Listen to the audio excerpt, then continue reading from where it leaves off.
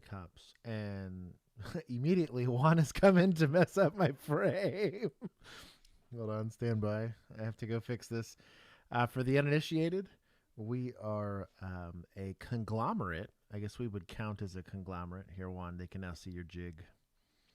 Of we're going to call it law enforcement interested parties. I myself am a former, potentially about to be a reserve peace officer here, if someone is dumb enough to give me the opportunity. And we have people like Keith, or as I call him, Dad. Also have the chat, where we have literally centuries worth of law enforcement experience. And Juan, I can't hear you if you're mic'd. I don't think you are, but he's just showing off all the merch. Okay, I can hear you now. My mic was turning on. You're good. Hang on, I gotta make sure I do the Do a hard sip. Anyways, we have a pretty... Just tastes better out of an OnlyCops mug, you know? Anyways, the whole goal of the show and the podcast in general is to take a look at current events. This is Tuesday, so typically we concentrate on that. You're going to get some body cams just because that's the nature of the beast. That's what people like to see. Oh, Panzer Wagon. What's going on, homie? But anyways, the real nexus of this and the whole idea behind it was that we could contextualize, educate, and kind of to a certain degree evangelize on this idea that there is a better way and a more professional way to do policing. There's a lot of tactics that have been emerging over the last couple of decades that make the job a lot safer. There's been a lot of education that has happened, a lot of research that has gone into like the mental health component to it, actual use of force tactics. You can talk about empty hand techniques getting better, stuff like the grappler, taser kind of sometimes, you know, everything from that to splooge drones or whatever it is that people got going on. But we kind of examine that stuff and examine the Oh, are we going to get it, Bill? Let's find out. Oh, you sound fine for a second there. I heard words. I heard, but it's not working off my other internet that just worked an hour ago. Oh, hey, it's not Discord compatible. We're hearing it though. I was on Discord an hour ago. Oh. I tested everything out, and now when I try and do it, it says it won't load Discord. So Well, you sound fine. You sound good. You just can't see the stream. I can see it, but We're not my playing Starlink it. is so obstructed, it's not gonna. Oh, well, everybody see. say hello to Bill for as long as he's here with us. We're still I'll be here sorting for out a minute. his internet issues, but dude, the chat is lit up. They're like, oh my God, Bill. It's like Dad came home finally. He came home with a... I found the milk. He's going to say he found it. He's like, look, I wanted some milk, but I'm taking this like eating Whole Foods thing really seriously. So I had to raise a cow in a pasture, right? Get it to the age where it would bear milk, you know? The first one was grow some steer. tobacco next to it. Right, right. Yes. Yes. He has this. We were just watching. Kinsey was watching period pieces. We watched 1917. And, Oh, yeah. Great movie. If anyone hasn't seen it, and there's a scene there where there's that one surviving cow that somebody prior to them getting there had actually milked it, and I was like, I'm not gonna lie, you're starving. You got some like raw, just recently like acquired milk. I bet that stuff was incredible. I think for sure. They weren't in France. You can maybe they taste were in the France. nutrients. Oh, dude, yeah, I bet. So anyways, you guys get to enjoy Bill for as long as he's here. I will give my hellos of get an introduction about what the show is. If you guys want to get to the actual stream itself, you'll see that I'm on the scorecard, of which we're slowly but surely trying to get municipals into the positive. I haven't had a lot of good reason to do it. But Deputies and State Boys over there holding their own. And anyways, I'll click over to the playlist. Thank you to the Vigilantes for assembling this, because without them, one, it'd be harder to give a benefit of the doubt to the officers in there, because I would have seen it prior to that.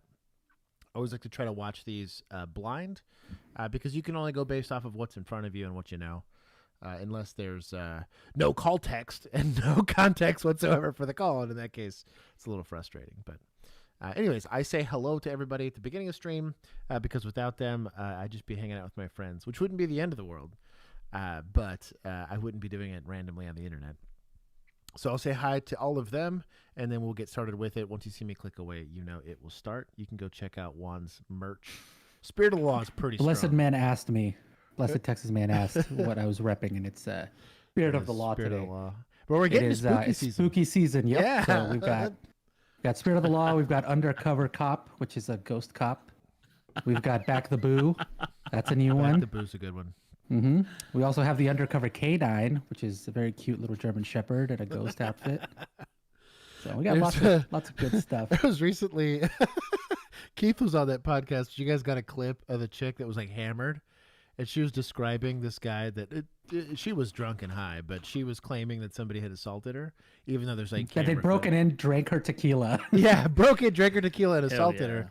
And she's sitting there like slurring her speech, and she's like, "Well, he was like 6'5". That's not the only thing she was trying to slur. Yeah, and she goes, and I would describe him, but he kind of looks like. And I can't this say guy's the like, word. "Is he black?" The guy's all mad about it. It's like, I don't know the terms. I don't know the terms. Keith comes in with the heater. He's like, "That white sheet back there is actually her uniform," or whatever he said. It was hilarious. There was a solid. Keith was our comedic relief for that one. Mm-hmm. Katie was indeed the first comment, so shout out. You know what? I'm going to give special thanks to, we're going to do Bill's Internet for now, just for giving us a little bit of Bill time. Yeah, my internet's already down. I can't watch the stream. It's already frozen twice. We'll give it to Damn. Bill's Internet asterisks. Bro, I'm telling you, Starlink's been great until it interferes isn't. with trees. And you're in a place with a decent Thursdays amount at of trees. 7:30 is when it decides it's on break. Right. It's on break every 5 minutes. We'll give my hellos. Peacekeeper Chris, he was there. Brave Django is indeed the first moderator. Easy. Mr. Toastar, it rubs the butter on the skin, which I believe is Poe, with his creepy ass gif over here. Cosmic Dark Matter, Jordan Yaros, welcome. Custodes, Overcaffeinated Raptor 24, Feeling Froggy, Notorious Emu has joined. Dorpin, or Dorpan. Yeah, Emu's been saving a video for my return, so I'm trying really hard to get back To get this streaming, to and be of here. course, I was all excited because like it was working fine. I had my camera up, it sounded fine. This was literally an hour ago, and I turned my computer back on, and here we are. But The satellite has moved. Yeah. it's not the satellite; it's the freaking trees. trees, dude. It's just so obstructed, and I can't get my little Starlink deal Like tall in enough. any open. Yeah, oh yeah, dude. These are oak trees. I mean, you'd be talking 40, 50, 60 feet up on a freaking pole. That would be rough. But I can't watch the stream, so I'm gonna bounce. But I love your stream. I love your I know a guy chat. who could get that up there, but you'll have to watch out for ice. You have to be lookout, but he'll get it up there. Jeez. In this state, they don't Yeah, care. he's not here. This is yet. like a sanctuary state. Dude, my father-in-law's landscaper. The dude's he's like 60 years old, and he like climbs up, no rope, no nothing, just climbs up on their gigantic oak trees, like 60 feet up that's in the air with a psychotic, chainsaw, like a monkey, and he's just like chopping shit down, and then comes right down. It's No. amazing. He's Hispanic. I was like, whoa there. Juan. Anyways, He's from Chihuahua like me, so everybody it's, say bye to Bill. we're homies. Bye, chat. I'll see you again someday. Starlink up there. He is alive. That's what we've confirmed today. I am alive. I am here. I mean, if you follow me on Instagram, you know I'm alive. But Mm. don't worry, You're chat. better than I'll be alive. back The Instagram stories in. Yeah, it's true. Yeah, well, some of them. I'll be back in the great state of Texas in like 7 weeks, My heart has leaped for joy. and then we'll be back to regularly scheduled programming. Let's go. Let's go. I'm so excited. Anyways, I'm milking time the are you- last reactor. Oh God, you're milking what? Whoa. What are we Easy, milking? Easy. That cow that you raised. Whoa, Obviously. I'm waiting for you to come back with that cow in November so we can milk it for more rookie The episodes. lore of this milk now. Yeah. What time are you calling me tomorrow? I'm gonna assume like 6 our time. I can do it earlier if I need to. No, that's fine. 6 is great. Okay. We'll talk tomorrow. Alrighty. Bye, Bill. Okay, bye. I tried. Bye, Bill. You did I'm try. still trying. You did indeed try. All right. I'll talk to you guys tomorrow. Bye-bye. Bye, chat. Love you. Oh, almost got it to work. Okay, I've fixed cameras. It is a Mexican show now. Mm-hmm. There we are. We are back. Okay. Let's see. Feeling Froggy, I said hi to. Cosmic Dark Matter. Sam, I drank this whole thing. Be proud of me. And I had a hydration pack in it too, so there's electrolytes. Doesn't help that I'm on my second Zivia for the day, but I haven't had coffee yet, so I have excuses. Foxhound 121. That is good to see you. Raira, I did not miss you. Outback Pancake sounds like a Reddit euphemism. Based Like the narwhal or whatever. Yeah, something weird, yeah. And waffles at midnight or So whatever it is, yeah. Blessed Texas man, welcome. He said he just became a second responder here. Melundos, welcome. Garrett, not El Pete. I think I said hi to Emu. She said nap complete. Burry Weewoo. Jeremy Newman, welcome. He's been a member for 6 months. Dante Axel 2024. Your election is come and gone. The Ugly Biker. Arca Valentine. Oh look, McStang is here with his Corvette in his picture. Combative _1. Lisa Rowe, welcome. Corporal Gooning Coffee. That is a name and a half. Frag, thank you for being our registered adult. Cosmic or Comcast Cable. I read Cosmic Dark Matter at the same time. Commie Cable? No. Abs. P-Woo. I already said hi to. Abdominals. Everybody like the stream if you get an opportunity to while I scroll. Mark. It's good to see you, Merc. Garrett. I almost missed you there. Bird Force.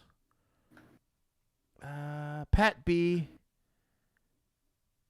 Wiz. Welcome. And Lemon Tree. Mac Daddy, I did not miss you, I promise. I almost did there for a second. It refreshed and I scrolled up and I saw him. I was going to get the complaint. The Dannenheimer, welcome. Sarah's here. Sarah with she found a picture of me from, I think this was GOA or maybe it was GunCon. I don't know where this picture's from, but Riley. I got everybody. All caps me in chat if I missed you. Mac, you give me with a hi, Josh. Caffeinated, it's good to see you. Anyways, we're going to start with the show. I'm going to see how many of these I can get through. We should be able to get through all of them today. Depending on when we get done, I might play some Phasmophobia in the after party. We'll see. Got some case updates. I actually found this one right before stream. I was writing on an NDA product for work, and it happened to pull up on my YouTube feed, and I was happy to see it because it illustrates something very important. I've been late to every stream since switching from Spectrum. It's because it's how fast my internet is. Everyone's late. How do I say this? Lachlan Moore? Hey, guys. Not sure if you've seen it here, but a manhunt in Australia for a man who shot and killed 2 officers and wounded a third. He is now on the run in the bush. Hopefully the bush gets him. Hopefully y'all spiders step up. Kangaroo. Go do some arresting of their own. Bro, some ruse would be a bad time. Just imagine getting like gang initiated by some ruse. You know, it's getting tuned up in the bush. Blood in, blood out. Oh my goodness. I did not hear about that. No, that's awful. They call it getting pouched. That's gonna be at 14 minutes and 30 seconds. We ever get a nicotine or a dip sponsor, that'll be the soundbite. It's called Getting Pouched. Get pouched. The Dog Sled Sheriff, welcome. I think I got everybody. Overcaffeinated is not a thing. Damn, I hit OnlyCops with all the caps premature. You did indeed. Take points. But yeah, hopefully they catch up. If there's an update, let us know. What's Bill's IG? You're going to have to find it. The easiest way to find it would be joining the Discord. You can do so either by going through a YouTube membership. If you're a YouTube member and you're not in our Discord, you should fix that. There should be links within your membership part of our YouTube channel, or you can go to our Patreon page. Both have their different perks. I think Patreon specifically has some unique updates that we can't post over here, or we can't publish here. We can post them, but can't publish them. But anyways. Can we pay to send Josh to try to arrest a Roo? I'd take a Joey, like a little baby Roo, but I wouldn't try to arrest a grown ass kangaroo. That would be problematic. Hell no. X-Bane, I did miss you. I have a legal-ish question. What is your view on smoked headlights and how illegal are they? So the problem with smoked head and tail lights, for the uninitiated, this is going to be where you're putting either like a type of film or the actual physical plastic cap that goes over the bulb is smoked or darkened. Texas Penal Code, I can speak on behalf of that, has a requirement for a distance of time, or a distance that you can see it when it's in use. I believe it's 500 feet for taillights, and I think it's 1,000 for headlights. Now, almost nobody has a problem with headlights being visible at 1,000 feet. Also, some adjustments for like foul weather, but I don't have a problem with the smoked taillights and headlights as long as they're still meeting the requirement from like a legal standpoint. They still have to appear red when you're braking, and then the headlights have to either be amber or white. I think as long as it's doing that, it's fine, and they're not like strobing or anything weird. My issue is going to be with obstructed license plates. You can see this sometimes. I didn't really care about tint, to be honest, in my personal opinion. It didn't really bother me. But I would see it every once in a while with like really obstructed, like they would have like the huge thick strip of tint on there, which I get living in Texas, but the problem with it is it would really obstruct your view depending on the type of windshield that you had. But most of the time, the only vehicle stops I would make for equipment was going to be like inoperable. So like you didn't have two headlights. I'm like, you're one headlight away from being headlightless and you're driving at night. Please don't do that. Invisible missiles are dangerous for everybody. Brakes, kind of the same thing. Somebody might not see that initial flash. They're tired. It's late at night. If they don't see it, they might rear end you. I have some safety stuff like that, but most of my stops were for that. Or the easiest layup was no license plate light. I had excellent vision, so it was hard for me to claim that I couldn't read the license plate. But I could say it's still an equipment violation. Shout out to the cops that showed up before the fire department did in the massive fire in my neighborhood. Again, first responders. We were very rarely there second. But anyways, yeah. I think I got everything. I just did the headlights and the taillights, but funny enough, they're brighter than my standard ones. Warning. They're not street legal. Yeah, the other problem is going to be like whether or not they're actually obstructing, especially with headlights. Aftermarket headlights can sometimes be angled incorrectly. They're supposed to be angled like 20 degrees or 15 degrees from center, so they're supposed to point down. Even high beams are really only supposed to like point parallel. They shouldn't point up. Well, every once in a while, you'll see it on like aftermarket ones that you'll see people have like Googled eyes ones because they're installed incorrectly. And the problem is you're sending the beam up, which is bad for other drivers. It's really hard on their eyes, but it's also, you can't see what's in front of you. Like you're not illuminating what's immediately in front of you. So being able to see stuff like obstructions on the roadway or worse, when you get fog lights are already supposed to try to illuminate underneath. Technically, amber lights work the best for that. But high beams like make visibility zero basically, so that's kind of why they have those restrictions on headlights. Live streams able to watch from Australia without staying up on ungodly hours. Yeah, you and Frag. Frag's like having breakfast right now over in Japan. I think it's like lunchtime over where Frag is. Oh, maybe you're right. Because he said something about 2 p.m. whenever. Oh, no, he might be breakfast because what's 5 hours before 2 p.m.? Yeah. Because that's what he said when we were last like 10, finishing up stream. Right? Like 10? It's a morning-ish. Yeah, so it might be breakfast. Anyways, keep using AG. That joke will never get old for me. I'm an AG. So we're going to get started with the stream. Go ahead and continue to put questions in there. If Juan sees something interesting, he could pin it for us. I will pin it. But anyways. A wild rescue in Lubbock today after a semi-truck nearly sent 2 deputies over the side of a bridge. I swear this guy doesn't age at all. Like, this guy has looked just like this since I was like 10. Yeah. Fox 4's Vanya Castillo is in with the video of this rescue. Vanya. Yeah, this video is hard to believe. A Lubbock deputy pinned by his unit, the only thing holding him from plummeting to his death. Take a listen to the moment strangers jumped into action. And we just saw it. All that's over here. In an instant, a deputy's world is turned upside down as strangers rushed to save his life. According to the Lubbock County Sheriff's Office, this morning, 2 deputies were outside their vehicle helping. So I'm gonna say good job. We're gonna give points to society. This is a good thing. Not him getting hit, but people stepping up to help. However, this is maybe like a 15-foot fall. I'm not saying you can't fall wrong and die, but this isn't like an immediately fatal. Now, he falls off the middle of this bridge, probably a different discussion, right? You're also falling like at an angle, which means you're going to like hit at an angle as opposed to just like splat. So, but good on them. A Is stranded this what driver. the sit-ups in Academy are for? So you can... Yeah. Now, to be fair, the only downside, if he's being pinned by a leg, that leg's likely broken. So any and all pressure that you add to said leg probably makes it feel a lot worse. Yeah. But if it's that, or if he's legitimately like, let's just say this is a perspectives issue and he's actually 30 feet off the ground, then yeah, you might tank the pain to get yourself from not falling head first over a bridge here. When a semi-truck hit one of those patrol vehicles, the deputies were then pinned by their car, one seen dangling over the overpass. I heard a crash.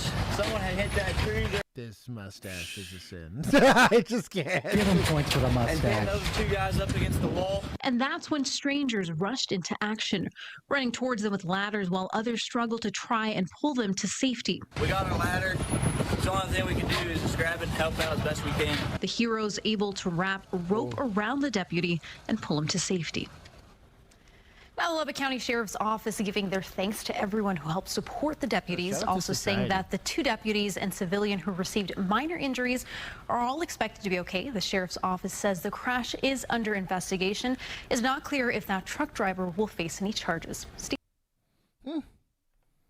Wow, that's pretty wild. I guess really only points to society here. Yeah. I'll give him 100. That was pretty good.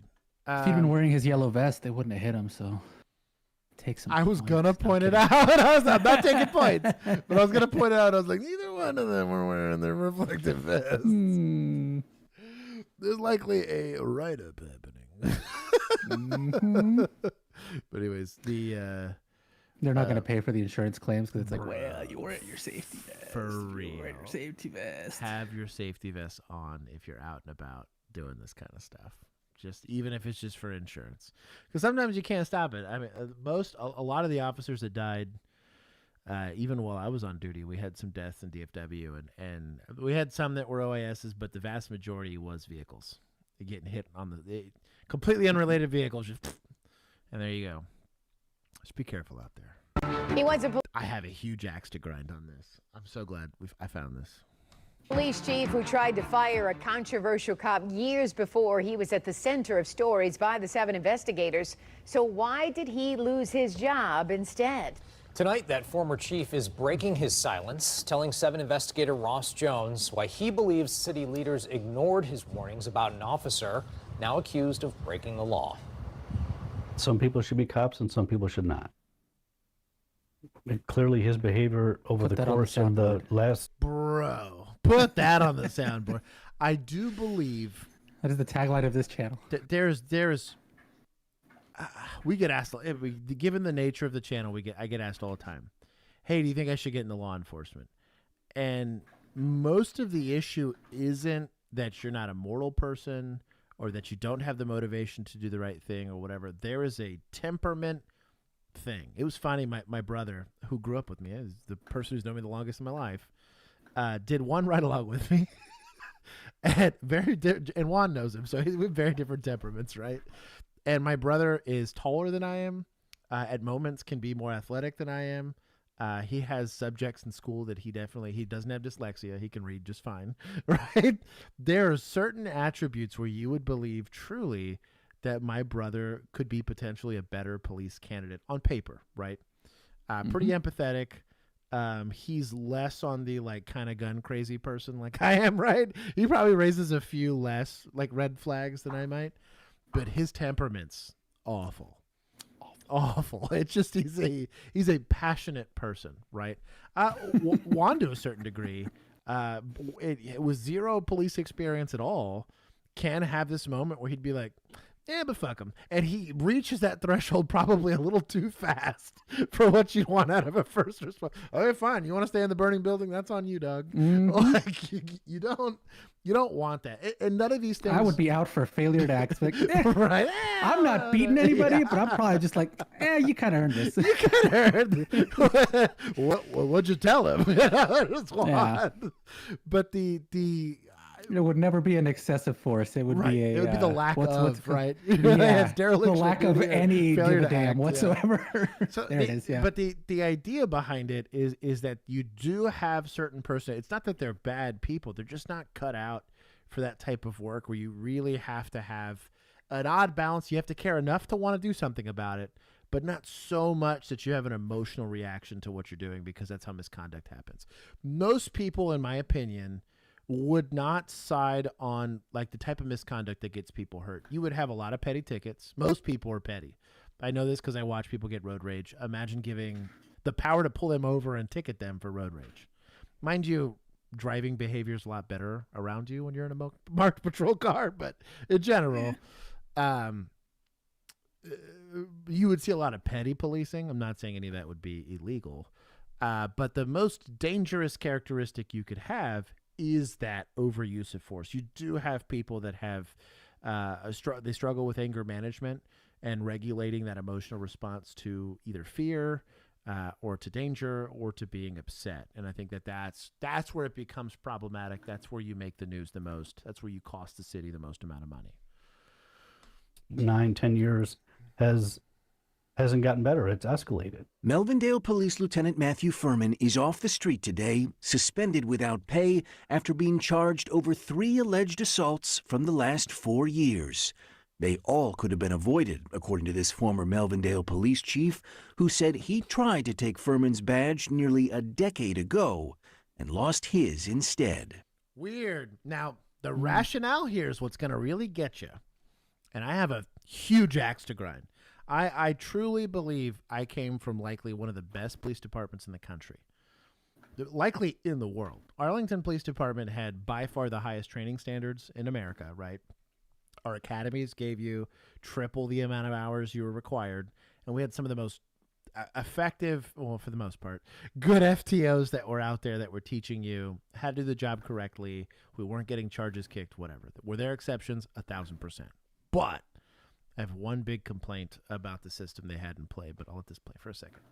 Right is right and wrong is wrong. Chad Hayes chose to break his silence after hearing recent comments from Melvindale's city attorney, Larry Coogan, decrying the actions of Furman and others. When you look at these videos of the conduct that took place by some of these officers, it's reprehensible. He's upset because the Rich coming from this fool. Let it play. body cam reveals all these actions, and people are seeing all these actions. He didn't care about the exact same actions 9 years ago that weren't on body cam.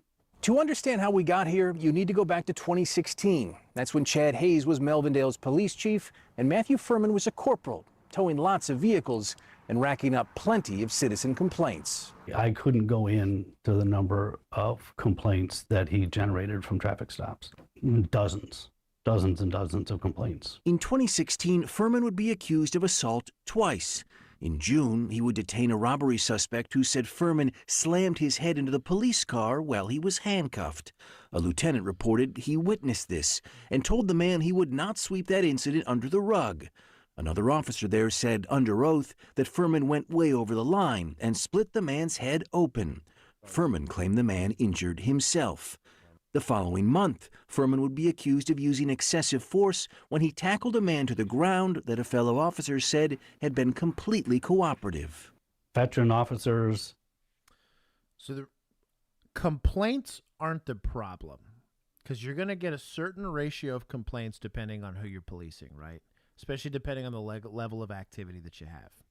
Did I have complaints levied against me as a police officer? Oh, yeah. Especially if you're a relatively proactive police officer. That means that you're doing traffic stops, you're working domestics, you're going to arrest people, right? That's kind of what you're there to do. You're going to get complaints. Now, in my career, every single police interaction I ever had was recorded on body cam, so it was very easy to substantiate or unsubstantiate all those claims. How many were substantiated? And it was all heavily documented, right? This is because you acted ethically and within the law and didn't do anything unreasonable, right? The problem becomes when they become substantiated claims, right, of excessive force, especially if everyone else, because there's certain things that the body cam can't capture, right? And everyone's going to have a slightly different, like, tolerance. Like my heart. Right, this guy. But when Sorry, you I had to talk for a minute. Yeah, when you have fellow officers that are like, yo, dog, like, that's kind of sus. That's a red flag, especially if it's coming from command staff or more than anything, senior officers, because they not only have they been policing for a long time, they've also participated in bringing on new rookies. So they can know that maybe you were just scared, or maybe they're going to give you the benefit of the doubt. But that's a big red flag. And newer officers in both occasions come forward and like, this is wrong. Those actions were wrong. Chief Hayes would notify city leadership, including Larry Coogan, that he was suspending Corporal Furman without pay, saying he wanted to terminate him or have him appear before a trial board. 5 days after I formally requested to terminate him, they suspended me pending termination. At a hearing, the city would accuse Hayes of a litany of misconduct, including violating the city's social media policy, using profanity to describe other city officials, providing false statements to the Public Safety Committee, and improperly issuing discipline on Matthew Furman. Hayes denied it all. Why did they want to keep Furman so badly, in your view? He makes them tens of thousands, if not hundreds of thousands of dollars a year, every year, in the tow fees. They were making a ton of money by him towing cars. According to court records, Furman was responsible for nearly 80% of the tows in the entire department. In fact, when Furman was off on vacation for tows. And I'm not saying there's cars that don't need to get towed, right? There's going to be broken down cars that are blocking stuff, car accident cars. You having to arrest somebody for DWI and their car's there, right? It is what it is. But my boy, if there are other police officers present and you by yourself are doing 80%, it's not because you're a super cop. That's because you are leveraging some sort of policy that clearly the city's allowing you to do to steal from the public, basically. I had a big issue.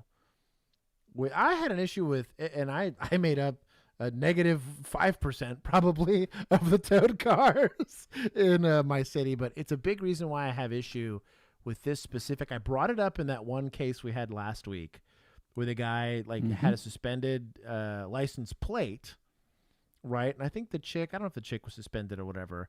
And I think she was suspended license. And so they were just enforcing a city policy to tow the car. They used that city policy to tow the car to impound it, and then pushed a search all the way through a locked bag to try to someone blessed the warrant on this to hit this dude up with felonies that I'm not saying he didn't deserve. They just went about it the wrong way. What upsets me more is when your policy specifically benefits a private entity. If this was a public sector work and it was only there to just keep the roadways clear, you could see this with like plow trucks, right? Like, hey, plow trucks got to plow something. We might as well make this cheaper so that somebody's not exploiting this. And you don't have like some private corp that's like basically threatening, you don't pay my wages, I'm not going to plow your yard or your driveway or whatever it is. This becomes very problematic. The city saw towing revenues plummet. At a public meeting, City Attorney Larry Coogan took note. The reduction in tows means a reduction in revenue for the city, he said, according to a transcript. We're still in a deficit elimination plan, and that concerns me. I mean, I don't think anybody wants the state of Michigan coming in. So after the city's top revenue generator was suspended and faced possible termination, Hayes said the city fired him and kept Furman. How do you respond to being terminated tonight? It's been an honor to serve the citizens of Melvindale, and I look forward to my future. He gave proper discipline that maybe, just maybe, would have stopped what we've now recently seen had somebody actually cared about the truth. In the years that would follow, Furman would face more assault allegations, charged in 2019 when a man claimed he threw him down a flight of stairs. Furman denied it and pled no contest to neglect of duty. He'd be charged over this 2021 stomping of a man who led police on a high-speed chase, and over 2 separate tasings 3 years later. We put Melvindale like quarter points. Go, bro. And what pisses me off about it is I can't tell you, bro, after George Floyd video coming out, you know how awkward traffic stops were for like a good 2 months? I'm minding my own business. I'm 20 hours away from where this event occurred. Not the same department. I don't look like that guy, you know what I mean? And I rolled up in almost every single traffic stop. You're not going to kill me, are you? Like, I don't know. Done a couple thousands of these. I haven't killed anybody yet. My track record's pretty solid. My police department's done literal millions of these. I haven't killed anybody. Well, that's not exactly true. It wasn't a traffic stop. Yeah. But all I'm getting at is like... It was a welfare check. It's what's frustrating is like when you don't address the individual, the whole suffers for it. And like the mechanism's there and in place. Worse, the mechanism was trying to work. You finally had officers self-reporting, saying like, hey man, like I can't fire the guy, but I can at least raise a concern. You had a chief that was willing to go take it upon himself and say, hey, it's going to be an unpopular opinion for me to not only discipline somebody, but try to terminate somebody over a use of force. Right. I don't know. It's on the borderline of maybe being legal, but illegal. But it's like it's still conduct that I don't want to bless. Right. I don't want this to be typical for conduct of our police department. So I'm going to go ahead and remove him from that. And you have clearly a discussion about revenue when it comes to terminating an employee. And that's like I have issue. A mother outside her daughter's school and another of a man who drove with a suspended license. Furman has denied any wrongdoing. Larry Coogan would not agree to an interview for this story, so we caught up with him at a recent city council meeting. Why in 2016, when the city tried to fire him the first time, wasn't Matthew Furman fired? You'd have to ask the former chief and the subsequent chief. The former chief said he wanted to fire him, and you didn't let him. Mm-hmm. Man, where's admin? Actually, no. I'm going to take it from society. No, not admin. You got to take it from... I guess we need like a city council. We need a city council. Yeah. We'll call it city admin. Politicians or something like that. Politician's a good one. Because that's a nice broad... It's a nice broad. Yeah. I'm taking it from... actually, let's not take it. Because take it... Well, society's the victim, but also they voted these people in. They voted them in. That's... Oh, this is so typical of... They're great city managers and mayors. Absolutely. Somewhere. They're out there. But they're only there because there's local people that are willing to vote and hold those people accountable. This guy's an absolute scummy villain. Chief, I'm asking the city attorney. And I'm going to give you the same answer. I'm not going to change it. You'd have to ask the city chief of police. Coogan says keeping Furman had nothing to do with generating revenue, and he said firing Chief Hayes was the city council's idea, not his. Nicole Barnes was city council president back then and wanted Furman to keep his job. Now Nicole Shkira, she is the city's mayor. As somebody who tried to make sure Matthew Furman kept his job in 2016, were you wrong to do that? I can't really say yes or no to that. She declined.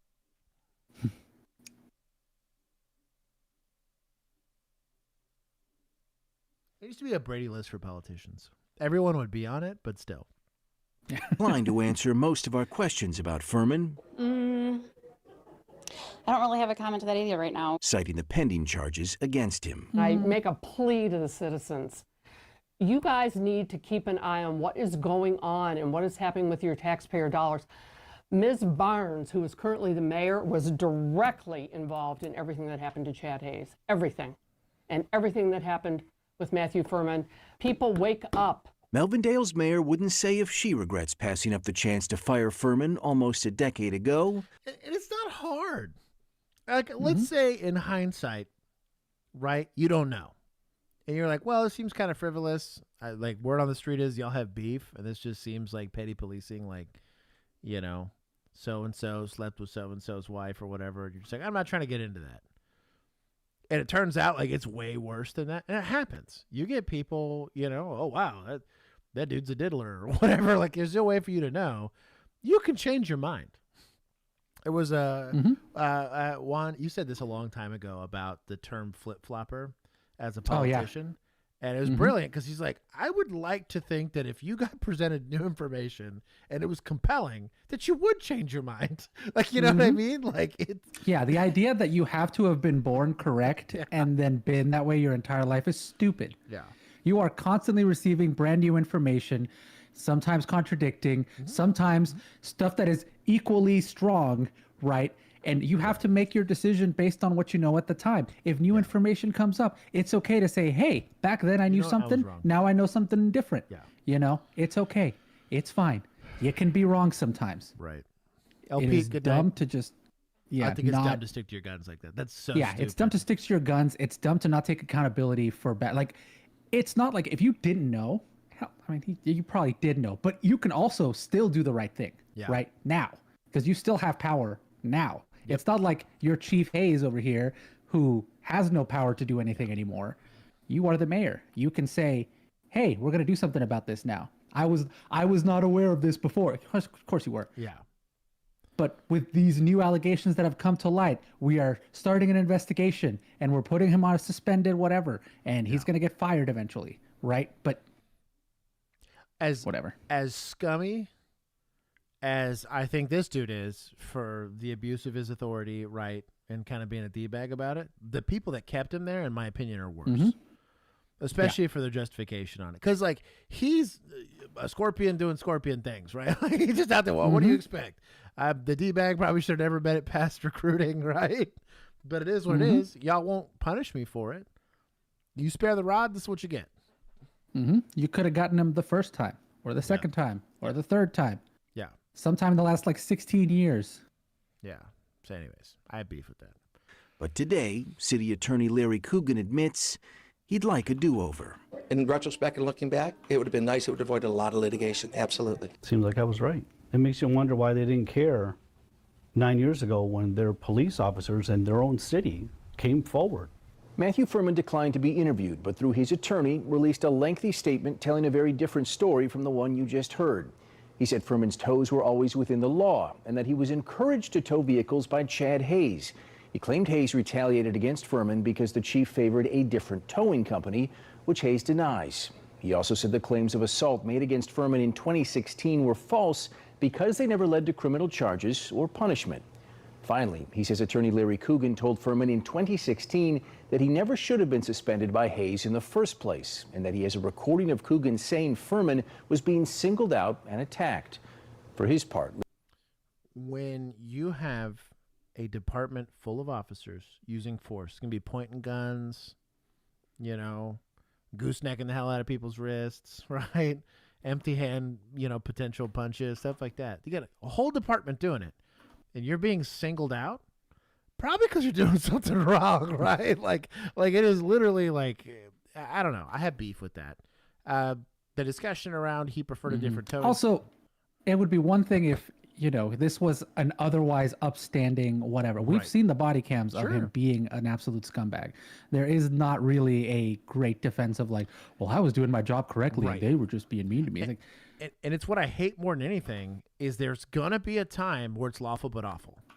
That there is a window for that. And I do think that you want to be in a place as a police officer where there is some margin for error. Because what happens when you get it wrong, right? If your career has, prior to that, you've shown very good conduct, you're not doing anything, and there's one instance where it was really in the gray and the outcome was poor, and maybe you're going to have to go to some, retraining or whatever, but when it is a pattern of behavior, there's no excuse. And even if it's lawful but awful, if it's a pattern of behavior, you should be gone.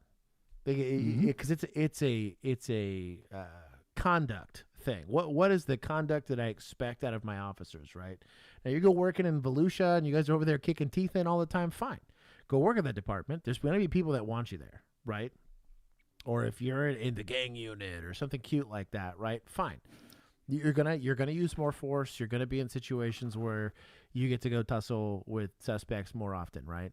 But in general, the conduct should be universal. A lot of times too, like the local dynamics for who you're dealing with is going to dictate how much force you end up using. I would use more force because of the area that I was working in than it was in like the nice side of town where they damn near only did nothing but traffic stops. We're whiskey policed. Literally, that's actually exactly what I meant. But like, it's just different. And so like either way your conduct should be, even if it falls within the lines of the law, that's not a good excuse for the conduct being justified from a like, what's it called? A culture standpoint. You're going to want to see, because for me personally, like I want to see officers that are in control. Are there times where I'm like, hey, bro, shoot that dude? You know what I mean? Sure. There's times where I'm like, hey, kick that dude in the wiener. Like there's times where it's perfectly appropriate and I get upset when I don't see the force because there's a safety issue there. Or worse, you're leaving society up to hold the bag for the consequences of your inaction, right? So I have issue with that. There was a question earlier. Would you rather have an officer that failed to engage or one that engaged too much? I would say failed to engage. On the failed to engage side, you're not hurting anybody. You're just not helping. When you are actively hurting people, you've become the villain. I don't want villains. I can always wash out the person that's failing to act way easier and without getting sued than I am washing out the misconduct guy that's using far too much force, right? Or I can train the guy that's probably not doing enough to do more, and that discipline's likely some days off for being lazy. And honestly, I would just push him out of the department as a whole. But I'm not getting sued $10 million, and we're likely not getting a civil rights violation or lawsuit out of it. But anyways, dude's a player in the game in a bunch of ways. I do agree. I think the system made him. Truly. Clearly. Like, they were incentivizing I think the system allowed him. Again, if he made himself. Right. Chose a career where he thought he could get away with whatever, he did not have to be allowed to continue in that career. Mm-hmm. He could have been caught very early on. Or even just disciplined early. Mm-hmm. I don't think discipline would have helped him. No, like that's the thing. It's like it his character is not good for the type of job that he's in. Yeah. Right? Too hot-headed or whatever. A complete lack of accountability. Oh, well, I didn't get in trouble for it, so it was okay. Mm-hmm. But you have people who are benefiting and who saw a guy that they could use as a little pawn to benefit themselves, right? With their towing, whatever. Super chat and weekly OnlyCops. You got the good old boy system doing what the good old boys do. Better than the nonsense I had in college. Yeah, college ethics. The problem is college ethics always happen in a sterile environment. Like it's all very hypothetical. Here we're looking at very real world examples and talking about it more through just so we could see it. We need to do a trolley problem stream with police. Right, right. So city wants you to tow cars, but towing cars seems scummy. Chief Hayes faced termination not for disciplining Matthew Furman, but because he did so without formally serving him with internal charges. Hayes disputes that. You can read Furman's complete statement on our website right now at WXYZ. I mean, that's all paperwork crap. City politics are scummy. I do like that part of why they fired him was because he was yelling at city officials and cursing them out. And I'm like, well, pretty based. I mean, that's pretty based. That's freedom of speech. Yeah. But yeah, it's complicated. Policing's a complicated thing. I just check out the scorecard. Oh, what do we got? Oh, let's go. Hold on. I'm going to give some back to society. They were doing pretty decent. So I don't want to just bury them. I'll give him 50 for electing him, but these guys are the scumbags. That's pretty solid. This turned out nicely. Also, it's good. Shout out to Hit Wars Media. But it's no, you deserve the points. No, he doesn't. Okay. How about, no, we'll leave it. Okay, you said leave. Give me the 0.69. Give me a 0.69. I'll give you the 0.69. Okay. On to the next one. Can I help you? Yes. You just did a U-turn there and almost caused an accident. I did not. Go ahead and hop back. Go ahead and hop back in the vehicle. No. Hop back in the vehicle. Hop back in the vehicle. I'm not going to ask you again. Hop back in the vehicle. Get back in the car. Well, this is literally that scene from Breaking Bad. Get back in the car and get your hands out of your pockets. Hands on. Hop back in the vehicle. Look. Hop back in the vehicle. So he's already said it too many times. I had to just put him in handcuffs.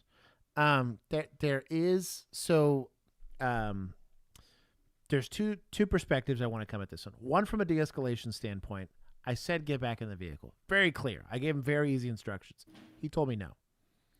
You follow that up with, you have to get back in the vehicle. We could talk about Pennsylvania v. Mims. I don't think this is not an appropriate time to make your legal justification for doing it. You're going to do it, or there's going to be consequences. Those consequences are either we're conducting the rest of this traffic stop with you in handcuffs, or, right, like you figure it out from there. The second half of it, from a safety standpoint, is you're not actually effectively controlling the scene. I'm not saying you got to go get super POP about this, he addressed the hands in the pockets. The likelihood that there's a substantial firearm in here is pretty low. Oh boy, these are relatively tight jeans. I'm not saying don't address it. You should. I'd be more worried about a knife, especially at this distance. But his lack of wanting to communicate with you kind of says how this is going to go. Just don't get in your feelings about it, right? It doesn't need to turn into a yelling match where it's like, oh, you're not listening to me. It's a safety concern. I think if you articulate it as a safety concern and this escalates to a use of force, it should. In my opinion, it should have already. And I'm not saying throw this guy to the ground. So go ahead and put your hands behind your back. For your safety and for mine, I'm going to put you in handcuffs for the duration of this traffic stop. He says no. Stop pulling away from me or I'm going to have to escalate force. It's really that simple. You don't come off as an asshole. And it doesn't turn into like an ego thing for you. Bring back robot cops. But I do think this should have been addressed already. Like, that's how fast this gets addressed. In the wrong side of town where the likelihood that we get shots really high, I wouldn't be surprised this guy isn't shoved almost immediately for getting out of the car. I'm not saying you're pointing a gun at the dude, but like the second he gets up and starts walking to your car, you're meeting him halfway. Sweep the leg. No, he's not assaultive. I don't blame because he's not assaultive. I'm not sweeping the leg. I'm also not taking him to jail for just simply kind of being a pain in the ass, right? Like taking him to jail for cooking meth with his right with his science student, right? Yeah. I didn't do anything. I did not do a U-turn. You almost caused an accident. Okay. You didn't hear everybody laying their horn at you? I did not do a U-turn. Go ahead, hop back in the car. I did not do a U-turn. Hop back in the car. I did not do a U-turn. Hop back in the car. Compliance. No. Hop back in the car. Look, man. I don't want to back hop in the car. What's your problem? You want to get out and you want to act crazy. Get back in the car. That's not how this works. Asking crazy. Hop in the car. How it works in the car, give me your license conversation. And your insurance. We're having a conversation. Step back here. No. Go ahead. Step. No! Don't touch me, dude. Be honest, that swing's probably getting a pretty decent attitude adjustment. So if you're going to go hands-on, you're going hands-on. We've made the decision to use some level of force.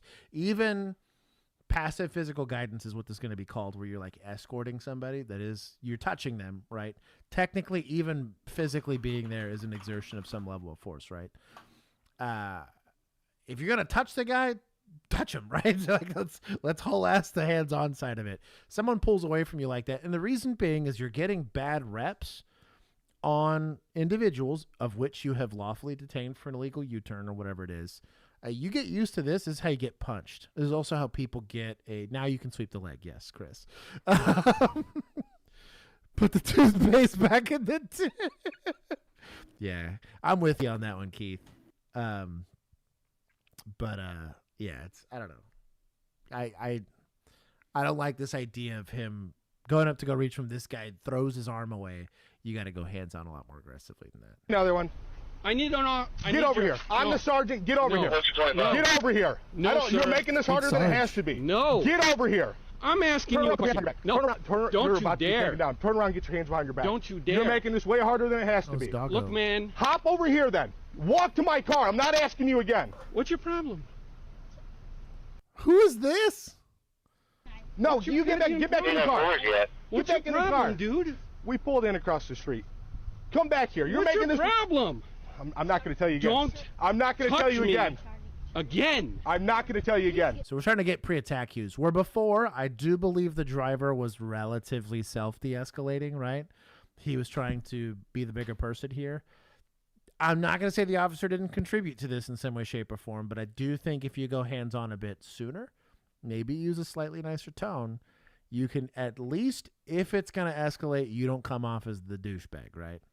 In this situation, it's kind of to the public eye, and semi-ignorant public eye. This is going to come off as assholes meeting assholes, right? The people that are already leaning towards anti-police are going to say that you over-escalated the situation. The city council member that's not happy with the amount of cars that you're towing is going to side with the public, right? Because they want re-election. Versus the law enforcement side of it's going to likely say, well, that guy should have complied, lawful, da-da-da-da-da. The truth is somewhere there in the middle, but an easy way to avoid this is having effective, if I'm going to go hands-on, go hands-on. Get this guy in cuffs, and then we're not doing this whole back and forth where there is some level of danger if this guy decided to be an idiot and swing. We're also very lucky that this chick is nice and cooperative and clearly trying to help with de-escalation.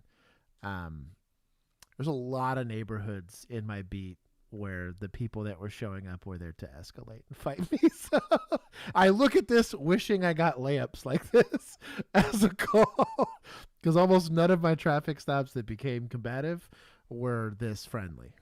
In the car, please. I tried to get in. Now you're just you're acting disorderly now. You're walking a fine line. You're walking a fine line. You're walking a fine line. Okay, we'll see about that. I will. Come on. License and insurance. Yeah. I tell you what, shout out to, hold on, is this his spouse or girlfriend or friend or society? She did a great job. She crushed. There's a Chelsea in the chat now. Go ahead and hop back in the car. It's okay. Where's your supervisor? He's right here. You're talking to him. That's not a conflict of interest. No. I want your supervisor. I am an adult. License and insurance. Excuse me 1 second, please. License and insurance. How many times do I have to ask you? Can I help you? You started the same BS with me. Registration. No. Okay, step out of the car then. I'd like to ask you a So the second you got no, the door's getting open. We're just pulling them out.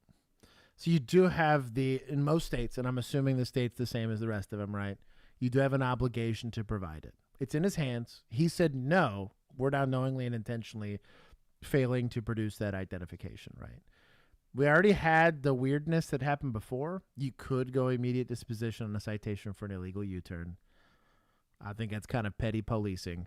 This guy needs to in general, and I was lucky that I have a very good tolerance for bullshit. I could feel myself getting upset about something, right? This typically happened when kids got left in a car and mom showed up like I was the devil, right? There's calls like that, where I realized okay, I have a personal bias to this specific situation.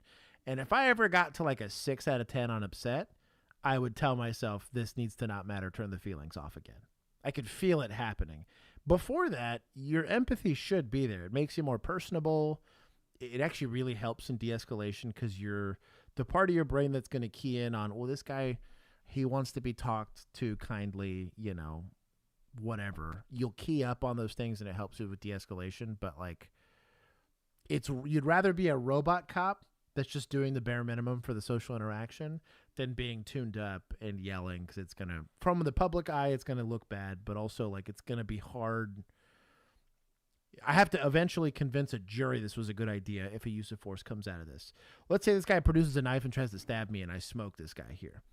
Perfectly justified use of force, but the DA's got an axe to grind, right? This happened to hit the wrong YouTube channel, and now the public outcries that I escalated the situation, stuff happened. Make this in your favor. This guy decides to be a douchebag. I was nice to him the whole time. He pulls the knife out, and I go send him to Jesus. And they're like, well, the cop did everything he could. I'm empowering both the system as well as the people that are wanting to be on my side for this, socially speaking, with as much ammunition as they can possibly have to defend my actions. Question. Step out of the car then. You almost caused an accident. I did not. You literally pulled in over there and then you cut across into here. A car almost keep on you. Anywhere. License and insurance I or was step out of the car. driving down the road. I saw some spots. License and insurance or step out of the car. I did not do a U-turn. License and insurance or step out of the car. I did not do a U-turn. Okay, what did you do? Almost caused a pile up there. I did not cause anything. Okay, you didn't hear 15 cars lay on their horn? 15 now, huh? Everybody hit their horns behind you because you 15? almost... All right. There was one car behind. Don't get your hand out of here. Get your hand out of my car. We're done now. Damn hunk of junk. Get out. I'm not going to lie. This backup officer's like, I don't know what to do. Like, am I supposed to help here? I'm with Riley on this. This traffic. It's why I have an issue with the back and forth. I've met the elements of the offense. I'd never engaged in this discussion about whether or not it was illegal or not. I'm making the assertion the burden of proof is on me. If it's not there, it's not there, but you're not going to win this discussion here. It was that simple. Did you not see? All of that, it's a lecture. This is why we complain about the lecture. It doesn't help your case from a criminal justice standpoint, and it kind of makes you look like a douchebag. Even if what you're saying is true, this guy could have totally done a douchebag move and almost caused 5 accidents. We don't know that because we didn't get to see the dash cam prior to this. The problem is that this is the clip that's going to play, right? And ultimately, it doesn't matter. You're either going to take enforcement action or you won't. Like, bring back robot cops, right? Because also, now you're in a fight that you didn't have to have. Right. Right. And you kind of caused it. And if you were going to do it, right, this guy's being combative and he's not going to be quite... If it was my call, he's already in handcuffs in the back of my patrol car. Getting spooled up, right? He's getting spooled up in handcuffs, so I don't care. It's not a weird vehicle extraction that I hope this guy doesn't take off because he's now in the patrol car and all this other kind of stuff. Like, Walter White is resisting. I am the one who U-turns. Good reference. Do it! Do it! Do it! Do it, man! Go ahead, unlock that. Do it! No! No! Get the fuck off of me right now. Dude, get your hand off of me! Get your fucking hand off me or I'm going to break your goddamn hand. Get back in the car. Hop in the vehicle. I didn't do anything. I did okay. not do anything, and you cannot get into my car! You're under arrest. I tell you what, this guy could be undiagnosed asshole, right? It's totally a thing. Keith, if you're listening, I'm thinking about you. But his response to, 1, being touched, and then 2, being told what to do without being able to voice his opinion on it, kind of fits being part of the autism spectrum. Just kind of weird. And if you'd have picked up on the way he was saying it, literally if all he says, well, I don't think I U-turned. Well, I'm saying that you did. I'm going to need your license and insurance. Might be the end of it. Well, I don't think I did. Well, you get to, if you believe that, you get to go talk to a judge about it and he can overrule this and this could be nothing. I'm claiming that you did and I have evidence of such. Well, I don't want to go back in my car. Fine. Give me your driver's license now. That's fine. You want to hang out here? It's kind of weird. No. Okay, well, I'm going to put you in handcuffs then because you're being weird. No. Well, enjoy the pavement. Welcome. You've done this to yourself. I can't believe you've done this. Same amount of force gets used. Dude gets leg swept. He's going to go to jail. Don't look like an asshole. Now it's on the news. Like, I don't know. Permission. You're under arrest. I Kennedy, don't what's give up? you permission to get into my car. Charlie. Get out of my car. Charlie. I don't. Absolutely, motherfuckers. Yeah, you know what? Okay, stay back. God, they're so lucky. Old girl's not trying to throw a haymaker while they're going hands-on here. That's what I'm saying. Like, in the place I policed, you did not get away with this. That whole car emptied out. In the middle of you going hands-on, the whole car emptied out. You're over here throwing haymakers at, like, holding on with one arm and punching the other. Like, it just was not a friendly. They're getting very lucky here, which, for society's sake, points to society, right, for not being scumbags about it. But, like, you wouldn't make it in Houston, is all I'm saying, or Dallas, or, the like. And the deputy would have done it by themselves. It'd probably been fine. What's the problem? Why didn't you just get out of your car when you were told? No, he got out. was causing issues. No, I asked you a question. Y'all struggling to get those cuffs on. Were those cuffs double locked? They were double locked. He's an idiot. Yeah, yeah. Come on. Do it. Come on, you Charlie. Stop playing. What are you doing? Charlie cuffed me. Stop resisting. Stop. Move your hands over. Yes, this idiot's running to What are you the doing, cops. man? Resisting. The cops in the lawful but awful territory, right? Where it's like, this probably escalated unnecessarily because you were in your feelings. This guy's an idiot for thinking that if he did commit a misdemeanor in somebody's presence, that he doesn't have to submit to the traffic stop. They're both Also, idiots. you being bad at handcuffing is not resisting. I was gonna say that doesn't count. You had pre-double locked cuffs. It does. That's how that works. Dumb. I'm not. I put my hands together so you had them, dude. No, you were holding them together. Oh, Yes, so you had them. he was a bro. Shout out to the family. They're trying to be Back cool. my car. You're freaking unbelievable.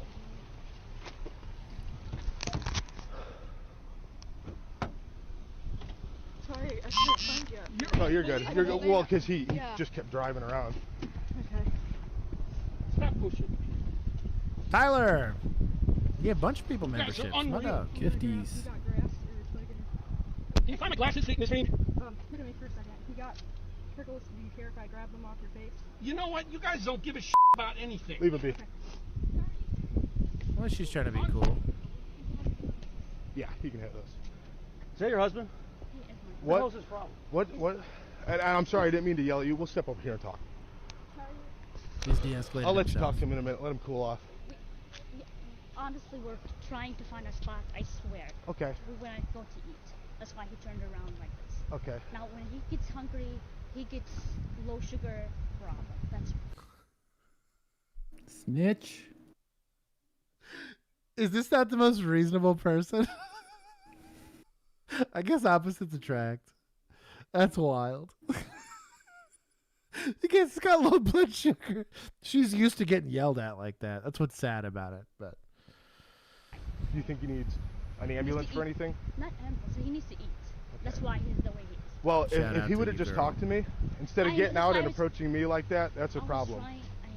That's why I was trying to talk to you when I got out. Okay. Why was you focused on him and his hostile behavior and his demeanor? He doesn't have anything. I mean, honestly, would you need out or something? No, actually. So I'm in charge over here. Who are you? And my boss is gone. So I'm the boss and we own over here. So I was just coming over to see Okay. what was going on. Yeah, Please we're go all stand over good. there. Yeah, we're all good. Please Thank go you. stand over there. Thank you. I'll need his license. I'll need. Trying to vacuum my lawn, but I couldn't find a plug. I tell you what, I would feel bad though if we had to go through all this debacle, and I like let the guy have a Snickers, and he's like, "Yo, man, I'm sorry," and I'm like, "Man, we gotta do a cup and release now." Yeah. Dylan, he says, "Yeah, dude, just give the man a Snickers." He's just got a little man brain today. Just give him his snackies. They were both experiencing man brain for sure. Solve it peacefully. No, not after that. Sir, honestly. Cop needed a Snickers too. If you would have been a grown up about it, you guys would have been on your way already. Dude, I understand. I understand. No reason to act like that. His insurance on my insurance. So U-turns in the city of Vermillion are illegal, but Turning to find a spot. a U-turn, yes, and almost causing an accident.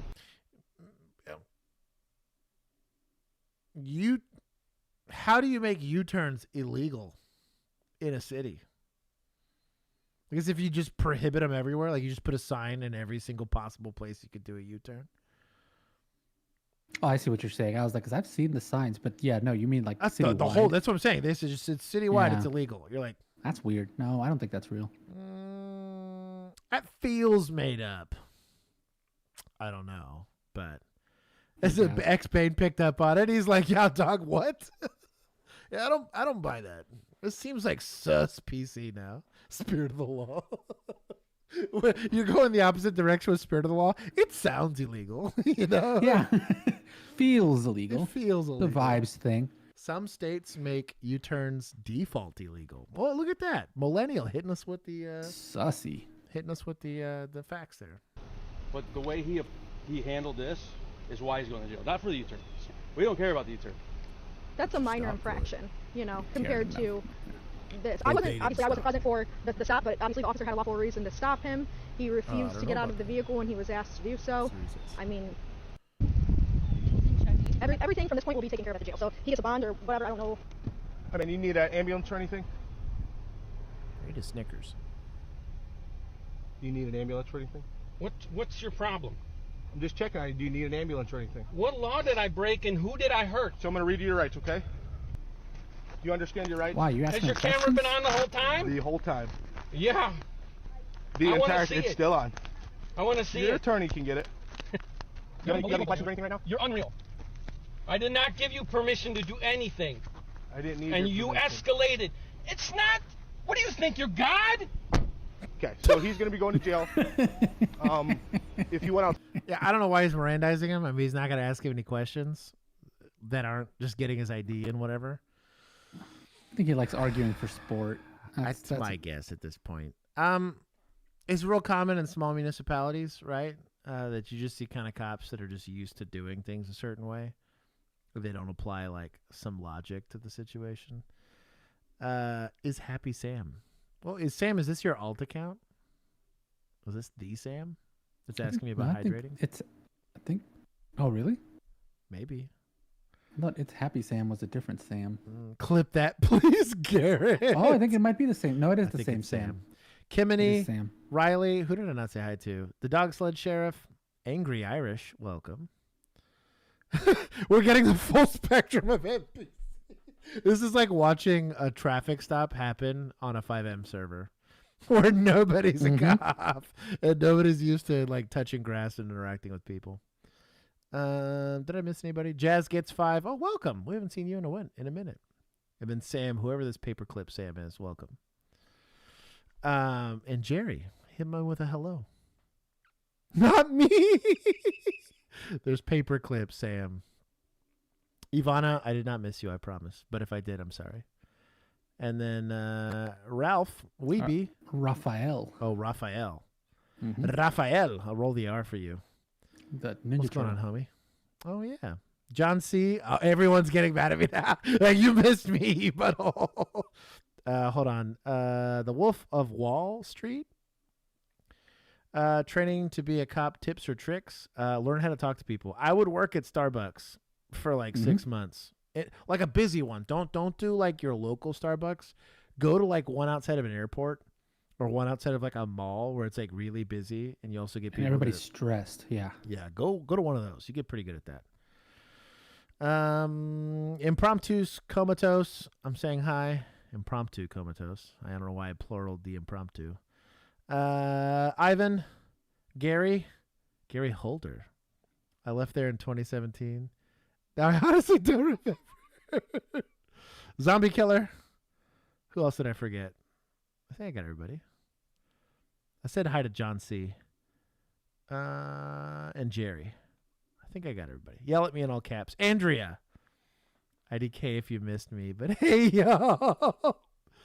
Plan to be a cop. Door-to-door sales could do it. Ooh. So the problem with door-to-door sales is you can leave. Yes. Well, and also the like they could just not answer the door versus like in customer service. It's the one thing I like about baristas specifically. You're stuck there. They're going to come to you, which sucks, right? They're going to be problematic over the most petty, dumb things, and you just got to learn how to tank it.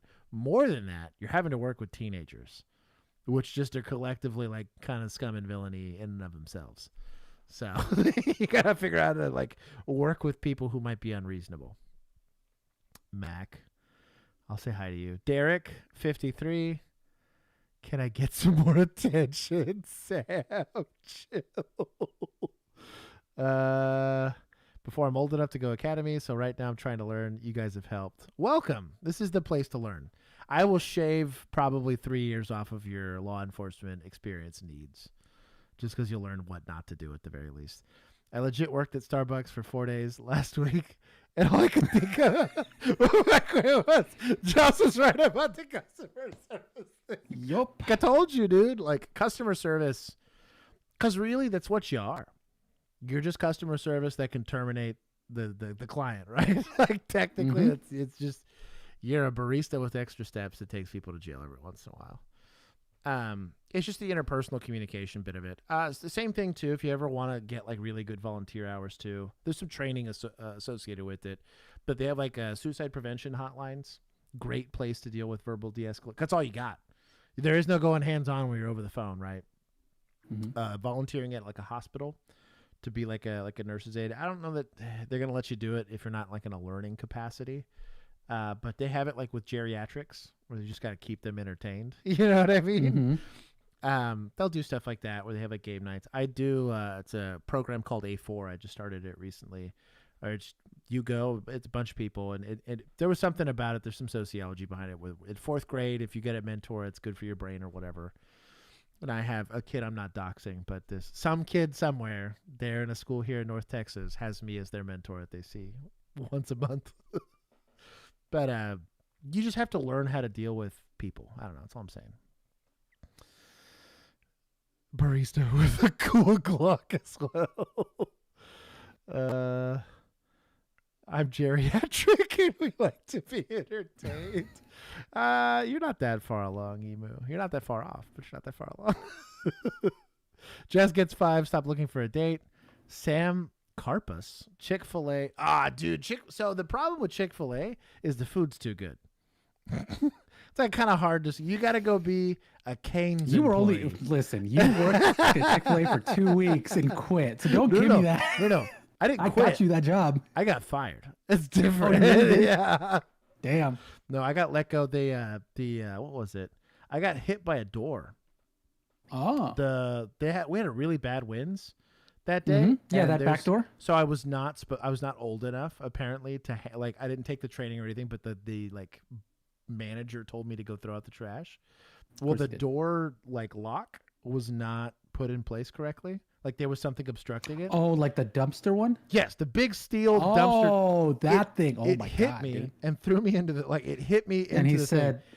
And he saw related? He saw the hit. I was like, "It's kind of hurts." And he's like, "Yeah, not service related. You're good." It just didn't give me hours after that. So I think there was. Yeah, he was kind of a scumbag. Yeah, that's what I mean. Is I think he saw a lawsuit and was like, "Oh yeah." Chick-fil-A's not a terrible one. Go work at Cane's where the food's bad, so you have to deal with complaints. I don't know, man. Those Wednesday nights after the church kids let out. I bet. They were little psychos. Blessed Texas man said his wife's doing Academy 4. It was pretty cool. They did a really good job. I also because my first fear was like, oh, you're letting a lot of adults have access to 4th graders. And they have perfect rules. Like you're not allowed to have your phone. They're very careful about where you get to go. You're not allowed to know the kid you're mentoring outside of the actual program itself. You're not allowed to give gifts and stuff, which I was happy to see it. They did a really good job with that. Shout out to them. I said hi to Lisa. I'm making sure I didn't miss anybody to say hi to. We'll get on with this. Christian Halsey. He gave us a tired cup.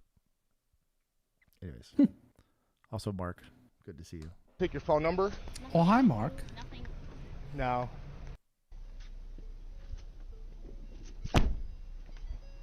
They don't have a Sally port? This tells you this is a small town. No Sally port. Bro. Was this like a portable building?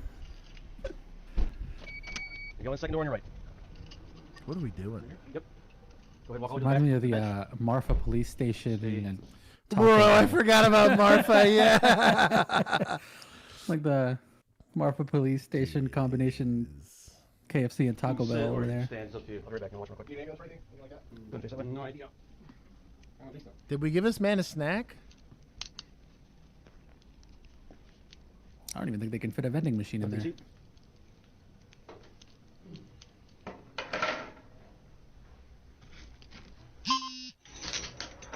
Put your hand in here. I'm not a violent criminal. Well, that was the most violent thing I've seen in 2 weeks. You want to put your... That's embarrassing. I'm not saying it doesn't happen, but that's kind of embarrassing. I know, but I'm not even a cop and I've seen more than that in the last 2 weeks. You work events and you say, oh, you know what? Yeah. Event working. Like a photo booth. Oh, events will do it, yeah. Or like being a photographer, like the photographer's aide or something. Good, also good first up job.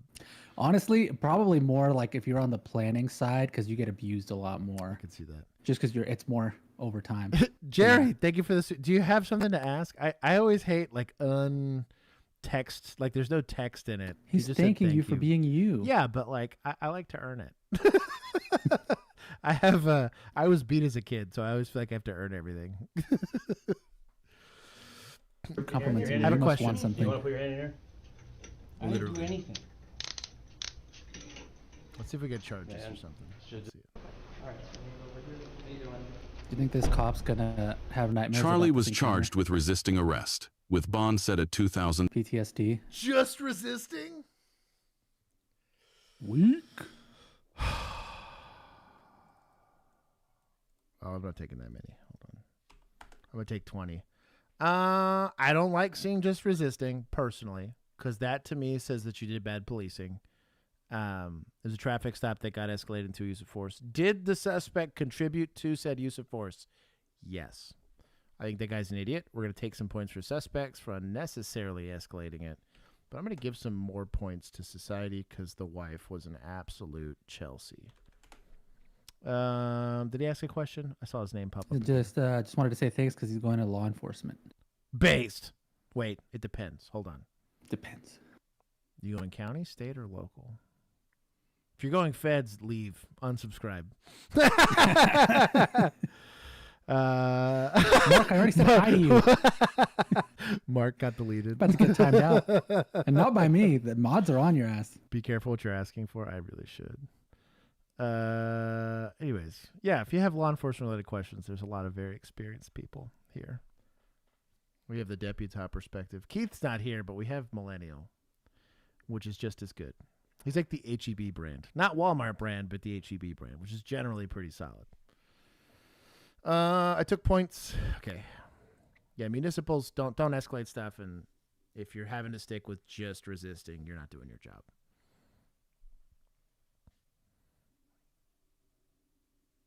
This looks like the scene in that Tobey Maguire Spider-Man where he just got finished with the wrestling match. Right. He said a wrestling match? Well, this is like the off-brand wrestling matches Yeah. that The backyard underground. ones. That's what these guys look like, yeah. Is this smoke? Yeah, they're Oh, smoking. he's smoking, yeah. Oh, he's Smoking lighting up something some other than meth. cigarettes. Yeah. Yo, dog. Warrants for failure to appear in criminal trespassing. Bro, my boy dipped. He was like, I gotta get out of here, dog. Yep. He says, I'm out, Girl Scout. I got done smoked my meth. I'm dipping.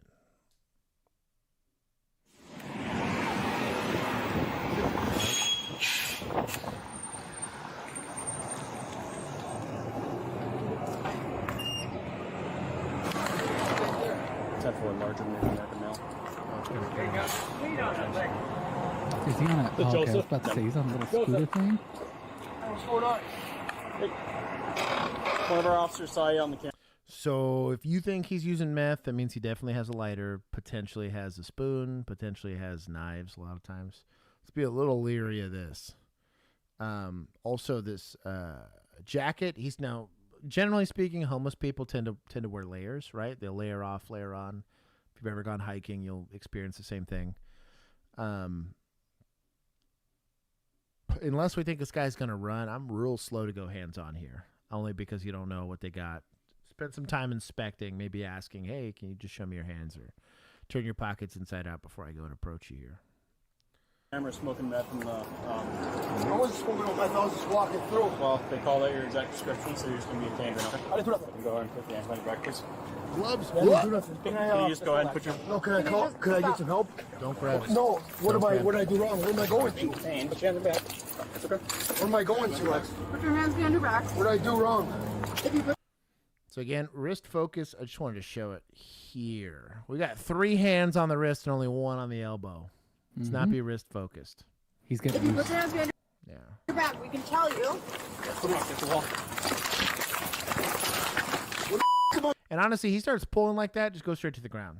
It's actually safer because if you're the one making it happen, You don't want to go to the ground on accident because you don't know how you're going to end up landing or whatever. Also, you get to kind of pick the ground you're going on. If I can throw them in the grass, we're going to throw them in the grass. One, wrestling in grass is much better than wrestling on concrete, right?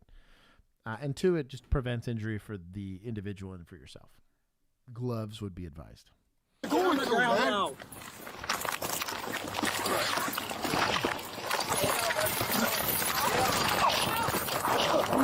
Oh, oof. He came out swinging. Oh, he ate that I liked one. the pause that you did there where it showed the glasses in midair that flew off his face. Yeah, dude, he took a punch there, man. Yeah, you can see it in the shadow. Let's see this here. Mhm. Oh, he connected. That was a good punch. Yup. He didn't get And the the wind glasses up go for flying. it, but ooh. You Didn't see spool it enough? right there. Spool. He just couldn't get his hips around. Oof. That's a bad punch. I'm sorry FELON punch. Sorry for laughing at this guy, but he got drilled. Wrist. If you're going to grab the wrist, do something with it. If he would have just yanked, he'd been fine.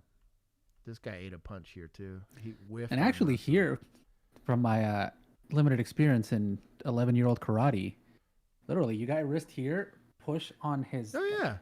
back It's of the literally arm, a one-arm foot control. drag. You Yeah, can bring him right to the ground. Yeah, easy. Yeah. That's how we were taught to disarm knife wielders. Yeah. So this guy, old scooter cop here, is the guy that screwed everybody over by letting this arm go. Yeah. That's a Thought his helmet would protect him. Hey, Suplex City, let's go. 7's on one central mail. Ignore your damn glasses, dog. Wait. We get triple assault on a peace officer. We're just going to let this guy go? Oh, let's put it out on the radio. We need an adult present. They're not allowed to pursue. It's against policy.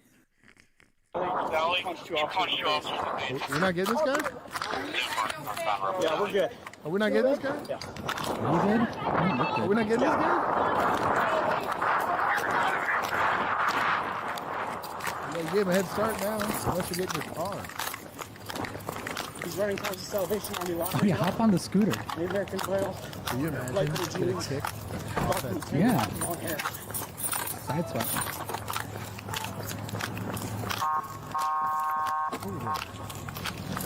Is that his keys swinging?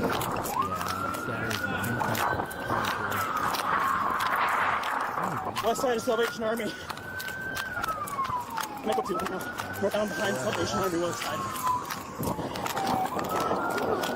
Oh, with the taser. Come on. Shots in the air now! Stop! One at tase point, north side Salvation Army. I'll be honest, screw taser, Suplex City, baby. Come on, man. I don't think he could do it. Oh. I thought we were going to get like a society. Who are you? Yeah. Get on the ground!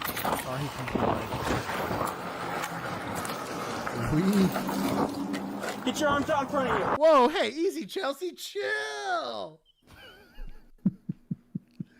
So, Can she articulate it? I hate it when Dom's right on some situations. So, officer was by himself, pulled the taser out, right? So far as we know, this guy's not armed. So far as we know. Could that change? Yes. But we treat it on the immediacy of the threat, right? He got in a fist fight and then ran. A fist fight, which y'all let happen, but he gets in a fist fight and runs, right? So he's got non-lethal cover in the form of a taser. What about this guy laying down with his hands on his head? Now, a fleeing felon, sure. And the felony was on you, the peace officers, right? Then likely smoking meth. We don't know that for sure. He could have been simulating smoking meth, which is still probably illegal in some way, shape, or form. He's got paraphernalia, something on him, right? But what about this as a deadly force situation? Now, am I firing this girl for this? No. But we're having a discussion about judgment. Because what if this was a 320? And we decided to cover him with lethal cover, and an oopsie happens, and we dust this dude whose title's going to run, Cops Execute Dude After Getting Punched, or whatever it is. You just got to be careful with that. And it says something also about our mindset here that she sees this guy as a deadly threat, and maybe she perceives that, and potentially as a female, that she should believe that this guy's a deadly threat. I don't think the use of force continuum should change, but. So my other question would be, if she was, so I can't tell just because I don't think she was the female cop that was in the altercation, because I think she had a bun and this chick does not look like she has a bun. I think she was involved. I think no. So I'm thinking she's a different. Oh, just like another officer. That responded. So that's what. So my question is, if you're another officer who just heard basically dude assaulted 3 police officers on the run, do you do this just as a? I think now it's an unknown threat. That's what I'm saying. It's like, I don't even think I write this girl up for it. I just think we have a discussion about mindset, because it's a conduct thing. Felony in progress, you absolutely can treat them with deadly force. This isn't a lawful but awful. This is just we need to discuss why you believe this guy was a deadly threat, and have I failed you as an institution to prepare you with clearly I'm failing you, right? Because I failed the guys too. But am I failing to provide you with the tools to handle someone that's going to be assaultive but unarmed? Because being unarmed and assaultive doesn't mean getting dusted. If that was the case, I'd have like 9 or 10 bodies under me at this point, right? Like as a cop.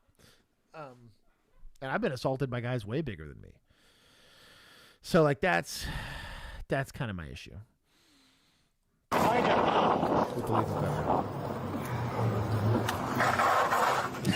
hands behind the small of your back right now. But he felt so cool doing that. Here. Baby girl, why? Why? What are we doing? Now it's maybe a more enthusiastic conversation, right? Not saying the guy isn't potentially a threat, but like holding a gun down on the guy. If you're going to hold lethal cover while somebody's hands on, you do it at point blank. This is sketch. Because let's say, shout out to her that she was ready, and this dude decides to deploy a gun here, right? He goes for the waistband, a gun that we didn't realize was there, because we don't know. We haven't frisked this guy, right? Or searched this guy. And, Paul Blart takes a round to the leg here. Yeah, great. You were there for it, but what if you cook the first one high and drill one of your fellow officers? Like, just be careful.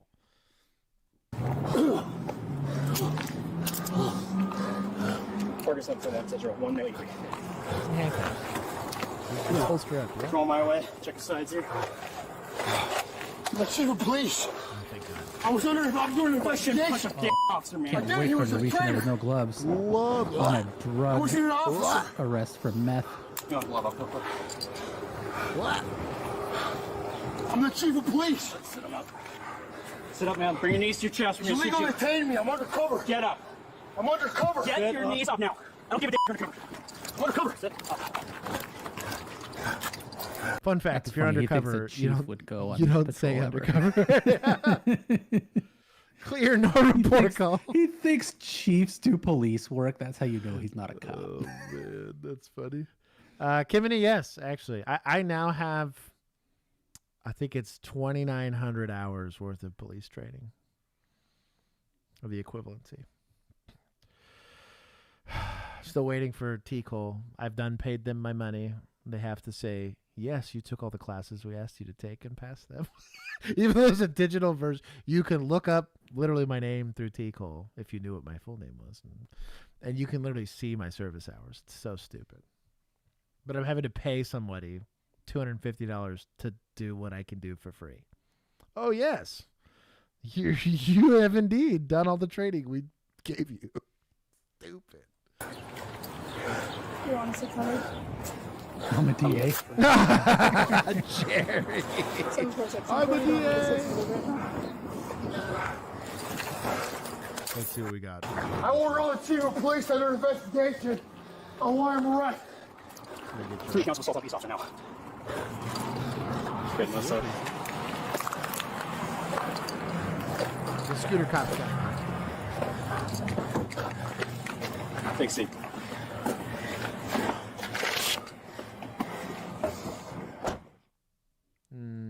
maybe in the description.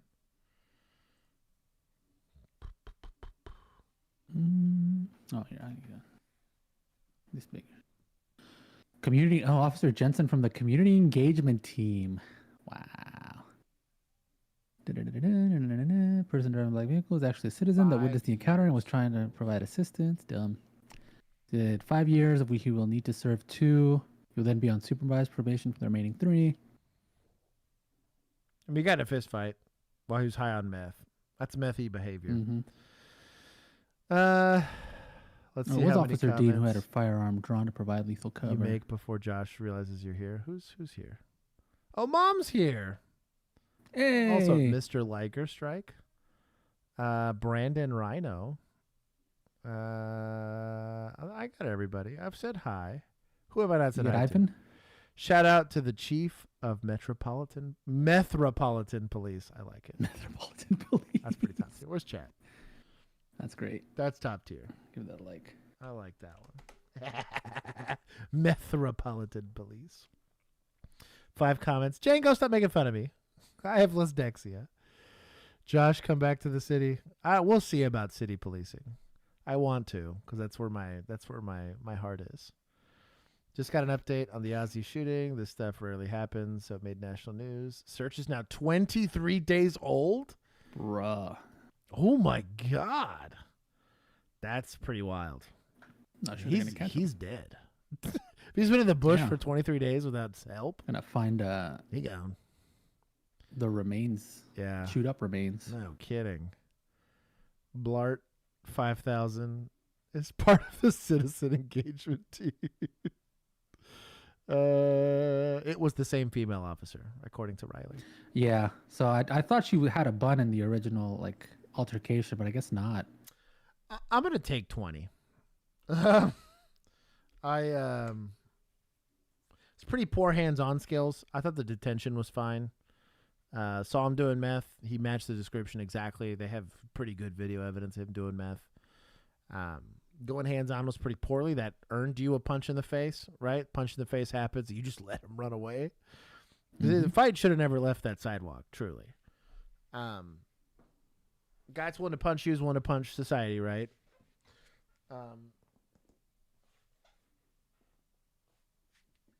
Oh, we got international cops.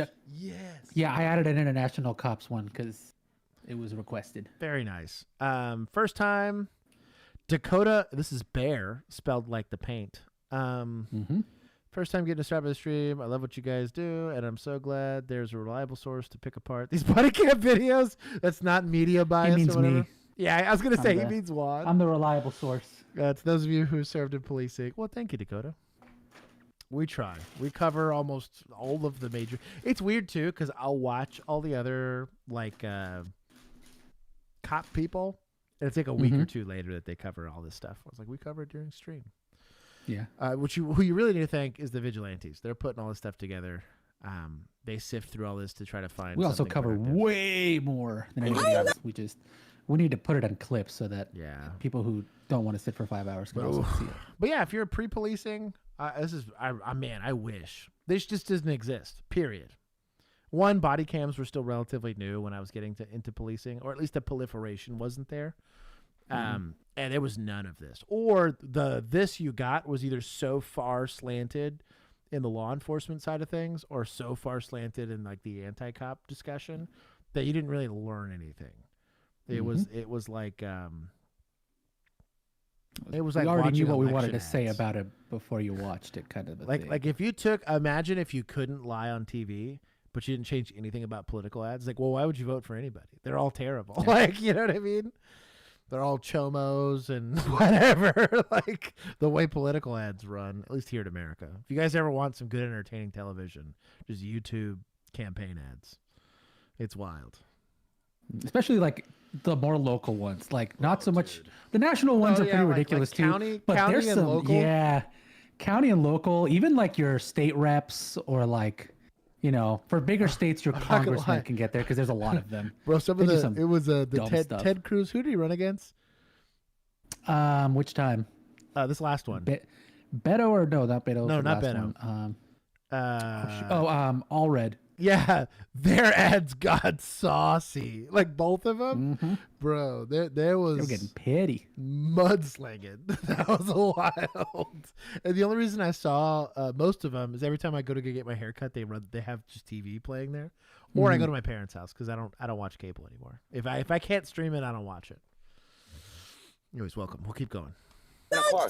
Yes, you are. Yeah. Hey, and you're driving a car. Yes, you are. What is with everybody with eyeball issues? Yeah.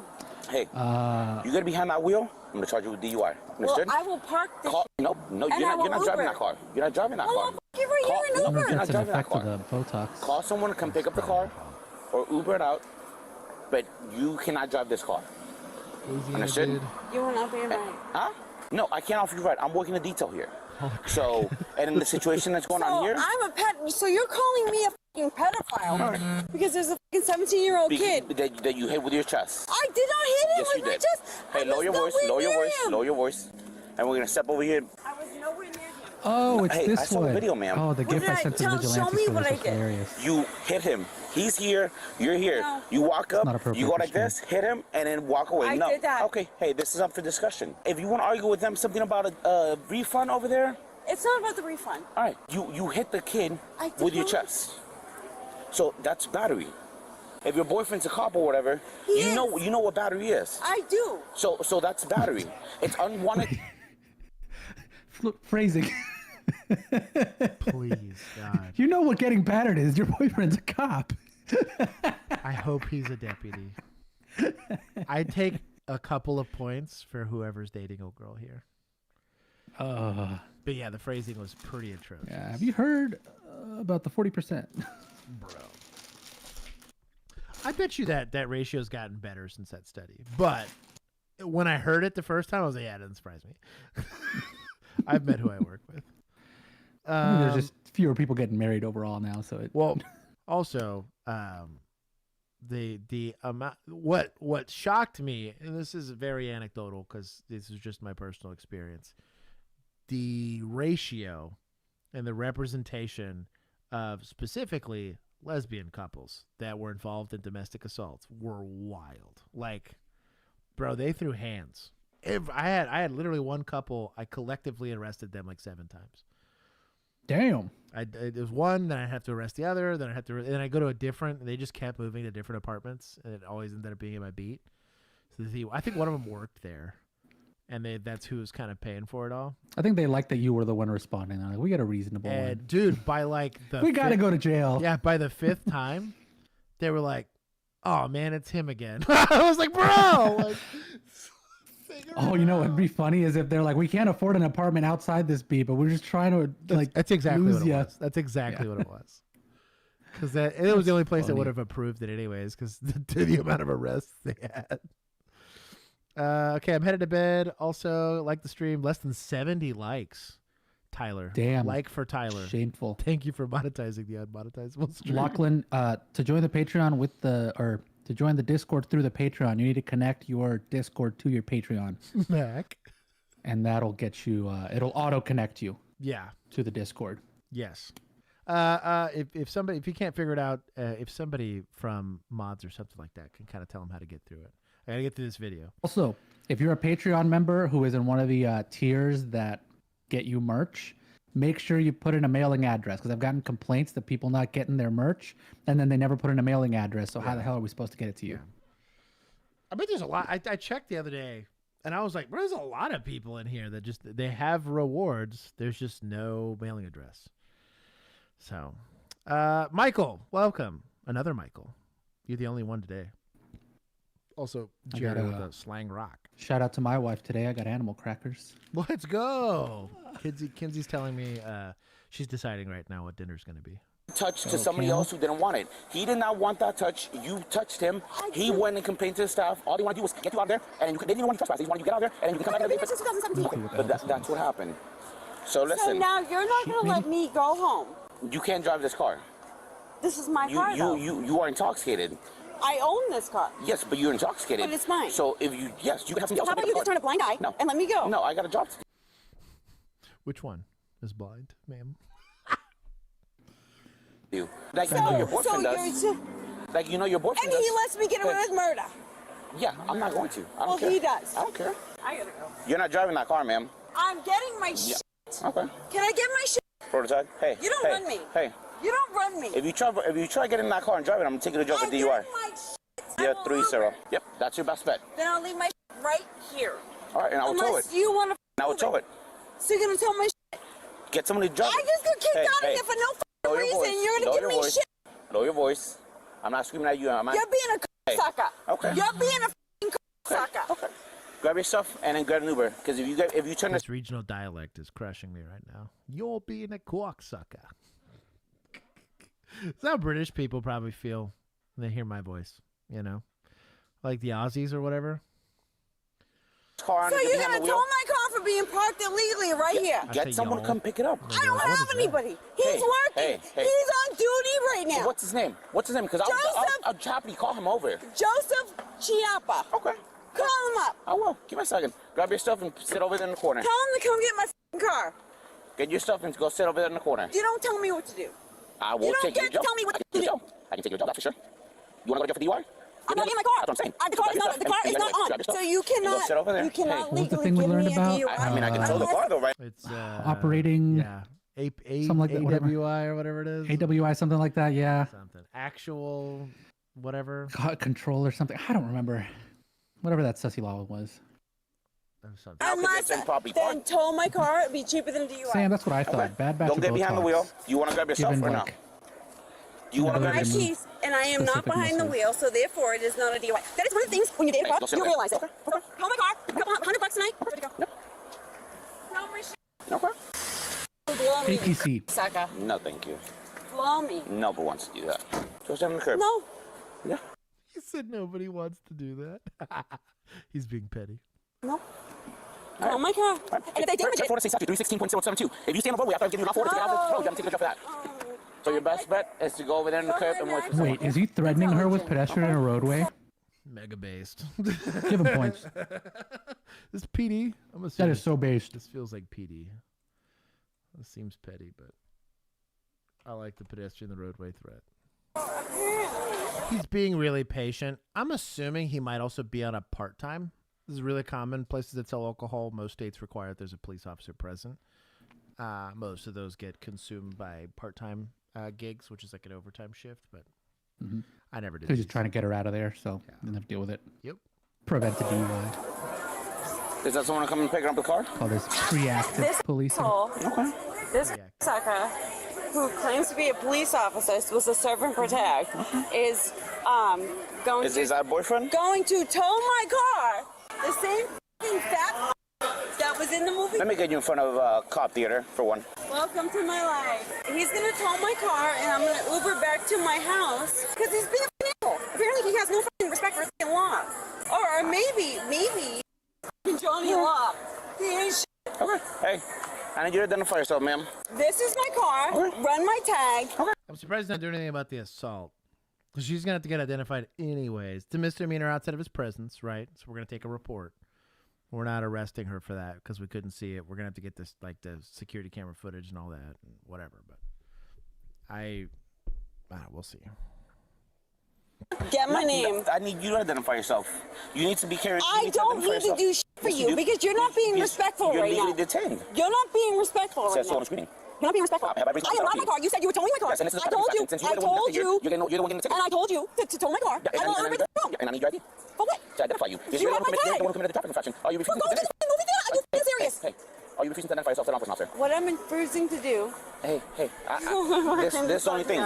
You're making this a lot harder than it has to be. No, you're being an asshole. Hey. What's the problem here? You're getting cited for traffic infraction. Because I stopped here, Yes. and I thought that Don't touch you me. were going to Don't be touch someone that was going to help me, and you're not. You're a piece of shit. Just like every other cop, like the Daytona cop that got shot in his f***ing head. Okay. Hey, last Just time like I saw every you, other cop. are you gonna give me an ID to identify yourself? Go. Okay. Take my car. Right, fair enough. No. Hey. No. Hey. No. Don't touch me. Oh, points to Axon. Axon. Let's go. Oh, man. I haven't been able to take points from them for a minute. That's my favorite. Put your hands behind your back. Put your hands behind your back.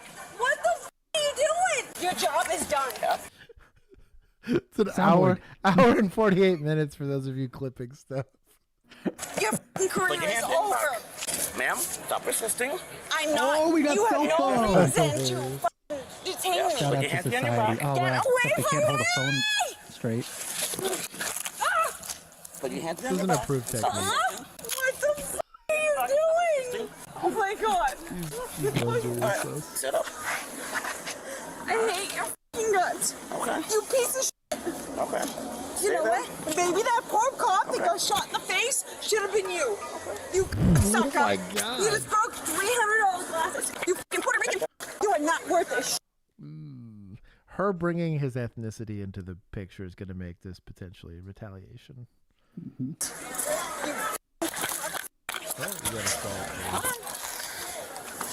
want to put your hands on me?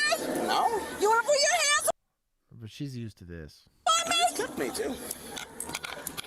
You want to put your hands on me? Go ahead. Put your motherfucking hands on me again. I'll show you Boston style, you motherfucker.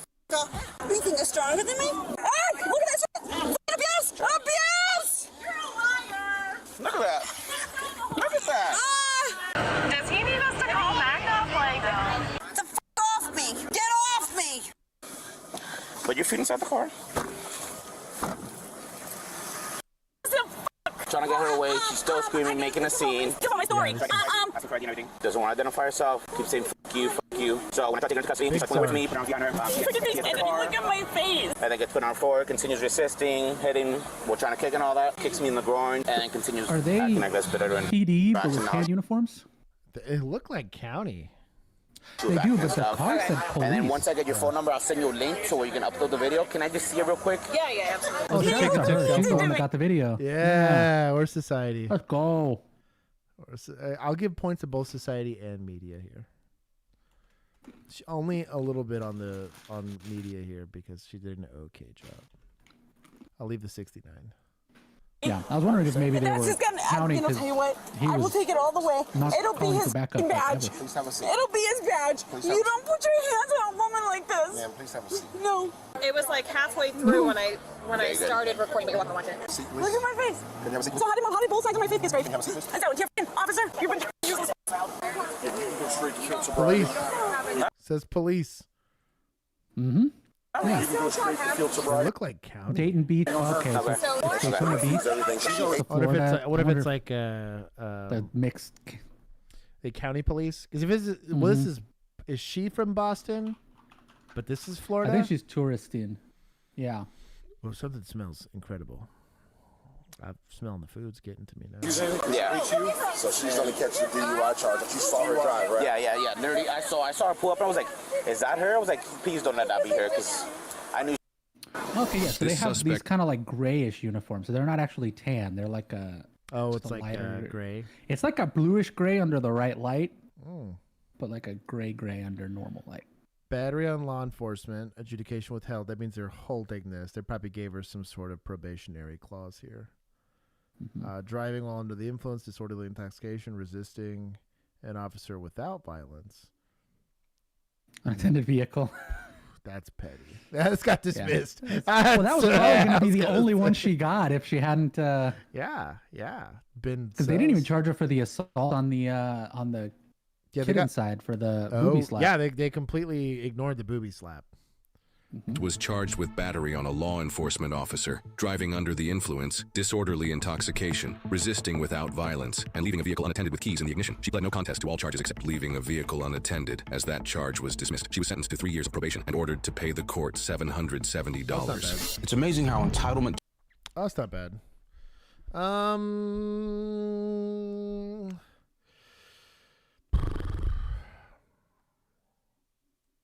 This was okay. I'm going to give 10 because it was lawful, I thought. I will also, just for safety's sake, so they don't act like I'm being biased, give it to Deputas in the off chance it's one of those deputy police things. Not from what I can see. They're PD. Okay. I found their website and Facebook and stuff. They're Actual physical PD control. cars. APC. Thank you. Yeah. Without violence? They're under Volusia County is where they're... Oh, this tracks. It's you, Josh. Wow. Codfish, welcome. Also, Buxom. It's been a minute. Or at least I haven't seen you. I thought Buck The was sugar here last time. cereal aisle of the supermarket was my favorite place. Now, most times we had to get the bags because, you know. Oh, is that what this is? I kept looking at his eyes like this is wild. We ain't had no money. But sometimes, every once in a while. This is a good representation. Yeah, this is what you would consider arresting nystagmus. This would make you not qualify for SFSD. Is that the one where you arrest them immediately? It's an arresting nystagmus. It's a resting nystagmus. But normally nystagmus isn't that obvious. This is nystagmus caused from probably a neurological issue. But that kind of twitching in the eye is what we're talking about when we talk about HGN or horizontal gaze nystagmus. The test is they take a little pen and they move their hands in front of you. Depending on the amount of intoxication, it can be a lot more obvious. Typically, you don't get resting, though. That's very, very rare. You'll get it as they're trying to track the stimulus, if you want to call it that. But very, very good. You can We got the middle boxes, the real like stuff. this is like a lot. Like I've never personally seen this much, and he's just having this potentially perfectly sober. And my go-to most of the time was Cookie Crisp. It's a bowl of cookies for breakfast. Is that raggedy? Yeah. The commercial's saying part of a balanced breakfast, and it's just a bowl This of video cookies. specifically just for the That's nystagmus wild. discussion. It used to be an actual bowl of cookies. Now the cookies are like this. They're like plastic. They taste nasty. They're all slimy. Anyways, that's nystagmus. It's not Listen, that who's cooking though? Yeah, it's not that dramatic most of the time. Most of the time, it's gonna where his eyes are moving like this much. Nystagmus is typically like that. It's a pretty steady pulse, though. You'll notice it, especially like on a. You imagine if this is the eyeballs, right? As the eyeballs are tracking, you'll see like. Especially when you go to like there's technically 4 tests within that. There's going to be lack of smooth pursuit, horizontal gaze nystagmus prior to 45, and then at maximum deviation. The 3 tests you do, and then you can test for vertical. On the only time you'll see it like sustained is thank you.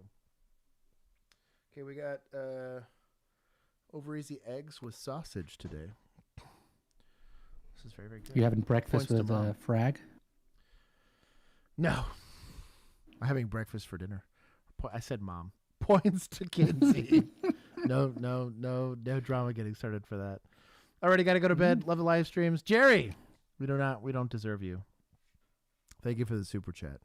We've learned something. John C was invested in the cookies, bro. Damn. Point is, they don't make cookies like they used to. Yes, they don't. Except for these animal crackers were damn good. Oh. Anyways, wife's out here crushing. 25th, 2025, license plate readers at the Nevada border flagged a semi-truck tied to 2 suspects with outstanding warrants for sexual assault charges towards children and sex trafficking. It was unknown if anyone was actively being trafficked inside the semi-truck. Nevada Highway Patrol responded to the truck stop, where the semi-truck immediately fled the scene. That was brave to pull in front of it. That was pretty brave. Because that thing will go through you. I don't like even tinfoil. know like a grappler would work here, to be honest, because it's propelled by the truck itself, not the trailer. I don't know what you do with this thing. And these things got huge gas tanks. Mm-hmm. You basically force it to do a sussy turn and flip over. Is about. Or you get the tractor, like in that one video. Yes. Pit it with like a garbage truck or something. Mm-hmm. It's about the only way. A buxom. All right, I got 110 in front of me. Want to know if we're okay to pursue this? I got 110 in front of me. And I'm going to take up secondary. We're going, looks like he's about to go towards the El Dorado Pass, possibly going to try to go southbound on I-11. Copy, we're getting on the I-11 now. Would spike strips do anything? It would slow it down. The problem is the tread's kind of thick on these. Mm-hmm. Like if it's new tread, because they just kind of adhere the tread onto them. This is going to be real out of pocket. But I say you shoot the tires. Like, you're going to be able to Keith maneuver. would have said shotgun straight up. Right. I think that's pretty much the only way you stop this thing. Well, you got to shoot the tires on the vehicle, like not the trailer portion of it, but yeah, shoot the tires. Henry 6200. We're southbound I-11. I'll take over comms. I'm number 4. Hey, he's going to lose one of his left rear tires. If we're okay with it, I'll go past, I'll get him ahead, and I'll lay down some stop sticks. 10, just 10. Let's give you a if not, there's another emergency turnaround. 8. That's from mile marker 10 should work. I'm past it. Oh. He just tried, he just moved me off. He just tried ramming me. Shoot him. At that point, just go radio somebody at the town ahead of you. Just go to the overpass and just problem solved.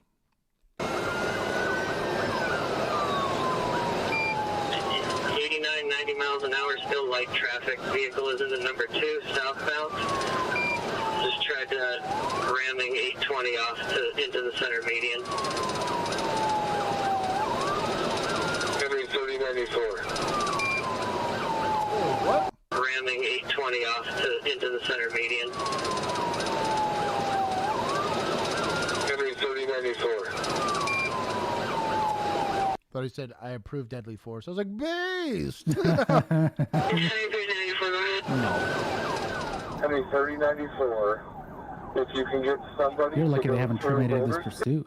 Mm-hmm. And get on at marker 2, go ahead and continue. If not, back off. Please notify Arizona DPS and also the damn police. Henry 3094, there is no damn police. I'll notify Arizona. Henry 4063, I'm coming around the Lakeway. I'll start heading that way right now from marker 2. Henry 3094, also have somebody get towards the 95 in case he goes that route towards California, please. While stop sticks are often seen in pursuits, the extreme danger they create for officers often isn't realized, as there have been numerous cases of officers being fatally injured during stop stick deployments. More and more agencies are increasingly encouraging officers to deploy them from positions of hard cover. Spoilers?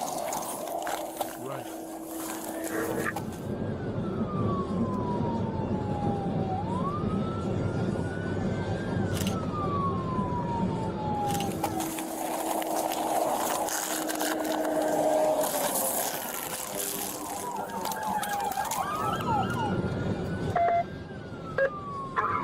Successful on the flag strips.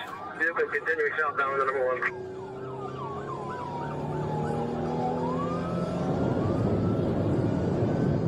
Henry 4153, notify Metro here. Henry 4153, Jet 4, Henry 6200, confirming you're on 95 at 11. Okay, we're still on I-11, Rapid marker 7, speeds of 74 miles an hour, still straddling the lane line. Henry 4153 to 3094, do we have authorization to enter Arizona? Yes, you have authorization to enter Arizona. He just lost the tread on the front right tire. He's on the rim now. He's swerving rapidly. He's whizzing off the road right. Going toward 52. He's way off the road. Bye. That's about the only way, yeah. Now, guys willing to threaten to hit people with this truck, right? Mm-hmm. We've got the potential to have victims in this chassis, right? Mm-hmm. Approach with OC spray. You're going to have some urgency to take control of this thing. You also don't want to get into a foot chase in the middle of the desert, right? Obviously, lethal cover. Where's Chelsea? What do you need her, right? Man, the likelihood this guy's got a gun's really high. But your backstops couldn't be better. If you're going to have one. That's a sketchy time. Henry, mile marker 7, mile marker 7. Your backstop to that Australian guy who ran off. No kidding. Oh, he's got a rifle. Shout out to him. I'm trying to see what we got going on. Mile marker 7. What are we rocking today? Let's see. What? Psionics. Psionics.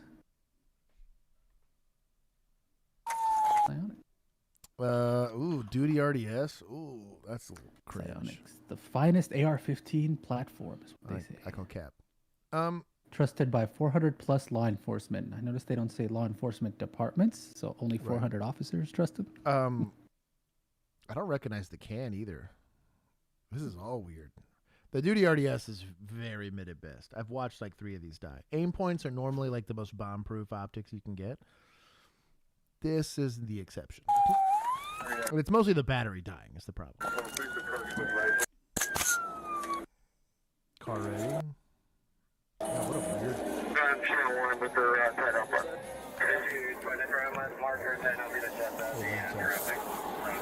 Put your hands up! Put your hands up!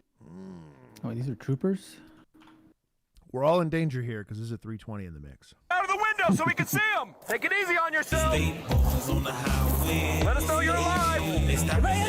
Speak to us now! Do you guys have any cover over there? No, just rock here. Okay. Is that shadowing or movement on by the, just to the right of the mirror? There it is. He's punching out the window. Hey, you better let us see your hands when you're coming out, guy. Hey, sir, let us see your hands, okay? Let us know you're... Are you injured? Hey, sir, what's your name? I see a foot behind the truck. Yeah, he's kind of dangling there. I got his right arm. He's coming down. Hey, guy. Come out, face away from us.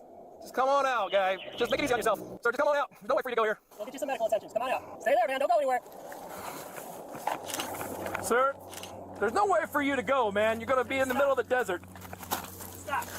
We got a helicopter coming and everything. You're not getting away. Just stop. Don't move. Somebody needs to clear this truck. Yeah, I was gonna say, because also, like, why is Rifle Dude the one approaching to apprehend as opposed to Pistol Guy, who's way more useless? Yeah, he should not be hands. I guess maybe because P320 guy's more lethal right now. You're at least hoping if it goes off on its own, he'll miss from here. I guess you're right.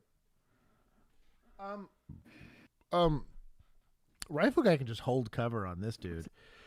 Somebody needs to cheat, because you could also have injured people in there, right?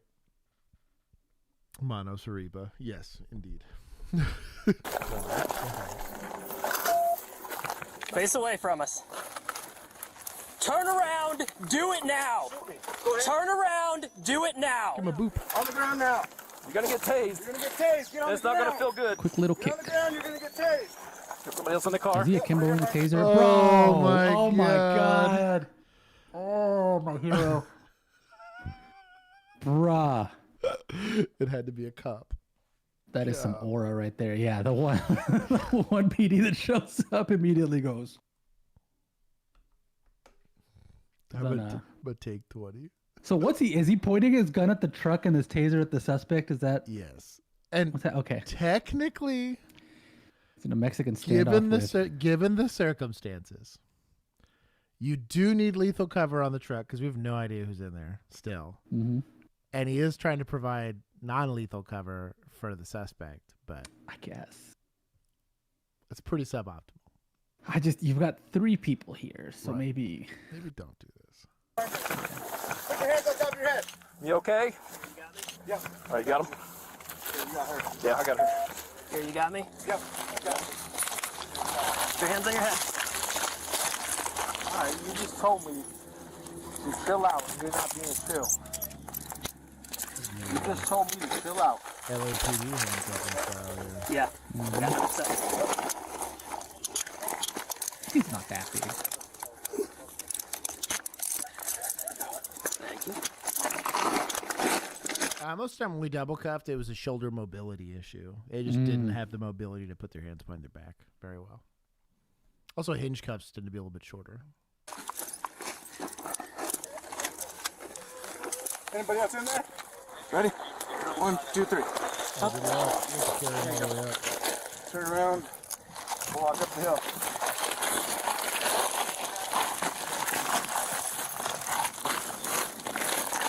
Yeah, I think it's like the dead way through here. Not that. Yeah. You don't have to kick your legs. Would that be resisting, or can you just do that? I mean, without violence, maybe, but seems like something my agent would do, Ricky. If it was in Oklahoma, you wouldn't be saying that. Blurred his face. Had a cross-eyed. He's trying to keep Air conditioning, all right? I need a drink. Got medical in route also. Yeah, medical's coming. They got to check you anyways. 6110. We have a female that's still in the vehicle.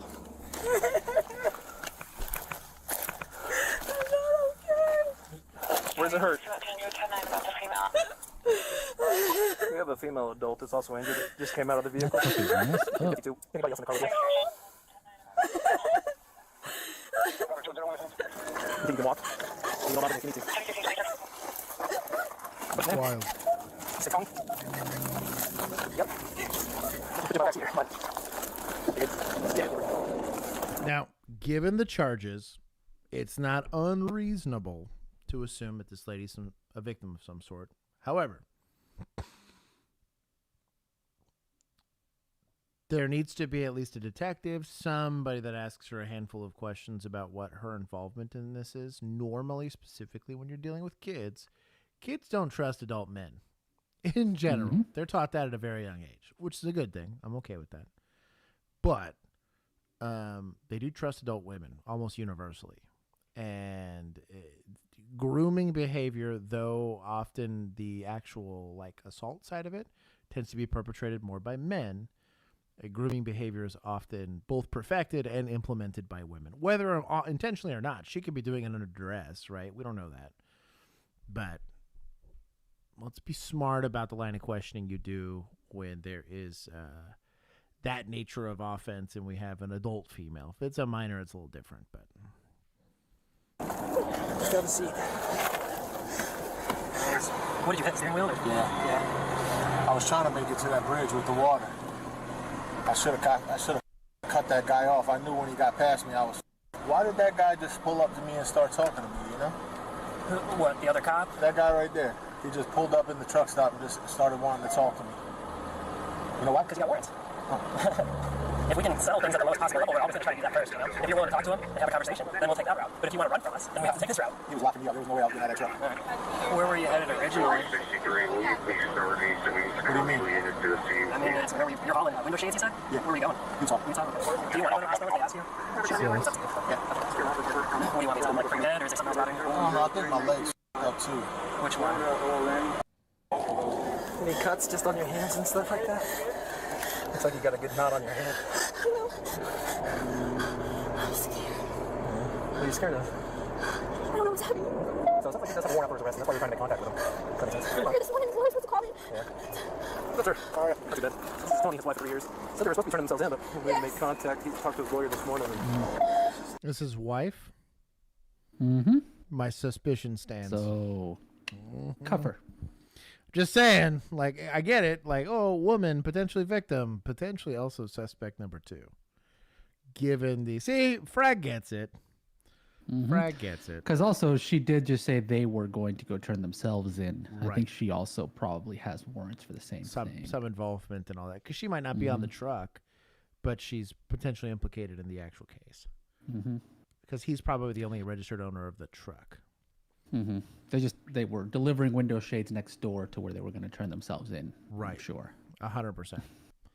That's how that goes. Just think about that kind of stuff. You see this a lot in child abuse cases too, where it's not like assault per se, but it's like neglect, where you have two consenting adults that are engaged in said neglect or whatever.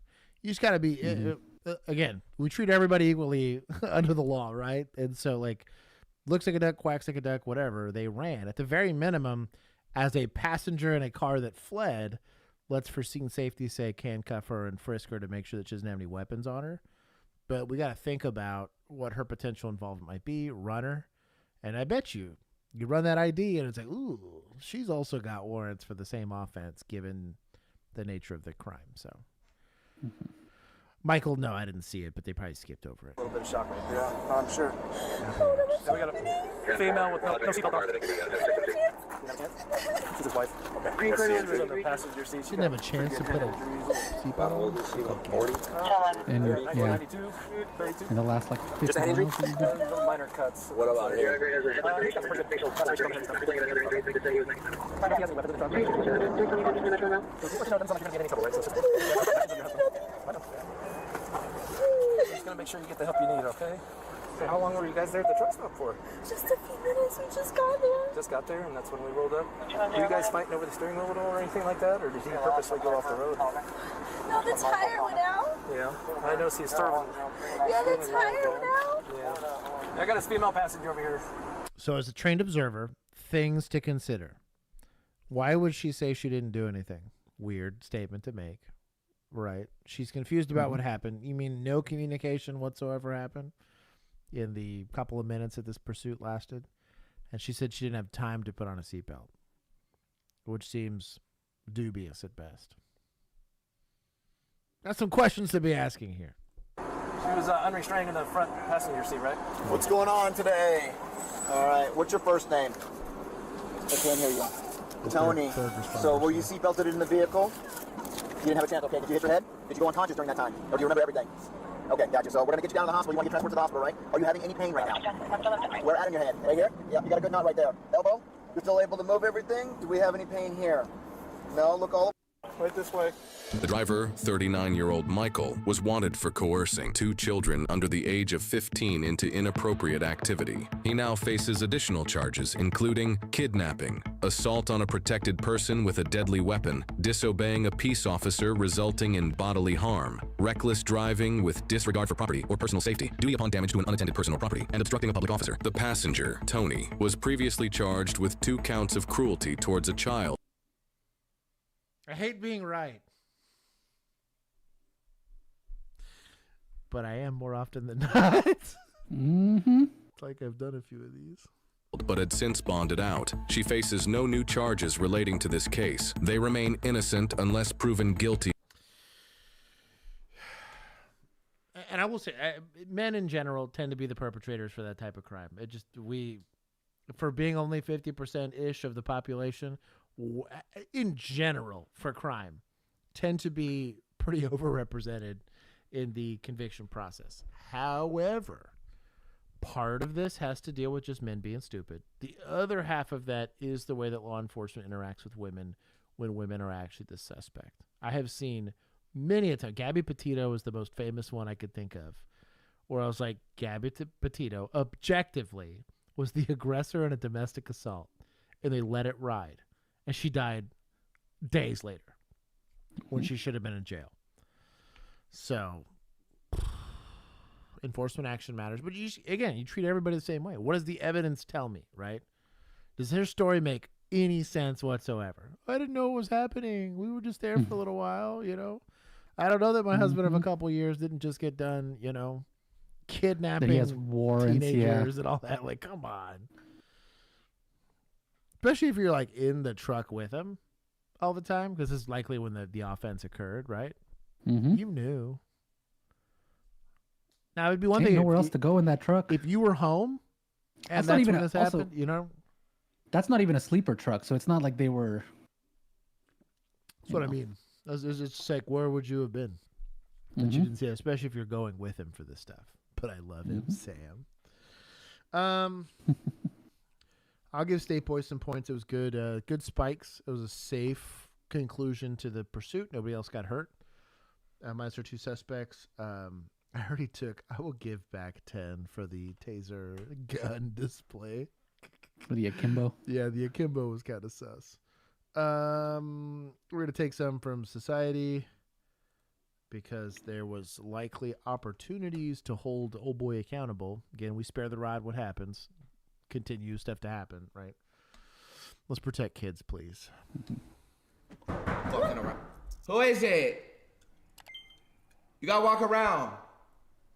Oh, what the fuck? Hold on. Oh, this one, yeah.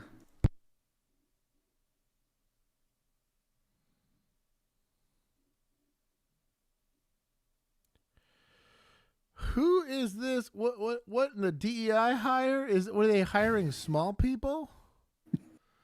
Also with the shiesty?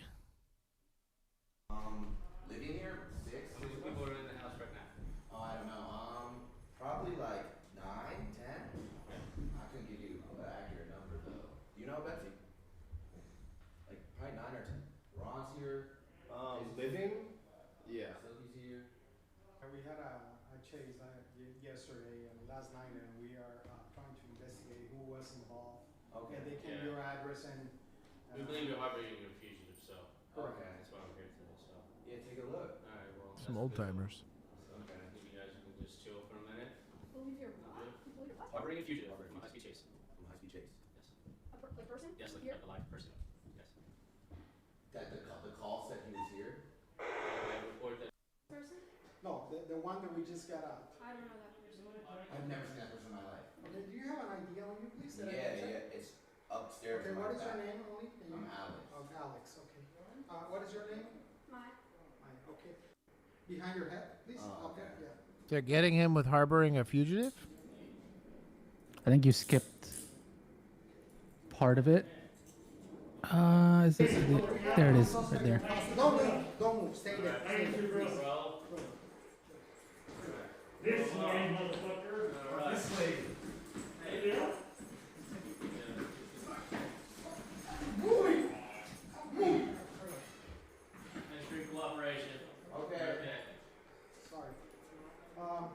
So the fact that the camera moved, the fact that we haven't isolated anybody, I'm going to say 1,000% this is fake. Yeah. So I was wanting to see how quick you clocked it. Okay, I was like, the whole thing seemed odd. Mm-hmm. Yeah. So this was a prank. So these are all streamers. These are all like Twitch streamers. I think one of them's FaZe, which is probably the only super famous one. But basically, it was a very it wasn't even a swatting prank. It was they hired like actors to very poorly portray police. And then say there was a fugitive, and so the dude that they quote unquote arrested was in on it, obviously. And he was part of the prank, and then they all get cuffed and taken outside, and then a dude comes in, pulls his mask off, and goes like, "Ha, got him." FaZe adapt, yeah. The rest of it's not really. Is that? Oh, I think that was just the. Yeah, that's the like longer form. So there was the highlights at the beginning. Yeah, that's insane. I see a clip of this, bro. Oh my god. No, look at But basically, so I threw it in here. We don't have to watch the whole thing, mainly because. Yo, you did a great job. Like, this is pretty. If you know anything about how police interactions go, like you should clock this as Pretty quickly, yeah. Yeah, really quickly. If you watch this show, it'll take you about. Well, the second I saw a minute and a shiesty half. guy, I was like, "What is Yeah. this?" Like, Yeah, Excuse but me? like, number one, they're telling you there's a fugitive from a thing from last night that they're hiding, that they ran in here, right? They're not separating anybody. They're not detaining anybody. They're just chilling, you know, not asking talking for to you, IDs. like, not asking for IDs. Yeah. The uniforms were pretty decent, I The think. uniforms were decent. The Are actually overcops surprisingly well done. Yeah, pretty they did spot look the on, part. yeah. They were actually doing a really good job with that. I mean, that'd be Keith, you know, if he had to slap a uniform on right now, you know. Mm-hmm. But it's weird. I think the dangerous side of this, and this is why we do the show, is it sets weird expectations for how law enforcement encounters are supposed to work. I think too, it's just weird, you know. You wouldn't do a prank about like having a miscarriage, or you shouldn't be. You know what I mean? Like, there's certain things that I think are a little bit like in poor taste. There's people that actually get hurt during arrest and stuff like that. Well, and especially because like swatting is a real thing that happens to people.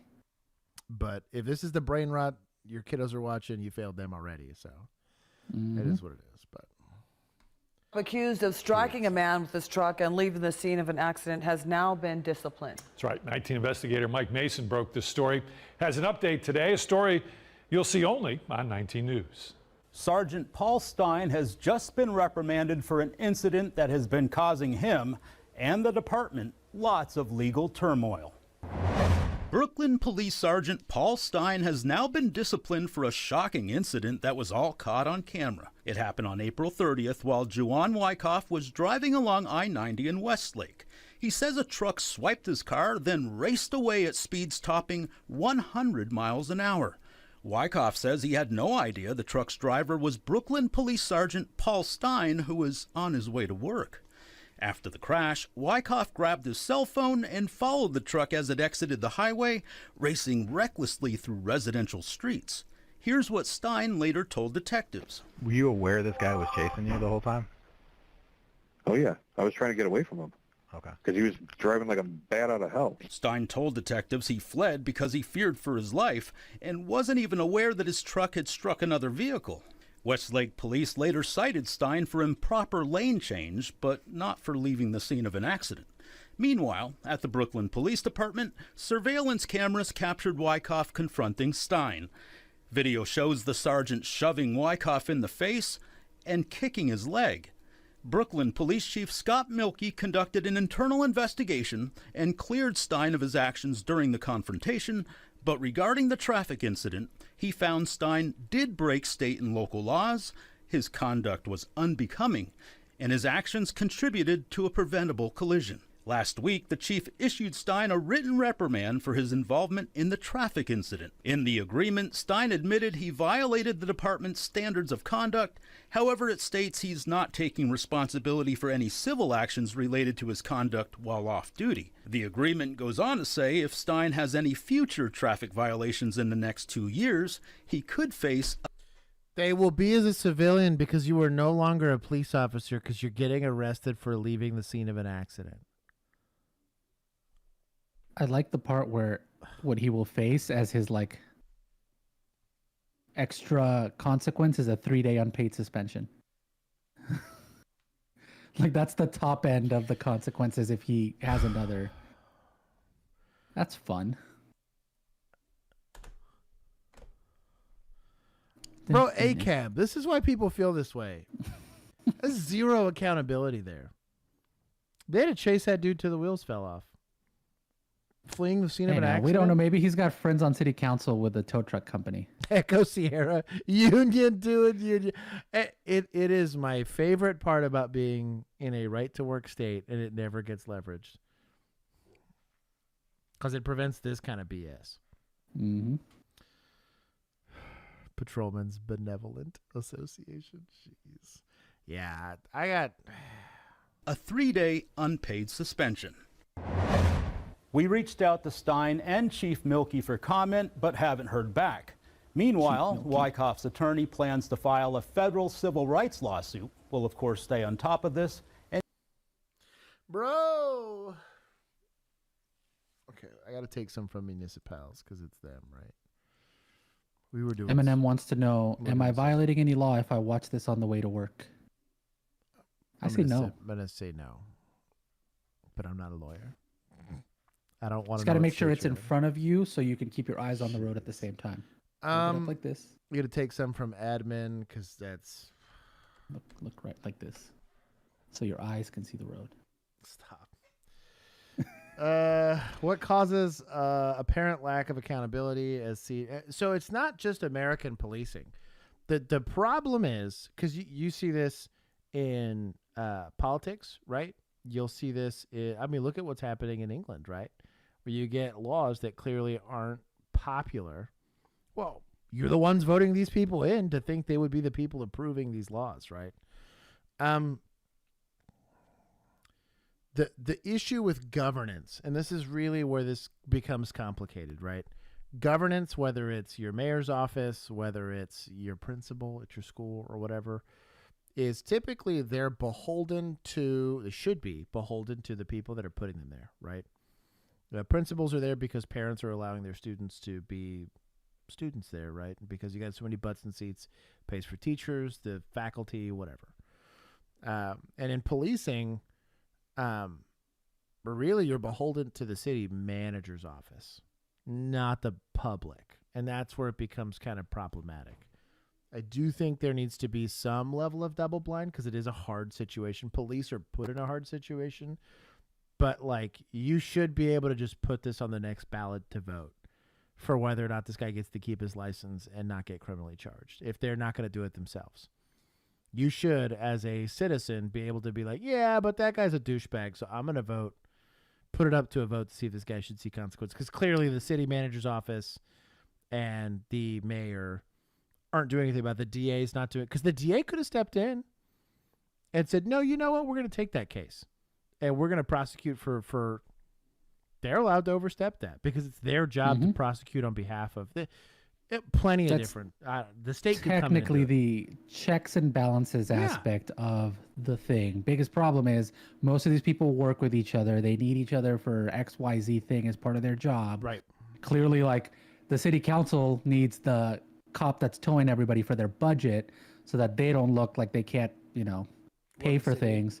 And it's like what you get is this weird little entangling where people are protecting each other rather than doing their jobs fairly. Really, I think there should be term limits for police chiefs, right? I think there should be term limits for mayors. City management, same thing. You got the same city manager for 20 years, and you mean to tell me he had made friends? Those friends aren't influencing his decision when it comes to policy and who or he is or isn't going to discipline, right? In situations like that. Same thing with the DA's office. Like, you're in the DA's office. And most of the time, that's like a stepping stone for them to a political career or whatever it is, or they want a law firm or some crap, right? But, like, you'll get guys that sit in there for 15 years. Well, they're homies now with the police chief. They're homies now with so-and-so. It becomes this good old boy system when you sit for too long. There's just no accountability. There's also very few mechanisms currently for the individual to try to hold the police department accountable. Institution, so, it's a big reason why institution's not gonna. Yeah, it's a big reason why we do this show. Is I'd like to see policy change, where you make it policy. You're on a 5-strike rule or something like that. For if it's like petty misconduct or something like that, like you showed up late to work or whatever, that wouldn't count towards it. But if you have like a use of force deal that they can't unsubstantiate, but they can't substantiate, you got too many, you go. Sorry. Don't be sus or be very diligent about documenting what you're doing because there should be transparency with law enforcement, especially today. There's no excuse today. Kind of like how I complain about DWIs now more, post Uber and all that stuff. Like there's just no excuse. Versus with law enforcement in the day and age of body cams and CCTV cameras, if we, the citizens, are going to have a lack of an anonymity, so should the police / government. I have beef with this, but it's not like that they're particularly evil. They're put in a situation that's too easy to take advantage of, and that's the issue, is that there is no consequence for it, generally speaking. Yeah. You got to think of institutions as like a giant organism. You just become like a part of it. You are not, you can't really, you are an individual, but you also aren't like, as much as you can push against the system's going to push against you. And it takes a lot for you to be strong enough to fight back. It's also like a lot of times not even kind of worth it. I would have zero interest in politics. Also, politics would have zero interest in me. Yeah. The other part of the problem is the people that should be zero interest whatsoever. It's like, because you got to imagine it's a miserable life. Yeah, it's a miserable life, but also like I wouldn't be able to get anything done because I wouldn't want to be part of like a super PAC or anything. I was like, no, I don't want to do any of that. So everyone would be like, oh, you made a proposal every time. And I your head against the wall all day. I wouldn't be able to outvote anybody, even if I managed to get in. Right. It'd be like it'd be like the one nay out of the 200 and something yays, like I'd be one of those guys. It's not that they're not out there.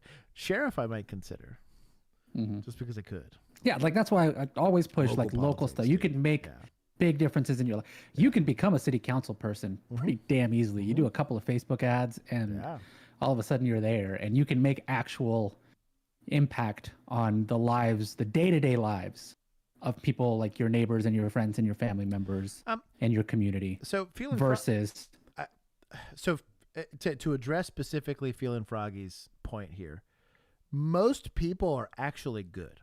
That has been my experience. I got to interact, whether it's customer service or whatever. Generally speaking, the vast majority of people in society, I would argue it's something to the extent of like 70 to 80% of people are generally good. The problem is we have to interact with the rest of that 20, which are generally kind of assholes or just having a bad time. They're having a bad time, so you're going to have a bad time. That's most people. Road rage, people being rude to you in the store, people being rude to you. Like the lady that comes in and you never get her drink right as a barista, right, is likely unhappy in her marriage, unhappy in her career, and, is going through something, right? She's going to take it out on you. There is a 5% of people, this is totally anecdotal, so don't take this as like, don't quote me on this later, are actively predatory in their behavior. This is going to be your like HOA presidents. This is going to be your, again, school board people, your mayors, whatever. The problem is that 5% are attracted to positions that don't have accountability. Policing is a great example of this. The joke about the kid that got picked on in high school that wants to pick on people back. Yeah, policing is a great opportunity to do that. You're not going to join the military. Military is just you getting picked on the whole time, There, you have zero power in the military. And if you make it long enough to go be an infantryman somewhere else, they still don't want to put up with you, because even if you can go and abuse the locals, the second you try to do any of that stuff to even your subordinates to a certain degree, like you're going to get tuned up in the military. Versus in law enforcement, you absolutely will attract people like that. And you should have mechanisms for accountability to weed those people out. But we've seen time and time again that they're there. They just don't get used at all. The poop guy, poop sandwich guy, great example of that. Old douchebag lieutenant that was over there towing a billion cars. Like there's so many examples. Yeah. This police chief, that sergeant, like you want to talk about dudes that get blasted on the media? Like that guy should be getting treated the same way they treated Derek Chauvin. Blatant disregard for having to do what you would expect anybody else to do. You got a car accident? Stop. Cops have lectured people for less. An illegal U-turn. You get lectured and fought and put on the ground and all that kind of stuff because you didn't feel like staying. I have mad beef with that. And what upsets me more than anything, the cop podcast won't address it. Dom, because it's not a woman, it's not going to address it, right? Like, nobody's going to talk about, it's this disgusting misconduct. That I'm a police chief, guy's gone. Guy doesn't make it the rest of the day. You know what I mean? Oh, I'm sorry. If you need any help, we have a recruiter's office so that you can go start working at Starbucks because you're not going to be working here. I don't know. I have beef with that. Anyways, that's my soapbox. Shit pisses me off. But and a lot of right now, and there's a lot of people that I respect a lot that would agree with me that policing isn't worth it. It's not meant to be. If anything, I'm kind of glad that it's not, because I think it's slowly, hopefully, weeding the people out. You should make policing not worth doing so the people that actually want to be there. Now, to a certain degree, you do want highly qualified, highly skilled people, so you do have to make it appealing enough, right? But it shouldn't be for you. You shouldn't be doing service-based things like being on the city council and whatever for money, personal enrichment, whatever. You should be doing it because you want to serve. That's never the case in politics, ever the case. Likely also the same thing for most people do it for prestige. You see the military a lot. Guys just want the association. They're kind of shitbags or lazy or whatever. I'm sure every military veteran here could complain about people they had to serve with because you're like, this guy was here to collect VA benefits and then dues. I don't know. I get it. Egregious abuse. Go along to get along, as Frag is saying. Yeah, no kidding. Anyways, we'll keep going. No audio.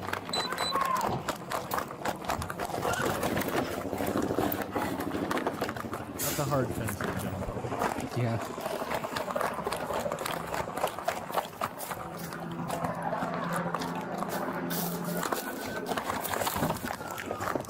Like discipline.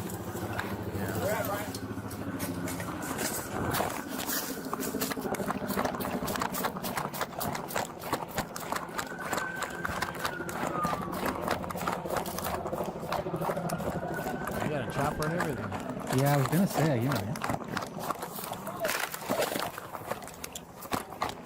on the ground! Get on the fucking ground now!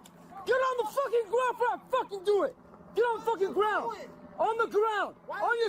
So I'm not upset that this guy is pretty tuned up. I mean, it's a semi-stressful situation. However, this guy's behavior is pretty compliant. We'll talk about the guy that punched 3 cops, but then like laid down and gave himself up completely. And Cassie showed up and was like, "I'm gonna draw down." Like, you got to treat it for what it is. Was this potentially fleeing from a pursuit? What is this? Oh, I just read the foot caption. chase. Ugh, this is probably not good. Yeah. Stomach! On your fucking stomach! On the fucking stomach! On your fucking stomach! Put your hands on back! Hands on your back! Don't fucking move! Do not fucking move! You do what you fucking told the first time! Don't move! On your fucking stomach! I got a broke fucking arm! I don't care, you said your hand! Ow, my arm! No one's touching the arm! No one's touching the arm! And no one's touching it! Why is y'all fucking with me? Why are you running? He's touching it. He's touching it. This is him running again.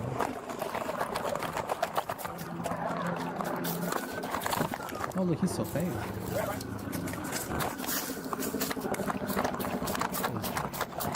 This is suspect. Tried to get in the house. It didn't work, I guess.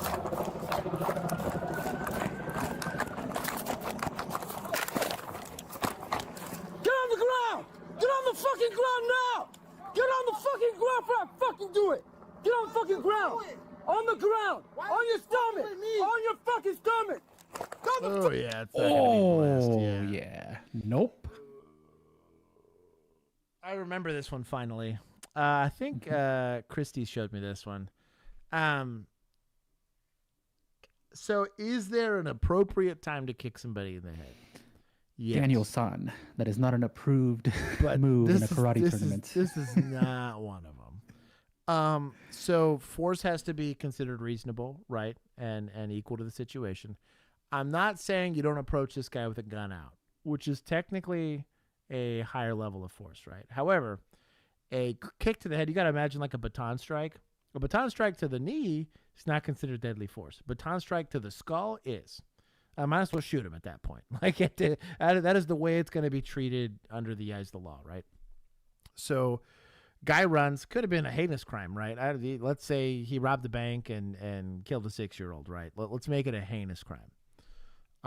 Runs from the pursuit. Officer dies in the pursuit. Crazy stuff. Let's make this the worst case scenario for in Keith's generation. Keith would not have risked a freaking flying leg kick. Yeah, he would have done that for that. It's also a dumb move, right? From a tactic standpoint, right? Yeah, from a tactic standpoint, just as a way to start the fight here. So he would have pistol whipped him. Well, you got other officers on the way, so what's the hurry? If they know where you're at, you know what I mean? Hang out, get somebody there, you can go hands-on in a safer manner, right? The reason why I have a discussion about judgment here is you can kind of listen to where his demeanor is in this. Guys chase the semi-truck, right? Very heinous warrant. Semi-truck threatens to, like, literally veers to hit an officer, right? Eventually they spike strip it. Thing lands. Guy gets out. Yo, dog. Like, I'm not saying they didn't give him the business, Also, but very in control. Warrants for a very heinous crime. Right. That's kind of what I mean. But, like, relatively in control of what was going on. They weren't out of control. They weren't screaming. They were gave very clear instructions to the guy. They were also updating each other to make, like, an arrest plan. Good example of a use of force. Pointing rifles and everything at the guy. It took him into custody, right? If he'd have fought, he'd have gotten tuned up out there just the same. Problem is he needs to fight for it to happen. You don't get to preemptively tune somebody up, right?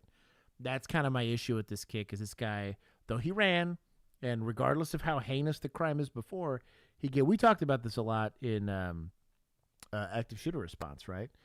Guy goes through, pulls the whole, Uvalde situation, right? But he gives himself up. The second I see him, drops everything, lays down. Your job's to take that guy into custody. It sucks. It's not a good feeling.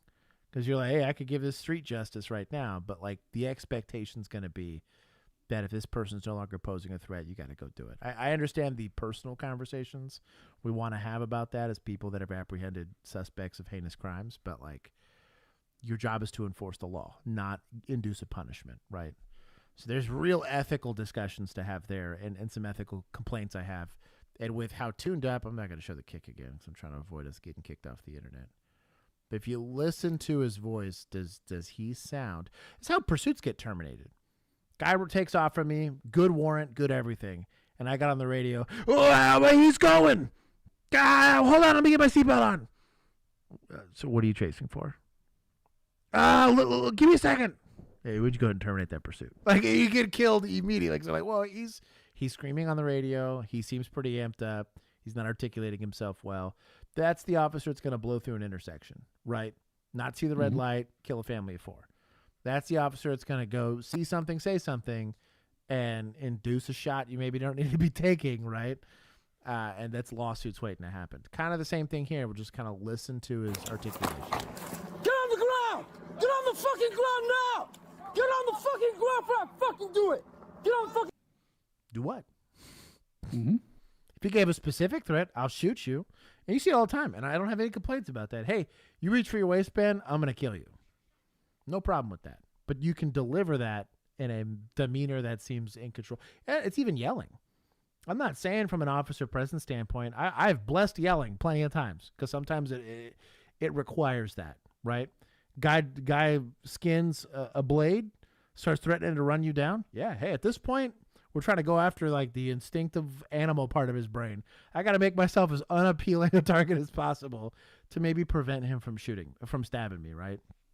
And if not, you get to go send him to Jesus. It says a lot about it. And then his conduct afterwards is kind of representative of that. It's not an approved technique to kick somebody in the head, potentially causing pretty serious damage to this guy. He's also like not bracing himself to get kicked in the head, and it happens. On your stomach! You gotta think boxers that are voluntarily signing up for a fight. If you have given yourself up and the fight's over, you get punched. It's a crime, right? And that's because you have theoretical qualified immunity because you've agreed to the terms of a fight. And in this instance, if they've given themselves up, you can't on your fucking preemptively stomach! drill this guy. On the fucking stomach! On your fucking stomach! Put your hands on the back! Hands on your back! Don't fucking move! Do not fucking move! You doing your fucking toe the first time! Don't move! On your fucking stomach! I got a broke fucking arm! I don't care! You said your hand! Ow, my arm! No one's touching the arm! No one's touching the arm! And no one's touching the arm! Brady list, he's lying. Yeah. They were 100% touching the arm. Yeah, and like, I don't know. Oh no, this was at the intersection of Nebraska Avenue and East Dr. Martin Luther King Jr. Boulevard. This was meant to go poorly.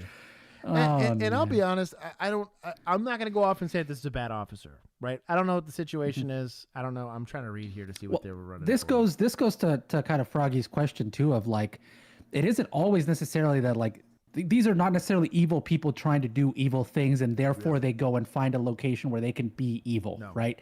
It is like you are a person whose character is not a fit for this job, but through whatever reason you thought this was a job you wanted to do. Probably and more than likely in his head, he is the good guy in this situation, right? He feels perfectly justified. He thinks that all of these actions are totally, maybe he polices in a very tough area and it's been drilled into him that he takes control of the situation in any way, shape or form, whatever. And he thinks a kick is going to be the best way to do that. Sure. It's for fleeing. The whole thing's for fleeing. Like, ooh, like not robbery, not kidnapping, not, spicy assault. But like hypothetically, the reason why, like a big part of why we do the show is because like understanding that on like outside of your mentality in this situation and whatever, right? Objectively, this is the wrong thing to do. Like this is bad policing. It's bad tactics. It's unethical, right? And it is on the administrators and on the city council and whoever else, whatever the accountability body is, to ensure that one, if an officer does this, they're held accountable. Number two, to train their officers to not do this so that it's also very clear when they get in the situation, this is not okay. You knowingly and intentionally are being a bad cop. So Wilson was a 12-time felon. dumped a bag that had a gun and weed in it. The gun and the weed, for me, it's a mixed bag just because I'm like, well, I'm not saying that doesn't lead to violence a lot because it does. Street violence kind of comes from cannabis, unfortunately. But 12-time convicted felon, so he's a prohibited person. I have some discussions I have about prohibited people. If you set them free, they're safe to be in society. Why aren't their rights restored? If you don't feel good enough to let them vote and all this other stuff, then what the hell are they doing in public circulation, right? There's a discussion to be had there. But Tampa Bay did suspend him for 30 days for the discipline. So they disciplined him, which if it's a first-time issue, and they even said it, that his discipline prior to this was just a traffic infraction. So he was there for 6 years, which is a ton of time. 6 years is plenty of time in Tampa to get into some stuff. If the only thing he had done prior to that, he screwed up, maybe he's stressed out, the stripper girlfriend broke up with him. Argument for, hey, maybe every 6 months you take a month to go work a desk or go 6 years help detectives out. Yeah, 6 years of no issues. You drill some dude in the head and you're like, hey, should take some time on the detective desk, like you're saying, right? Let's work some victim services, keep the blade sharp, keep doing push-ups and whatever. SWAT trials will be there for you in a year or two, but let's stop putting air in that basketball so it doesn't pop. I think it's it's misconduct that needed to be addressed. I don't see this the same way as fleeing the scene of an accident. That's way worse, in my opinion. Just because it's outright committing a crime. This is just a questionable use of force. You're amped. My life's not on the line for that. I understand his situation, right? His life's on the line. If this shit goes sideways, he's alone with this dude in the middle of a backyard in the middle of nowhere. I get it. I've been that guy before. It sucks. But you signed up to do the job. You still need to keep your head. You owe it to the profession to do it in a manner that's both respectable, honorable, and safe, right? Also, with regard to people's constitutional liberties. We took an oath to that, not a promise, right? We didn't pinky swear. It's like an oath. You should take that seriously. But 30 days, I think, is a fair. It's 30 days endearing it. Make him take some training, some de-escalation training, talk about that, maybe some apprehension tactics and stuff like that. I think it's reasonable. Probably mandated therapy.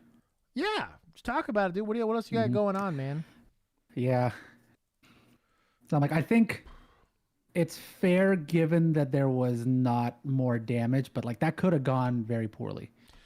And a kick to the head can be nothing or it can be real bad, and you just don't know.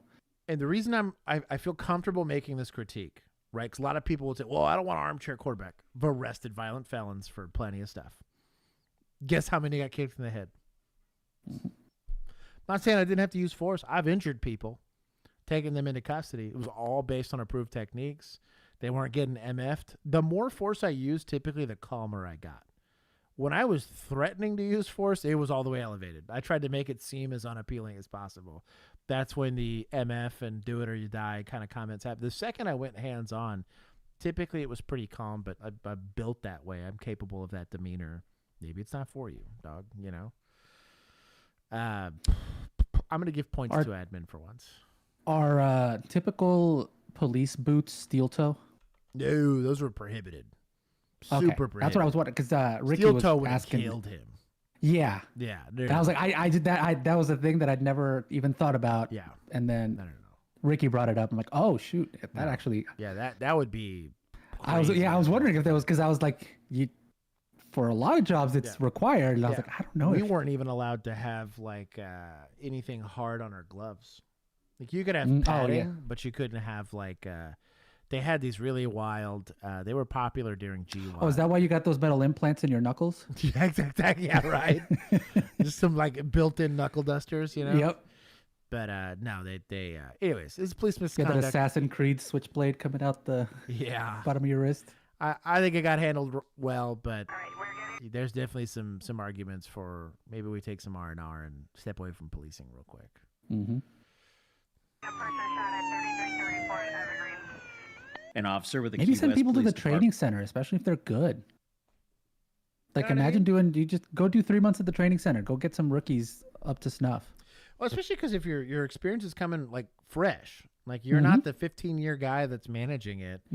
Well, we're not punishing you by sending you there. We're like, just go de-stress, but still de-stress a little bit. Do some good. Let all your cases go through. Do a little bit of that 8 to 5. Repair your relationship with your stripper girlfriend. You know, Wolverine claw implants. Oh my God. Yes, the Oakley combat gloves we were not allowed to have. Was on patrol when he observed a woman that appeared to be intoxicated almost fall off of a rented moped. The driver was later identified as a 25-year-old named Caneo, who was an employee of the Monroe County Sheriff's Office and was attending the Corrections Officer Academy at the time of the incident. It's 266 0 Romeo Tango. It's a black scooter, occupied one time. The occupant almost fell. Hi. The occupant almost fell. How are you? I'm doing good. You almost fell over there. No. Yeah. I'm thinking about my girl. What's that? I'm thinking my girl. Your what? My girl. Turn that off. Of course. And go ahead and hang up. I'm not hanging up. I need you to hang up. I'm not hanging up. Okay. I'm telling you to hang up. I'm not hanging up. Okay. So I'm going to I think he's got a guardian light. tell you one more time, and then we're going to change the way this is For going. my safety, I'm not hanging up. I'm going to put my phone no. down. Hang up the phone. I will not. I'm about to put you in handcuffs For what? for not obeying a lawful order. On the cell phone, that's pretty weak. We actually had it was prohibited for us to interfere with any kind of cell phone usage in my old department, unless they were like actively being like, yo, roll up to my traffic stop and jump this cop. Like if they said something like that, like we could get in the way of it. But we there was a period in time where you would snatch a cell phone, or you maybe didn't. I didn't really ever do that. But I'm got that charisma modifier, you know, like I go hard in the paint for convincing people to do stuff verbally. But you could see it. You got some like legit gang affiliated people, and they're like, yo dog, roll up on Martin Luther King and, you know, Lincoln. And you're like, yeah, let's not do that. So that's the case you could maybe articulate it. But in this case, like, I don't know that's a lawful order that she's just conduct a traffic stop. Unless she's like, yo, come up. Like, no, if you approach this traffic stop, you're going to jail for interference. And what Florida statute? 7-7, can I get another? Sir. Get off. Get off. Get off. The golf cart. Get off. Get off. I can't.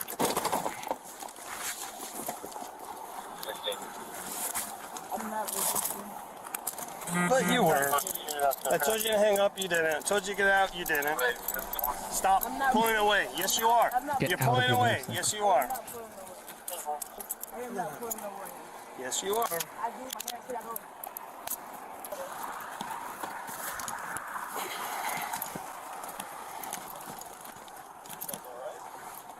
So we got what? DWI on a scooter? What's that? Basically. I know Florida statutes. Oh, yeah? Yeah. Good for you. Thank you. Are you here alone? Somebody staying with you? I know my Florida statutes. You'd know better if you were sober. You get it? My amendments. You know your amendments? I do. Yeah, good. So, you get anything to drink tonight? I saw you almost fall off of your scooter there. Really? Yeah. I don't know. That's what I'm trying to find out from you. I want to make sure you're okay. If that's the case. And then you stopped in the crosswalk over there. When you were coming. So it brings up the crosswalk thing after the fact. It's a little sus. Almost falling on a motorcycle is like being clumsy. You'll have like failure to maintain a single lane of traffic, which is an actual offense, right? At least in the state of Texas. Not like veering within the lane, maybe being heavy on the brakes or heavy on the gas. Like none of those by themselves are illegal, right? Like you haven't actually committed an offense. Almost falling off the bike, unless he's trying to say it's like a PI thing or like in this case DWI. Maybe, but I'd still want an actual traffic violation. He mentioned you stopped in the crosswalk. which is a violation. But I don't like that he mentioned that now. But maybe he forgot. Coming to the red light. And then you stopped in the crosswalk over there. When you were coming to the red light. So That's so calm and so collected right now, right? No. You're not.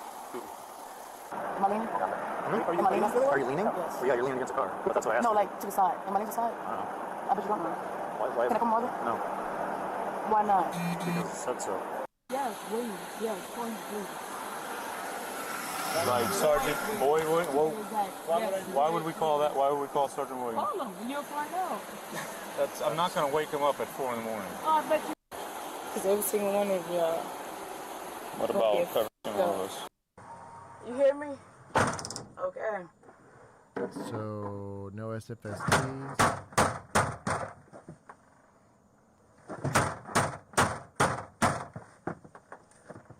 Trying to see what she's going to jail for. She's going for resisting and something else. Going for resist. And something else, I'm assuming. Hey, at least they're assuming that there might be something else there that they can find later, you know? That's more than some cops got.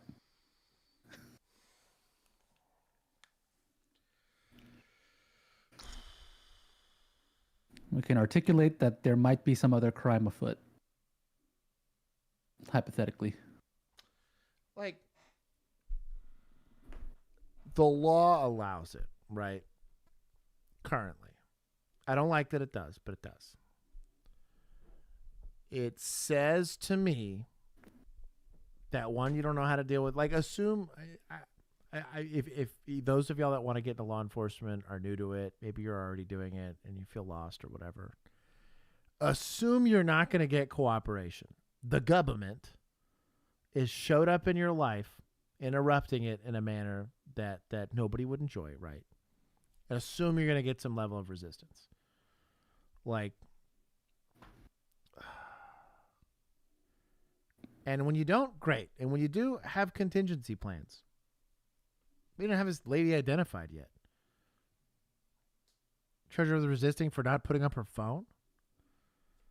Like, get off the bike. For what? You know, SFSTs? Clearly not, because you're not going to do them. Mm-hmm. And you brought up the stopped it immediately. Do you have video evidence of that? What if this would have escalated to like a pretty serious use of force, right? Like, I don't know, man. I got beef with that. It's just lazy and dishonest is what it is to me.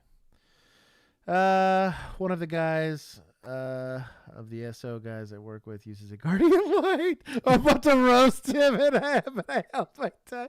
Garrett, you roast him. You be merciless.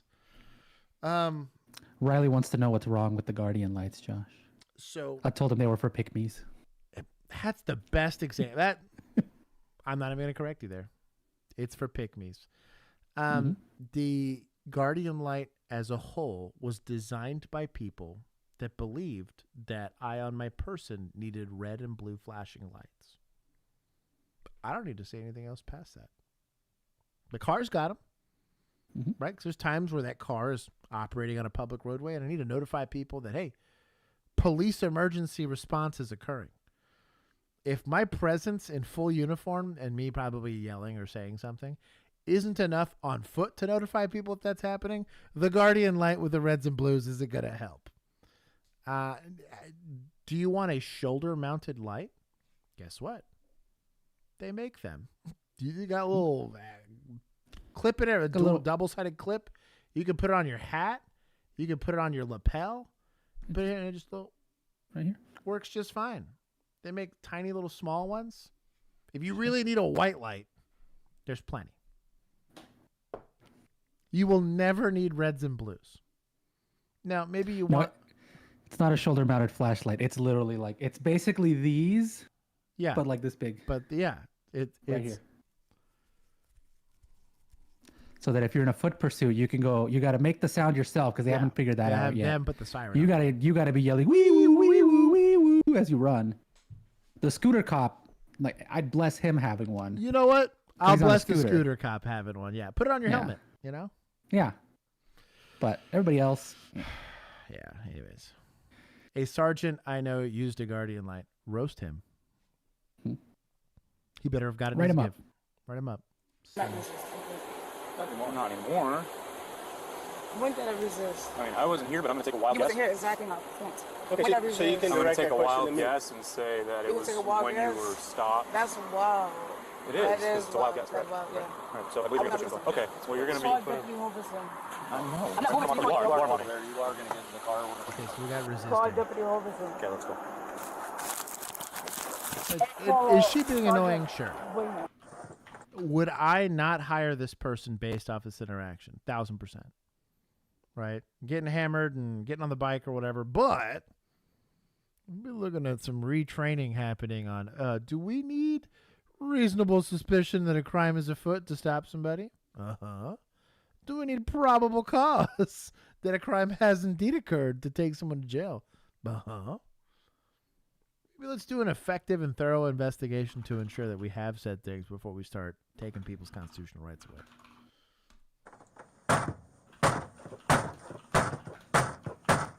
Your direct supervisor is supposed to be here. That's not how this works. If my direct supervisor not going to be here, no. Who's your direct supervisor?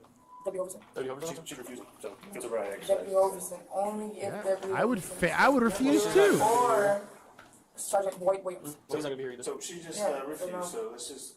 You're not entitled to have them here. Yeah. I'm not entitled. I give this. I'm going to the academy right now. I get that. Well, she is entitled to have an attorney present for further questioning since she's in custody. And if you Mirandized her, because I would argue for SFSCs now, because you're taking her to jail for resisting, she's in custody, and now SFSTs is part of an investigation on whether or not she's also drunk. I vote you have to do Miranda before that. That's why Hoverson's your direct chain of command. Yeah. Yeah. But I'm not doing anything without them here. Okay? Well, they're not your lawyers and They're not my lawyers, so Right. go ahead. Don't So go we ahead. said Either call Chuck or call Maxwell. Okay. It's what I learned. It's what I learned. Okay, I'm sure they told you, one of the things they told you is that you obey law enforcement, which you seem to... What I learned is what I learned. We're not teaching you anything right now, so... I said no, I'm being told right Okay. now. What were you So talking they're about? applying for a warrant? You should never, you should go through the same course I went through. I did. I worked in this jail. I worked in this jail before she did. We do not have Deputy Hoverson's phone number, nor do we have Sergeant Williams. All right, or Lieutenant Worth for that They're matter. going to let you look at your phone, and they're going to let you pull out, they're not going to let you use your phone itself, but to make a call, but they're going to let you look at your phone and write down any numbers in your phone. And then they're going to provide your phone to use. What's that? In the end, Kanea was charged with driving under the influence and resisting arrest without violence. Over a year and a half later, her case remains ongoing. If you like this video... She's an idiot. Probably doesn't need to be in corrections or law enforcement. But this is a pretty weak investigation. I'm gonna take points because people are bad at policing. What do we take for Academy wannabe corrections? Where's Fish Cops? There you Fish are. Cops. We'll take it from them. Idiot. Don't be dumb. Let's see what you got. Okay, White Castle, crystals. Okay, well, geez Louise, dadgummit. Oh, I got you here. Okay, Quick Trip, Buc-ee's. That's not even Bro, Buc-ee's. That's the trump card. a gas station. No, it's an experience. There's no way you beat this right here. Chicago dogs. Actual food. No, bless your heart. Wait, what does that? Did I win? No, not if you willingly eat that. Base! I was like, no, we have actual food. Why would... Isn't that a spicy warning?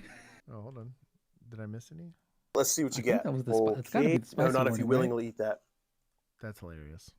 Does it have jalapenos in it, I guess?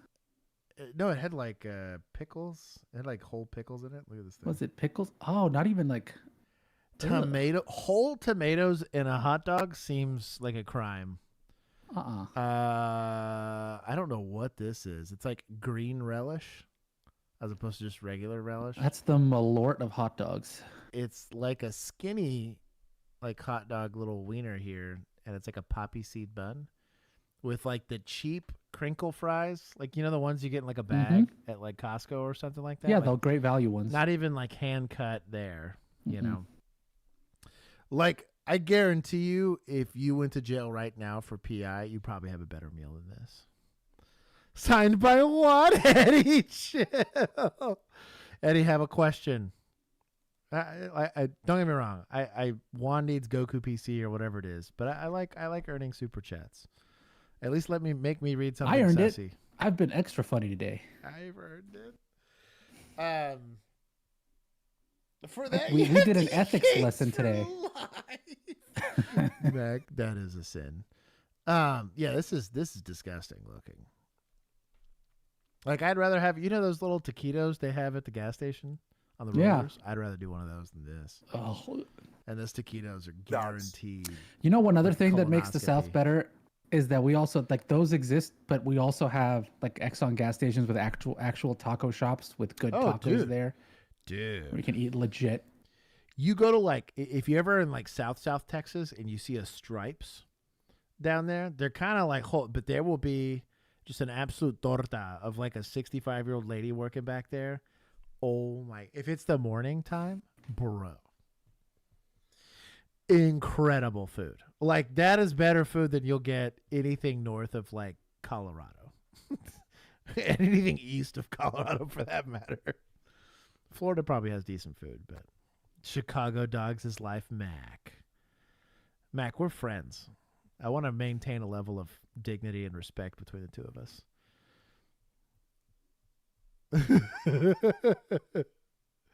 Headed to sleep, y'all. Have a good night. Raphael, it's good to see you, brother. I was just about to say Stripes. See, Katie gets it. Bro. The burrito you get at Stripes, or even just the tacos. Like, bro. You got to order in Spanish. So you're going to have to figure it out.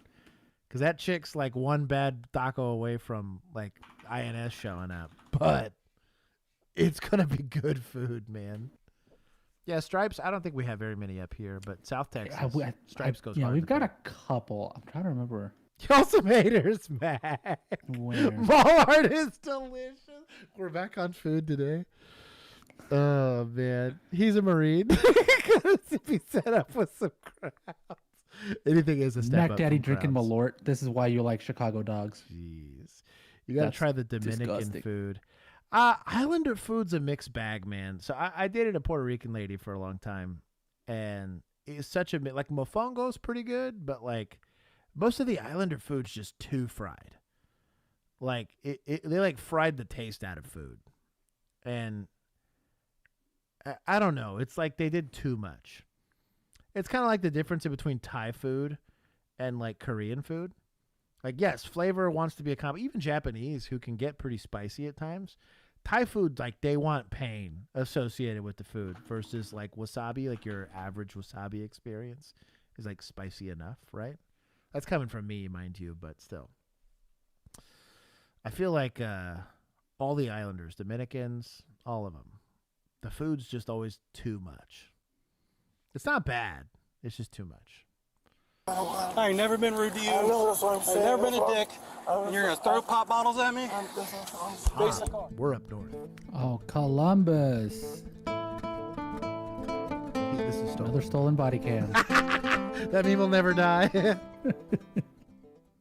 On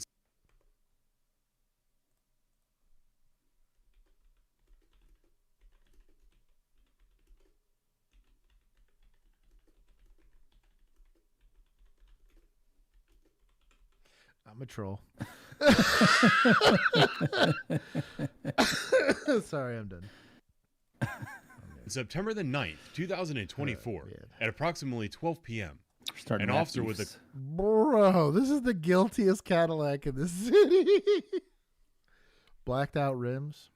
Blacked out the even the emblem. Out, yeah, the smoked out emblem, the smoked out brake lights, and no driver's license whatsoever. Or no license plate. Also, crazy dark tint. This is broad daylight. Yeah, we can't see nothing through that. This is pretty Japanese 7-Eleven burritos. Frag, we need a picture of that. Oh, he sent me it. It literally looks like a Hot Pocket. No, Oh. No, they're assassinated.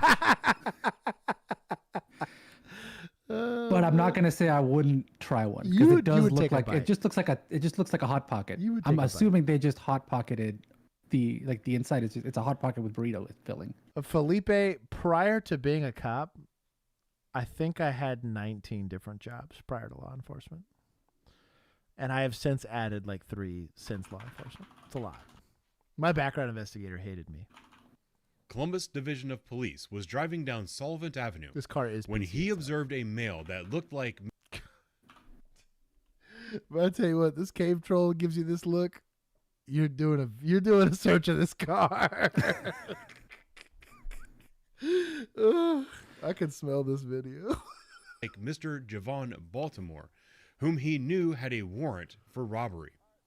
The officer watched Mr. Baltimore walk into a corner store and decided to follow. Oh, he wasn't even involved in the stop. He lets PC go for this guy. To see if it was really him. Moments later, the two locked eyes, and the chase was on. Bro, that's those convenience stores. Don't. Oh, you get tased, Jevin. Okay, wait. Pause before we go further than this.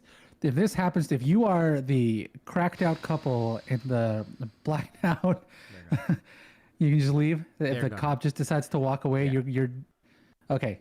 Just wanted to know if I have to sit there. And I would argue, you don't really have a case for evading. You get a vehicle, you left, dog. Like, what do you want from me? Now, if you're on probation, you probably stay. Like, you want to be on, like, hey, you ain't gonna accuse me of nothing. Because you're on probation, your leash is way shorter. But like as a person without a criminal history,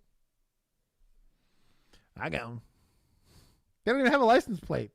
Like, what would you say? Black Cadillac, right? Like with methy looking people in it. Like, okay, that's like half the cars in the city. 190. Jevin, you're gonna get tased. I got a 58 for robbery in the M&J carry out in the Shoba and Sullivan get some cars. You're gonna get tased. 9192 and 9102 to start that way. Why would you give up the door? Jevin, you're gonna get tased. Get on the ground. Get on the ground, Jevin. Jevin, all the way on the ground. I'm going to tase you. All the way on the ground, Jevin. All the way. Lay down on your belly. Come on, man. You know he wasn't going to stop. Oh, he's trapped in the store, too. I just hang out. Oh. Bro. Extra charges. The convenience store people are going to be like, shoot this fool. Bro, they'd be so pissed. Especially here. Your margins are probably razor thin already, you know? Like, come on, man. You get that door, guy? Yeah, I'll respond to your 41.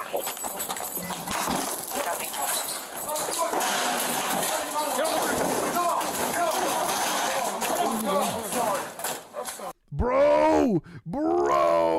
The convenience store guy was ready. He's got like a small bat. I'll tell you what, I'm done with him watching this guy mess up my store. Now, a good way to get dusted by a cop. This guy turns around and just randomly sees dude with a bat. But shout out to him.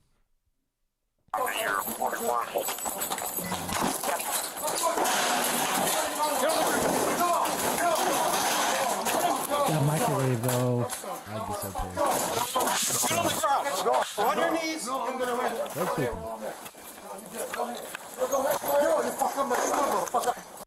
Bro, hold on. Look, he's loading up to hit him with this thing. He's spooling. Look at it. He's spooling.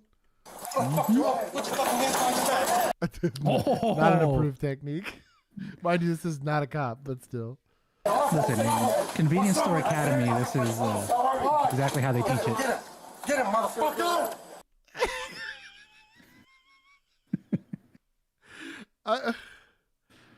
You know the joke about try that in Houston? Columbus, Ohio, baby. What did you do, Ohio. motherfucker?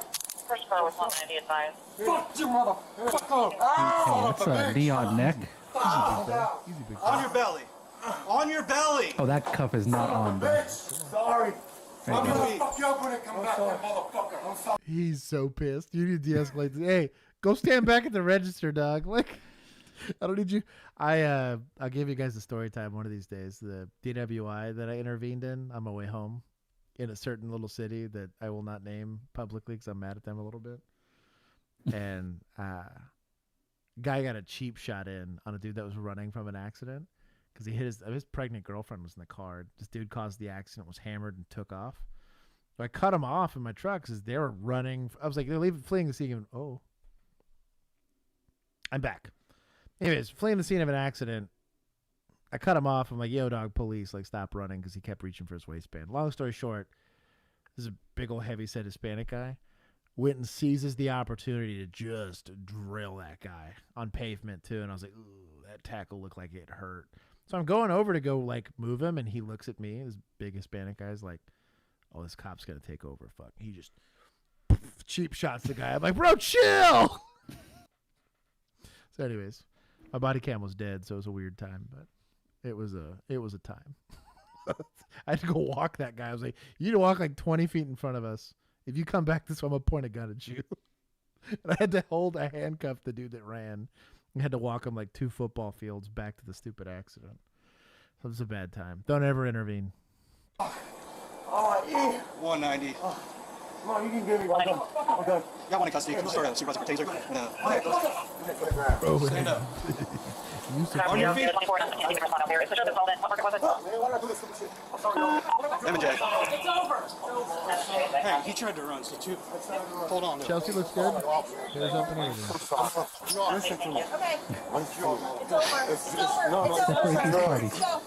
It's a drug, bro. I'm sorry. Come back. He said, come back. It's over, sir. No. I have a good relationship. Shout out to Chelsea. He's like, yo, dog, chill. But still, he doesn't need to keep on doing that shit. Boy, we started shit. Good on him for the robbery warrant. They stayed. They're pretty cool for that. Wow. And get on pro. Face the car. I think they're high as hell. Jether, how you play that game, man? Alright, you know the way. Just face the car, start your feet.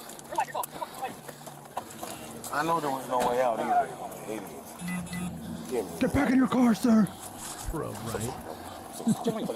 I've never been rude to you. I know, that's what I'm saying. I've never been a dick. And you're gonna throw pop bottles at me? Face the car. He said pop. Pop bottle. Oh, soda. No gloves. Okay.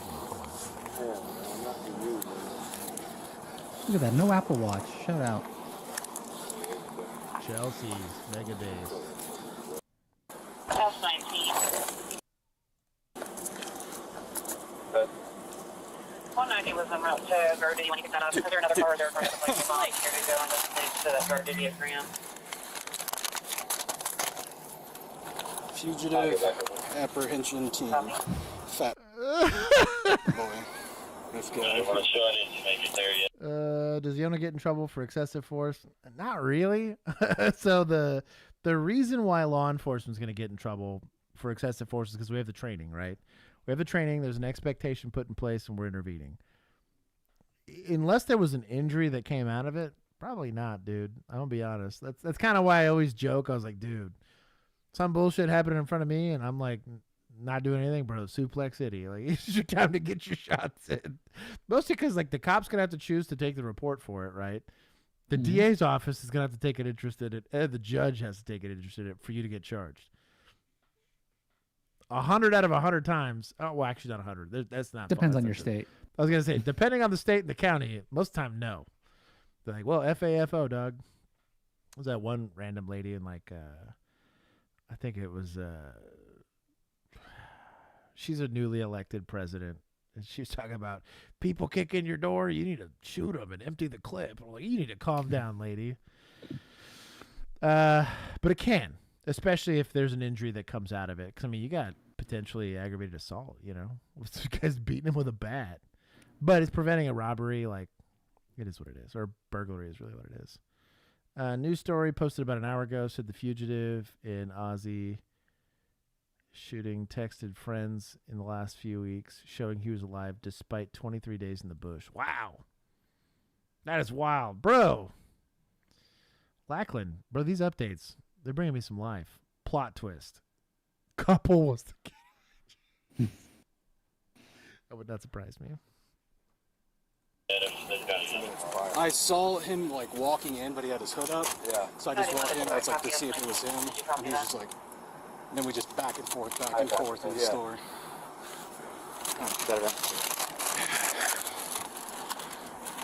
So, has he had a previous 41 here? Is that? No, it's a robbery warrant for I think either the UDF or. Oh, he's got a 58 warrant. So he's just pissed because he fucking tried to whip us. We both took him into custody. Okay. He was like, well, once he started throwing his.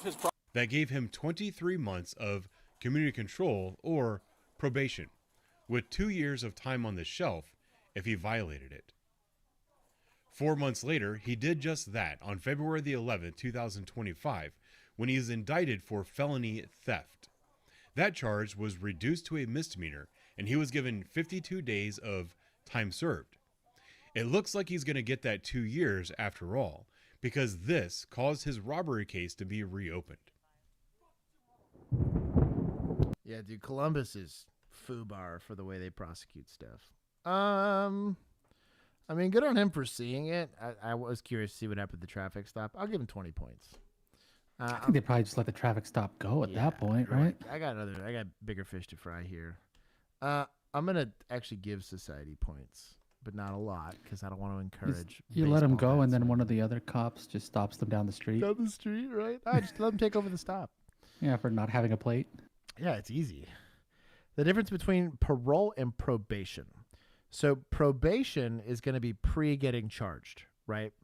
So I'm going to put you on probation for XYZ. Parole is I'm incarcerated and I'm being released early, right? And typically parole is going to have way more restrictions on it because you're like, hey, you were sentenced to 5 years with an opportunity for parole at like 2, right? And while you're on parole, you have to go talk to your parole officer, or your probation officer, like your PO. He's going to keep you on the nines. There's going to be a lot of restrictions on like you have to be at home within a certain time. You can't drink. You can't hang out with certain friends that are doing criminal like hood rat shit, you know. Versus probation, a lot of that's just going to be it's pretrial stuff, or you never went to jail or you never went to prison. They're putting you on probation, saying, "Hey, we're gonna defer adjudication and put you on probation for this, and if you screw up again, we'll reactivate those charges." The easiest way to remember it is probation is going to be beforehand and parole is afterwards. Probation. I'm on probation. I served my time. Yeah, there it is. Let's go. You can't be sussy wussy. Yes, indeed. The news story is included. Yeah, so the next 2 videos are the same story, basically. Oh. So one is the thing, and then the other one's the news story for the thing.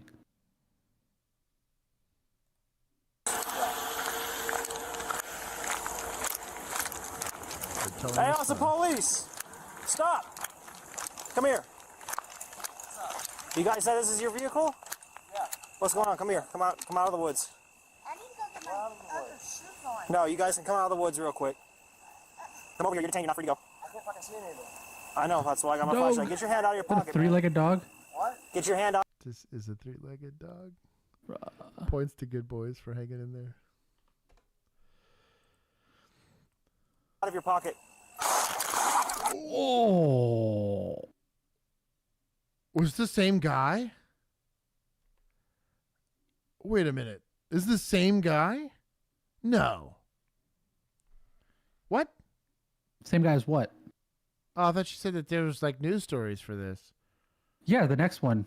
The next one is the news story for this call. The Okay. follow-up, yes, for this call, yeah. Oh, that was murder. Yeah. Sorry for the content warning. We didn't get the spicy. We kind of, I think that's why I was saying that South versus Midwest thing, I think, was supposed to be our spicy warning, even though they never said anything about spicy.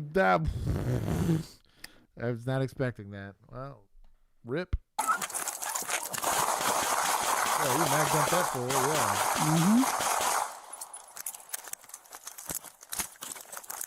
Another one for good measure. Shots fired. I have 2 down. I'm hit. A police officer is one of 3 people shot in It's Austin this this dude morning. again. That officer, Mr. Never Ages, doesn't age. We're told, is going to be okay. So this started with a gunfight between a man and that officer who was shot in the popular Zilker Park. Then a homeowner ended up shooting that suspect after he ran off.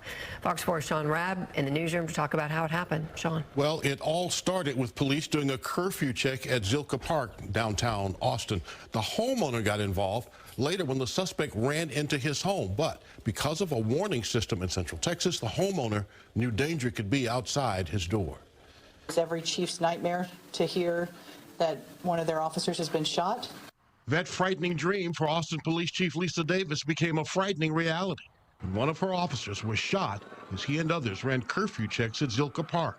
First, coming across a car reported stolen. Then one officer spotting a man and woman emerging from the park's tree line in the dark. The man walking behind the woman. The male seems to be hiding something in his hands. The officer gives commands. Show me your hands. Let me see your hands. At that point, the male suspect brought up his gun, fired, and struck the female in the back of the head. At that point, he continued to fire, striking our officer. At that point, our officer was able to pull his weapon and return fire. The shooter slipped away in the darkness through the trees. Squad arrived. 5 canine officers arrived with their dogs. Air 1 was up. These calls are such a cluster.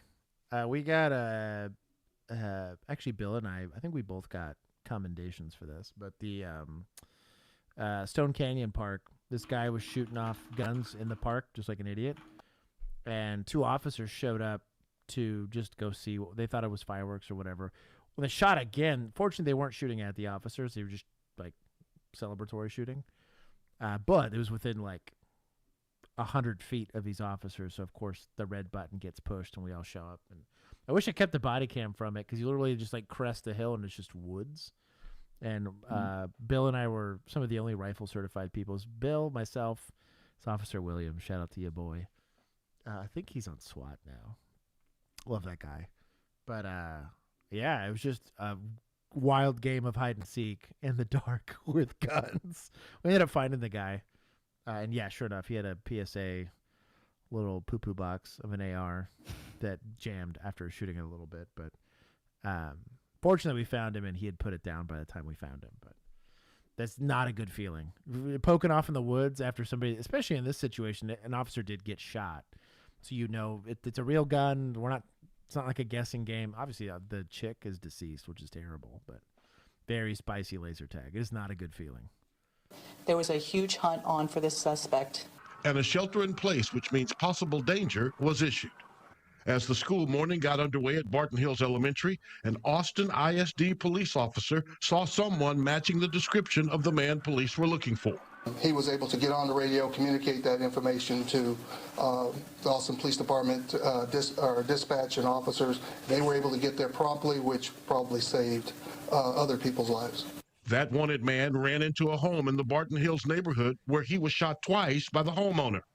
Austin's police chief said the homeowner, who was in the building during her news conference, thanked her for the shelter-in-place warning. I want to tell you that shelter in place saved my life. It saved our family. Because of that, I prepared.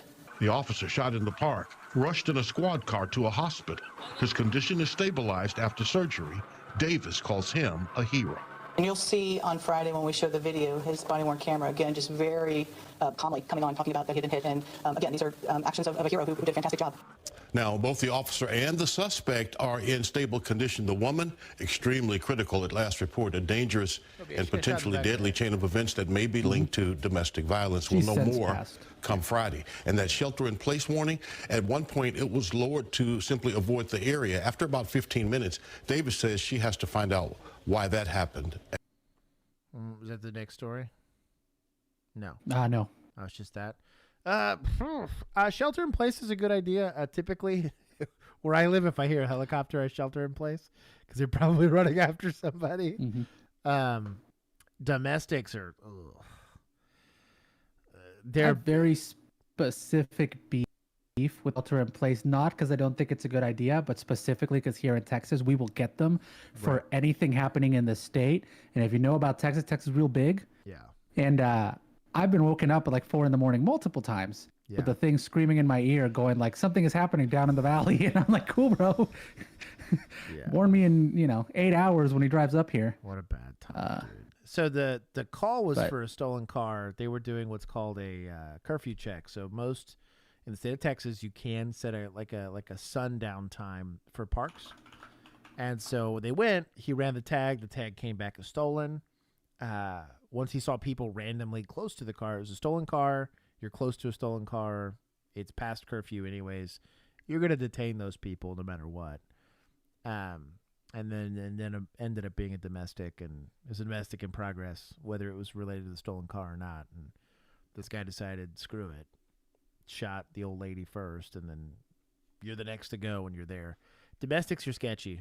I think of the officers in my old department, I think 3 of them died due to a domestic. Which is a domestic that went bad. Like, they're sketchy. People are sketchy. But anyways, shout out to that homeowner handling up. Oh, I got to give points to society. I'll give some points to the officers that were involved.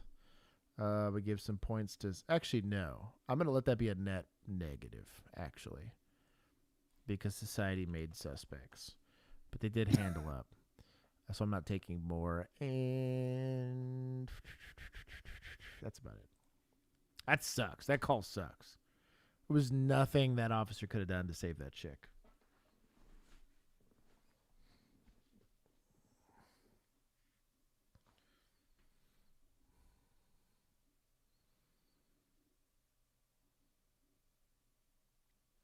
Well, it's going to be a reverse pit. Oh.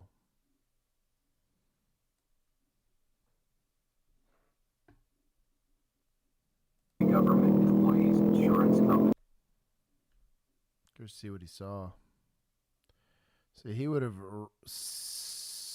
tagged something earlier and would have gotten ready to get on it. Probably running for speed. Everybody got out of space. They're running for speed.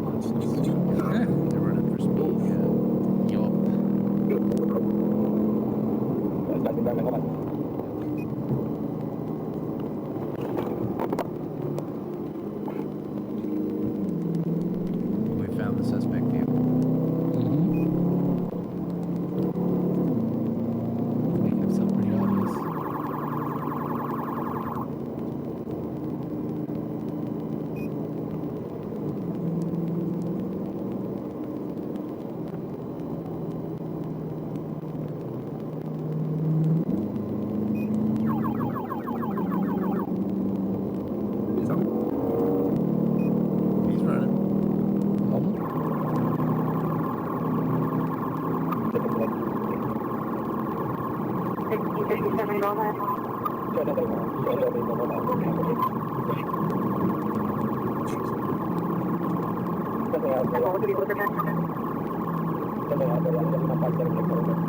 Zombie killer. We don't know what happened to the dog.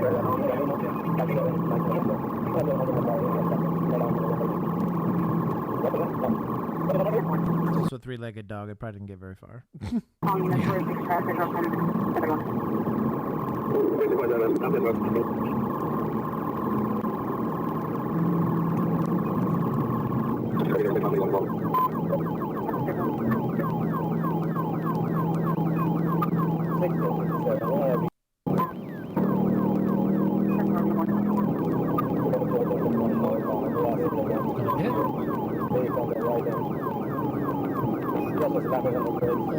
Oh, it tried to Uno reverse it there. Damn, he did. Oh, man, it's clearly a bad choice.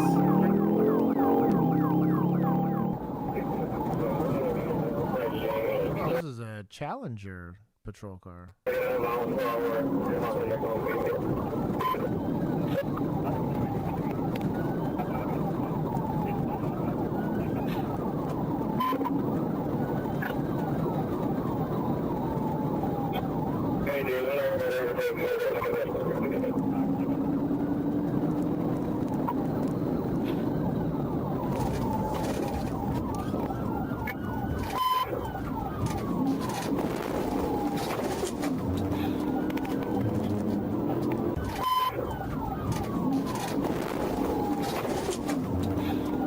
I'll be honest. That's deadly force at that point. We're shooting at this car, and it's not my call if you're the beat officer on the road, but I'd ask. He's ran multiple vehicles. Can we leverage deadly force to stop this car? Because if he's gonna hit us, he's gonna hit somebody else.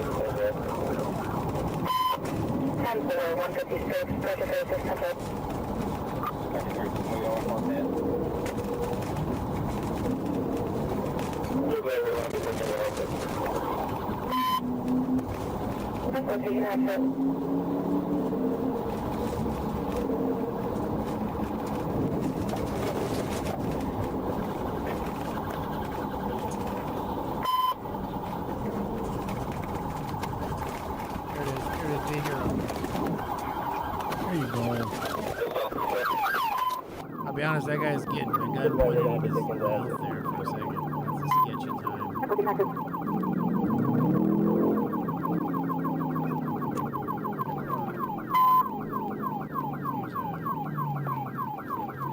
Is that just a random person?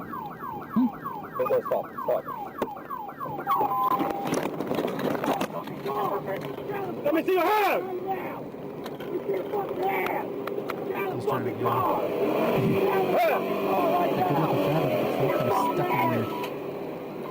Now notice, talked about this old head kick boy. This is a lot more force being presented, right? We're not doing all that. Get out of the car! Get out of the fucking car! Pull his goddamn head off!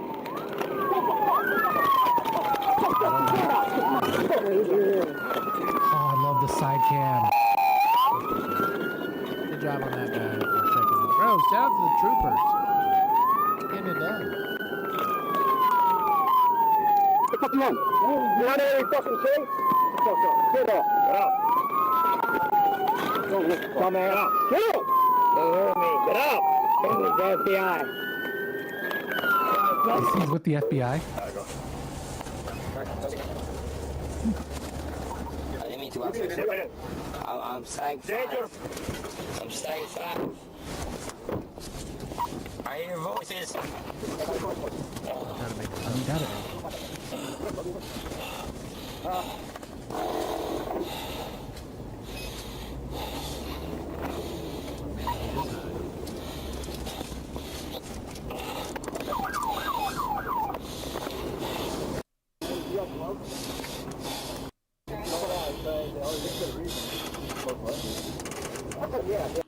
Custody and witness. You didn't take off on the sheriff's office or a police. I don't want to lose my family. Are you hurting anywhere? This has been going on way too long. Oh, I think he stuck something in his butt. He pulled his shorts down. Whatever he had in his pocket, he put it in the purse pocket, dog. And my family's been in jeopardy, and I'm not gonna take all the rap for it. Sorry, but this is no type thing. That wet spot on the seat there? Yeah, it's booty sweat. Why do they have leather Because they're gross. back seats here? Because they're gross. That's disgusting. His butthole. Yeah, that hurts. Ari, so gross, dude. It hurts. It has to hurt. Looked like a pill bottle. Bro, if he shoved an entire pill bottle up his butt, as a practice maneuver. Yep. There are very few folks out there swimming in the world that can shove a whole pill bottle up their butt. State Boys. Getting pitted, not as gangsta, but it was nobody else got hurt, which is a good thing to see. I'm gonna take some from Suspects for the. I wanted to give them some for the driving. Some Well, Fast and Furious. But the butt. Yeah, the butt thing's where you lost me. Yeah, that's what I'm saying. Can you take more from whose car is this? Is this Troopers? For booty sweat? You know what? For booty sweat. Yeah. Because that's gross. Ain't no cleaning that. No, get plastic seats. He shoved an entire pill bottle up. Yeah, dude. The jail's not that far. They don't need to be that comfortable. Ari, I'm podcasting. You need to calm down. Let me see if I can get her to get on the microphone. You see her? Okay. Hey. What are you doing here? You can hear her? I'll turn the microphone. Oh, it's blurring it out. Anyways.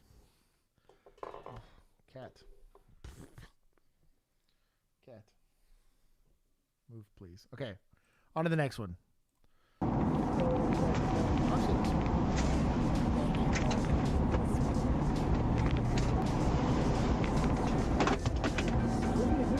Kicking something? Kicking something. Huh? I'm kicking something. Stop kicking stuff. Alright, my bad. Huh? My bad. I just don't know what the hell I did wrong.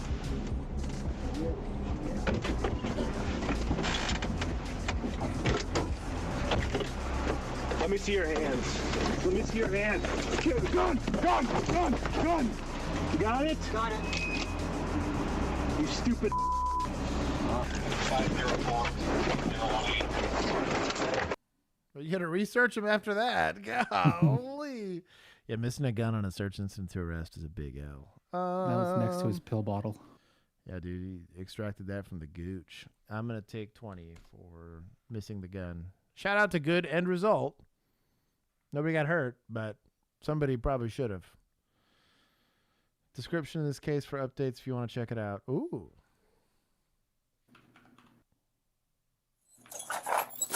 They probably did search, just not well. Don't move! He just pointed a gun at me, motherfucker. Why is he breathing? Why is he in the land of the living? He pointed a gun at you. Just pointed at the guy that's wearing the lodge. 311.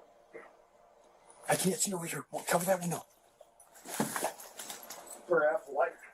Yeah.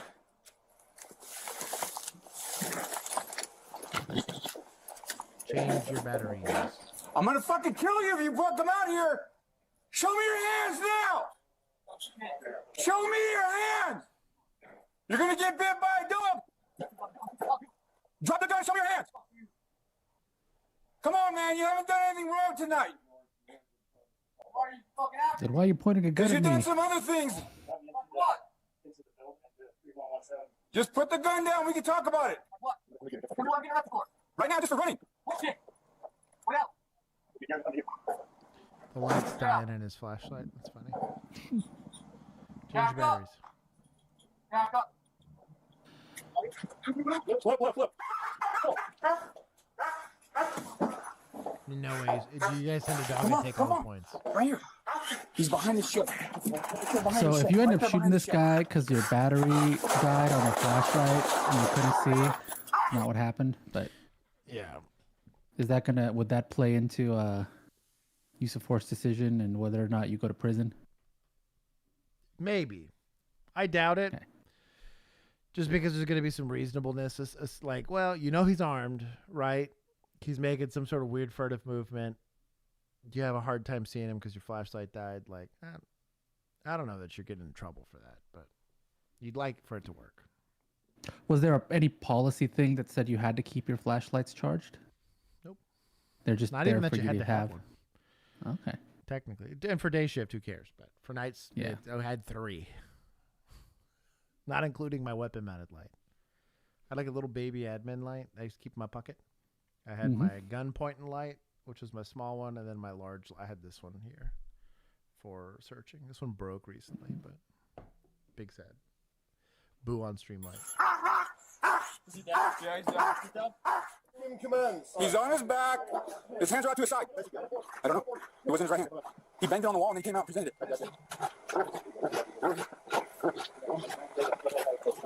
No idea that was here, to be honest. We're good. We're good. Where's the gun at?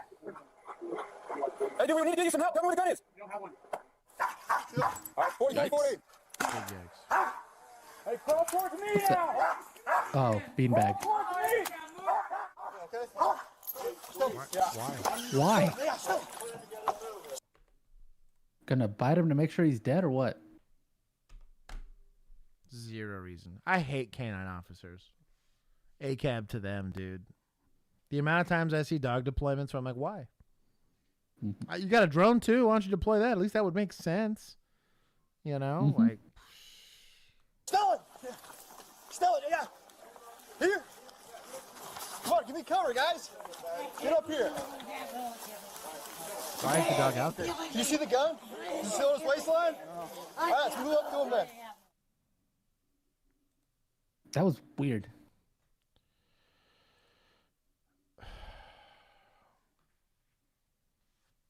Okay, so they were investigating a series of 3 armed robberies. They identified this dude as their primary suspect. He was considered armed, dangerous, and likely to commit more robberies. They circulated a bulletin with his photo for information. They knew his car and his apartment. They responded to a different armed robbery at an Adam and Eve adult store. Whoa. Now, suspect matching his description pointed gun at employees and demanded money before fleeing. Since Cook's apartment was less than a mile away, officers went to his residency to watch for him. As they arrived, they spotted his Jeep Renegade. When they tried to stop him, Cook first appeared to comply, then cursed at officers and sped away. Then they did a high-speed chase through the city. He drove recklessly, driving into oncoming traffic at 90 miles an hour. Let's go. Attempted a pit maneuver failed. They terminated the chase for safety of the public, blah, blah, blah. Got into the standoff, blah, blah, blah. He made it. Yeah, he survived. He was holding a stick, right? Yes. Instead of a gun. But he did get multiple gunshot wounds and a dog bite to the neck. Cool. The dog was so dumb. Well, not the dog, but the deployment of the dog. I'll give points to good boys because they don't ever deserve to get points taken from them, but the dog deployments. Yeah. I am pro getting rid of dogs in law enforcement. Neck bite is sus. I would get rid of bite dogs altogether. There's just zero good reason to use them. Like, get good. All this y'all talking about being in shape for duty and all that stuff, you should be able to chase them and go hands-on. Instead of a stupid dog. Hey. What the is happening? Dude, just wait. Just wait. Don't go anywhere. Dude, you're bleeding. You're bleeding. If he goes, Hey Siri, call 911. Oh, he's not a cop. He's just a guy. You can't just go. Or I will lose my life. It starts with a shocking crash spotted by a group of bikers. A chase kicks off, and the driver is caught on video. But finding him isn't as easy as it seems. Police department. Hey, are you okay? On the evening of May 31st, 2025, a group of bikers are cruising through La Crosse, Wisconsin, when they spot a 39-year-old involved in a shocking car crash right in front of them. What comes next after the accident is where things really take off. Bro, shout out to the Chevy Cobalt or whatever this is. Bro, got Gumbead and wrapped around a tree and it's still moving. That is a testament to American ingenuity right there. Whoa! Car just crashed.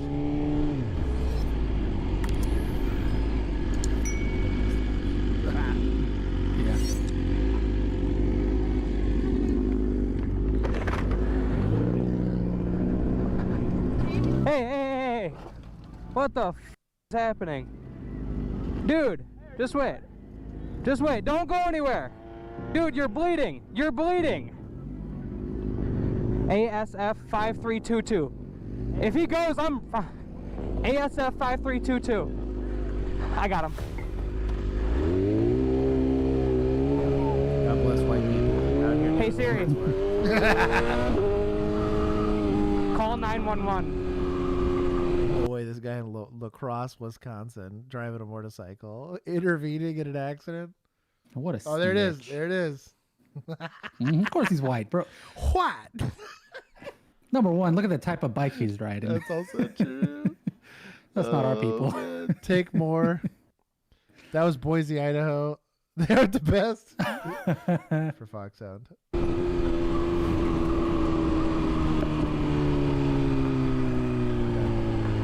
I honor super chats, except for eating canes.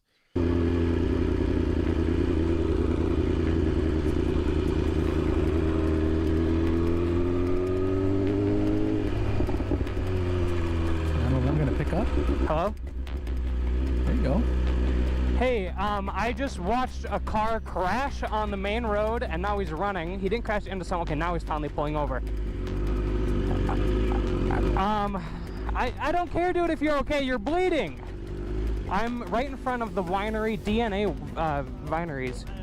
Yeah, but you just like smashed your car. You are gushing blood from your forehead. Yeah, you can't just go. You're. Or I will lose my life forever. I don't care. You gotta stop, dude. I know, but you're bleeding from your head and your car is total. I don't care. Bebop and Bundles is the business right in front of me. Dude, I can't just let that go. I can't. I can't just let that go. I love this guy. He's like professional snitching. I'm here for it. Business in front of me is Bebop and Bundles. I do not. Well, he's running again. He's not running. He's traveling, actually. He's going home. Take points from suspects for saying he'll shoot the dog. You know what? I'm down for that. For threatening violence. While the motorcyclist continues tailing the driver, a La Crosse officer patrolling the area notices a group of people flagging him down at the crash site around 6:53 p.m. There's a car that just lost control and hit that tree, and they just took off. They have the license plate. ASF 5322. Yep. Hit this tree? Hit it pretty good from his head. I don't know if he was impaired. Is it a red GMC? I didn't see a damn thing. Get out of here. Getting his wife. So hit the tree right here? Which way was he going originally? He was going that way, and then we saw him like in the tree smoking, so we pulled off, and then he whipped around and went like that. Okay. So one of us went after him, I think he's on 911 right now. Oh, okay. Just to like try to get an update. Okay. I'll get out of the way here. Thank you. You get a 911 call. Essentially, a red vehicle struck a tree on the north side. It was last seen southbound on Coal Point. I guess the driver might be bleeding from the head. Copy. Is he on the line? Whenever you get more, let me know. I guess he might be 55 or impaired, but they weren't sure. The officer won't have to wait for long. The motorcyclist is still on the driver's ass and has plenty more to report. I'm on a motorcycle, so.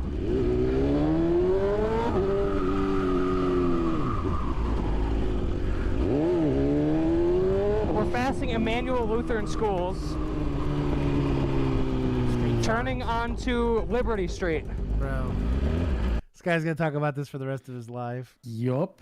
He's not doing bad, though. It's a red Chevy car. Yeah. He's still running. I mean, he didn't hit anyone, but his car is fucked and he's bleeding. License plate A. So it's injury to a tree. Actually, a ticket in Texas and fleeing the scene of an accident. S is in Adam, really? S is in Sam, F is in Frank, 5322. I'm sorry, we use a different phonetic alphabet. You're gonna have to repeat that.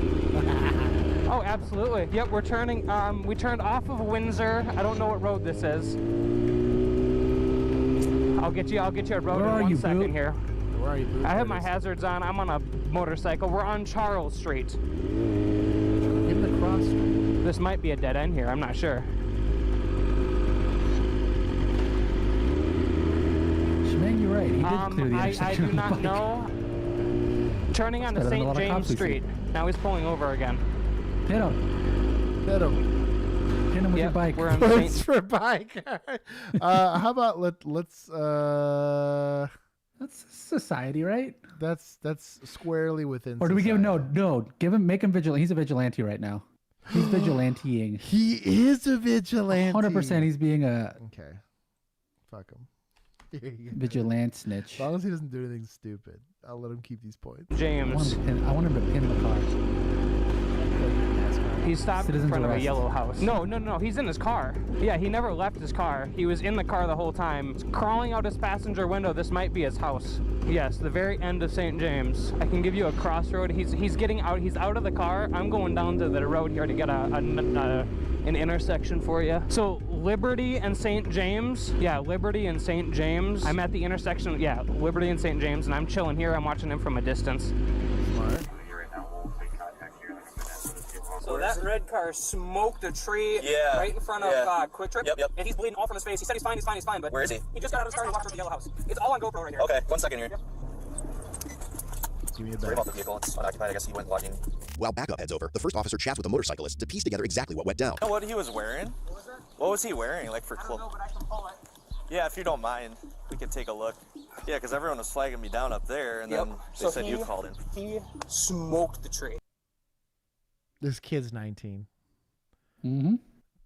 The amount of white did not disappoint. You know what? I want to complain and act like it's Karen energy, but like, what if somebody got hurt? You know, I saw the tree. I don't know how he didn't. Okay with do, and you can see It the is car. Karen energy, but it's being used for good. Right. But he is a snitch. So he said well, and like he didn't try to like grab the guy. He didn't try to detain him. He just was observing. Try to like. Yeah, he was trying to get him help after an accident. Oh yeah, that's what I mean. going to his house. Oh. He said, don't call it in. I'll lose my license or something like that, or I'll lose my kids. Okay. Which I don't really care. Oh my God! I just realized he had a Trump Vans hoodie on. Of course, he's a snitch. That's incredible. He's out here being a law and order guy. Right, exactly. He told this subject that called in he was going to his house. You're a meme, I don't know if my there's any brother. RMS or other addresses nearby, but I'll get He's just sad it's not an immigrant. He walked that way on this way. Hey, he's holding the race accountable, okay? Oh. He's holding it down. They got a reputation to keep. It's a gray t-shirt. Do you have a ponytail? No, I did not leave. Oh, just a cut in a hill. I'll see him again here in a second. He pulls up here. I've got my phone with 911. I'll lose my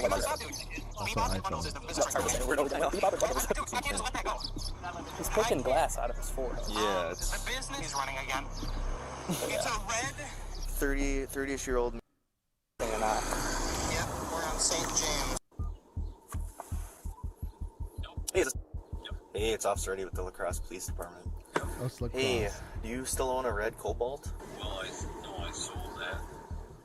Okay, was that recent, or when was that at? Yeah, about a month ago. The plates are still in your name, it looks like. They're expired, though, obviously, so I was just curious. Do you know who that was?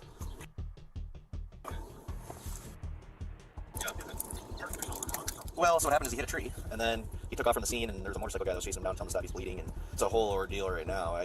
I'm just trying to track him down and make sure he's not dying somewhere. So, we have the video though. This guy, the motorcycle guy's got it all on GoPro, so we can see it's not you, obviously. So, that's probably total. The whole door. After watching the video, Eddie calling himself out.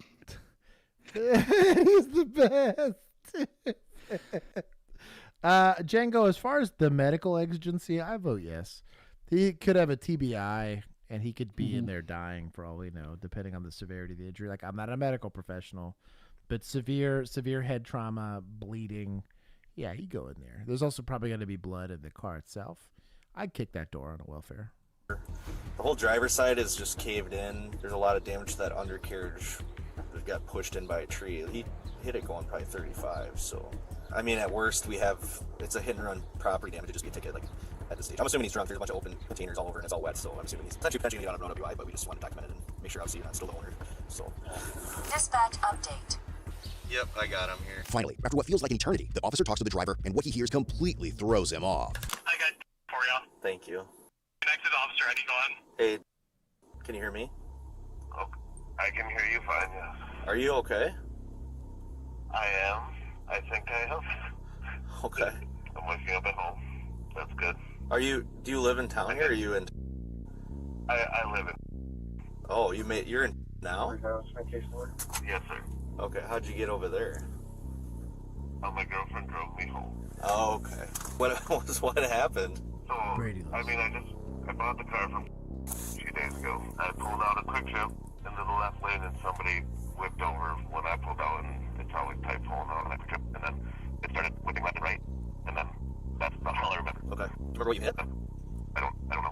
Okay, it was a tree, so you didn't hit any cars or anything. As far as I know, there's no cars in. Yeah. That's very good. So the car, I did take the keys out of it. I didn't want to leave the car parked here with the keys in it, obviously. So all I have essentially, I have a citation for you. I'll probably just send it in the mail. Is there active insurance on this car right now? Like I said, I just bought it. Okay. So I have I got 10 days through my insurance company too. Yeah, to transfer it? I think it's 72 or 2 weeks. I don't know what it is, but I got time. So I just literally bought it. So I have active insurance. I can send you my policy. Okay. When did you buy the car? What day? Oh, it's been an ongoing labor situation. Okay. So it's like a day or two ago. Okay. I don't even know what day it is. But it hurts. Yeah, I understand. You sure is she able to take you to the hospital to get checked out? No, I'm okay. Is she staying with you there in the hospital? She will. Yeah, okay. Make sure I don't die. Yeah, you make sure she stays with you in case something changes, then she can get you to the hospital for sure. So yeah, I'll just send that stuff in the mail. It's just hit and run property damage, so it's all through municipal courts. I've been working a long time. I'm assuming that you're allegedly intoxicated and didn't want to talk to us here, so it is what it is. Like I said, I can't prove any of that. All I have is that you got an accident and reported and left. So there's a citation for that, and it's all municipal court. It's not through circuit court, if that makes sense. We'll go from there. I appreciate calling in. I'm glad you're okay. Obviously, you're probably gonna have some pain. It looks kind of gnarly, so that is true. I've heard that before. But I'll let you go. I'll text you the case number. If you need anything, let me know. The officer realizes the driver hasn't been completely honest, since the owner explained he sold the car a month earlier, not 2 days ago, as the driver claimed. And this isn't the end of it. A few days after picking up the car, he calls the police on June 2nd, 2012. Boy, so they for real just leave him in there? Bro, guy's got memory loss, or he's lying. Has a head injury, crashed out, literally, and is...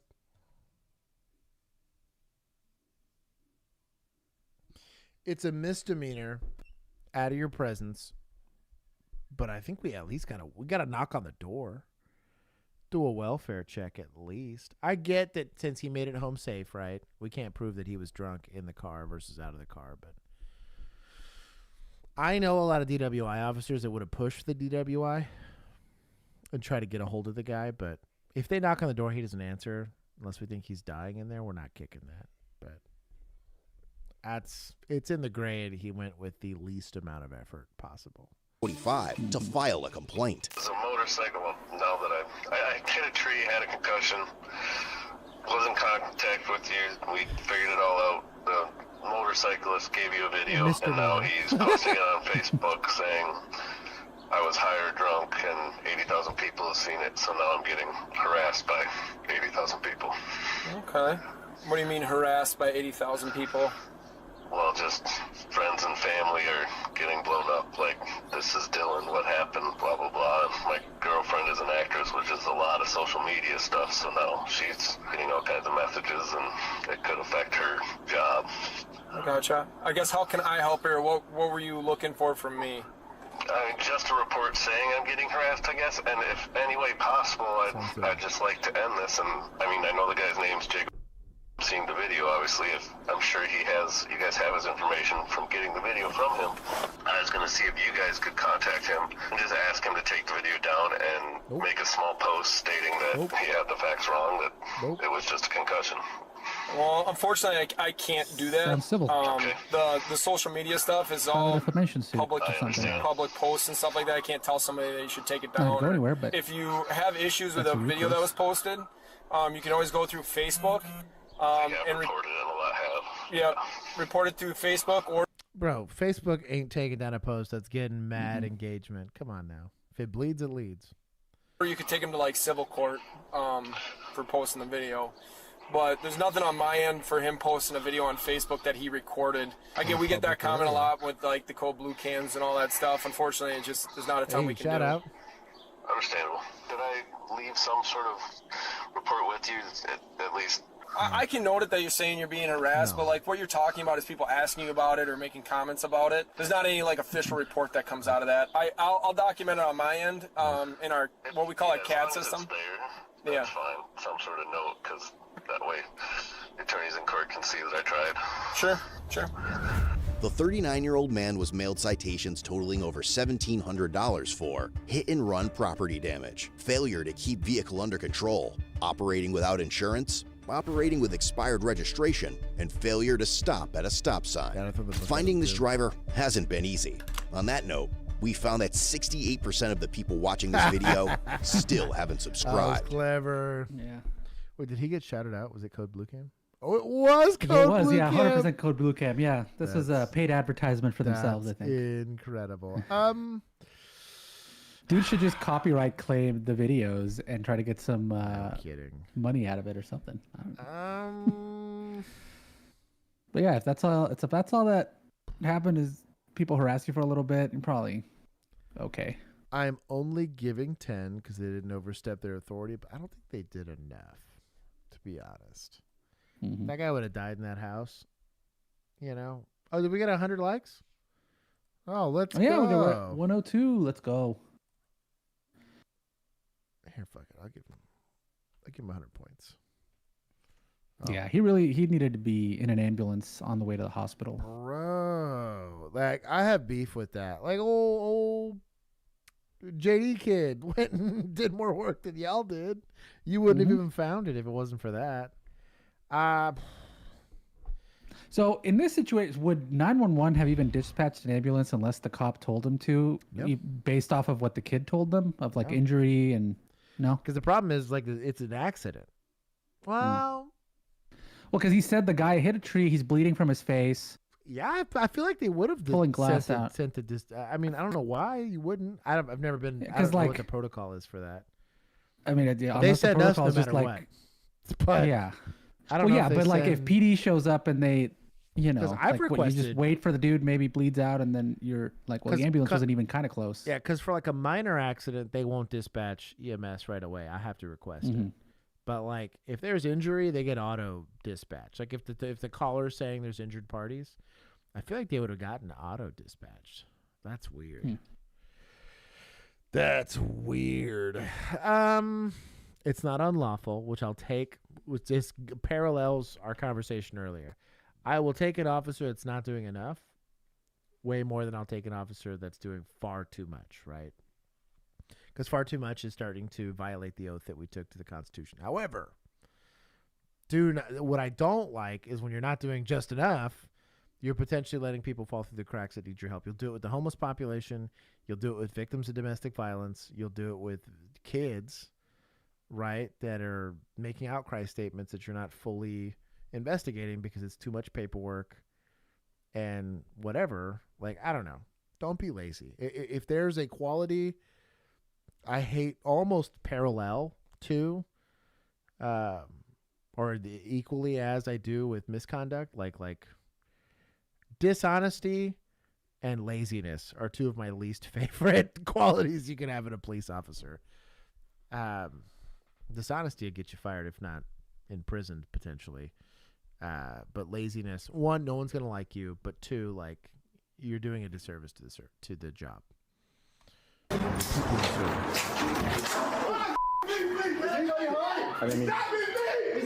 Oh, was that an ND? Ooh, it was an ND. Sig? This is kind of looking Siggish.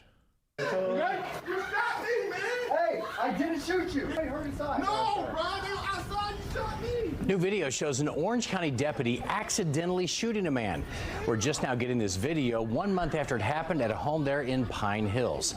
Deputies were responding to a report about a suspect trying to break into a home. Yeah, but those suspects left 1000% an ND. Oh my God. Hold on. That's crazy. Let's see.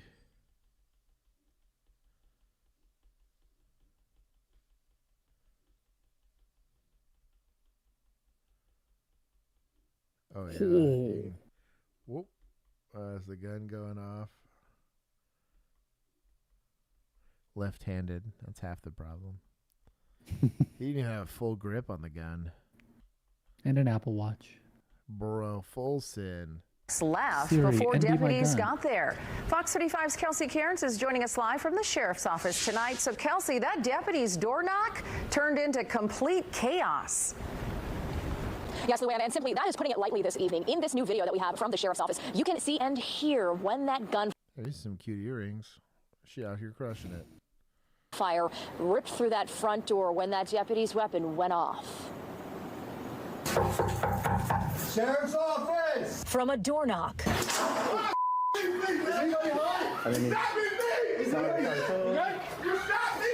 To gunfire. An Orange County deputy behind the trigger. I didn't shoot you. The sheriff's office confirming to Fox 35 the deputy accidentally fired a shot. Is anybody hurt inside? No, bro. They were outside. You shot me. Man, come on, man. Body cam showing the moments those deputies responded to a home invasion call on Sheringham Road in Orlando back in August. At the time, the victim reported shooting at 4 suspects who were trying to break into his home. That man appeared to be shot in his leg. You said come outside, bro. You shot me. What, Bro. You shot at the victim of your armed burglary?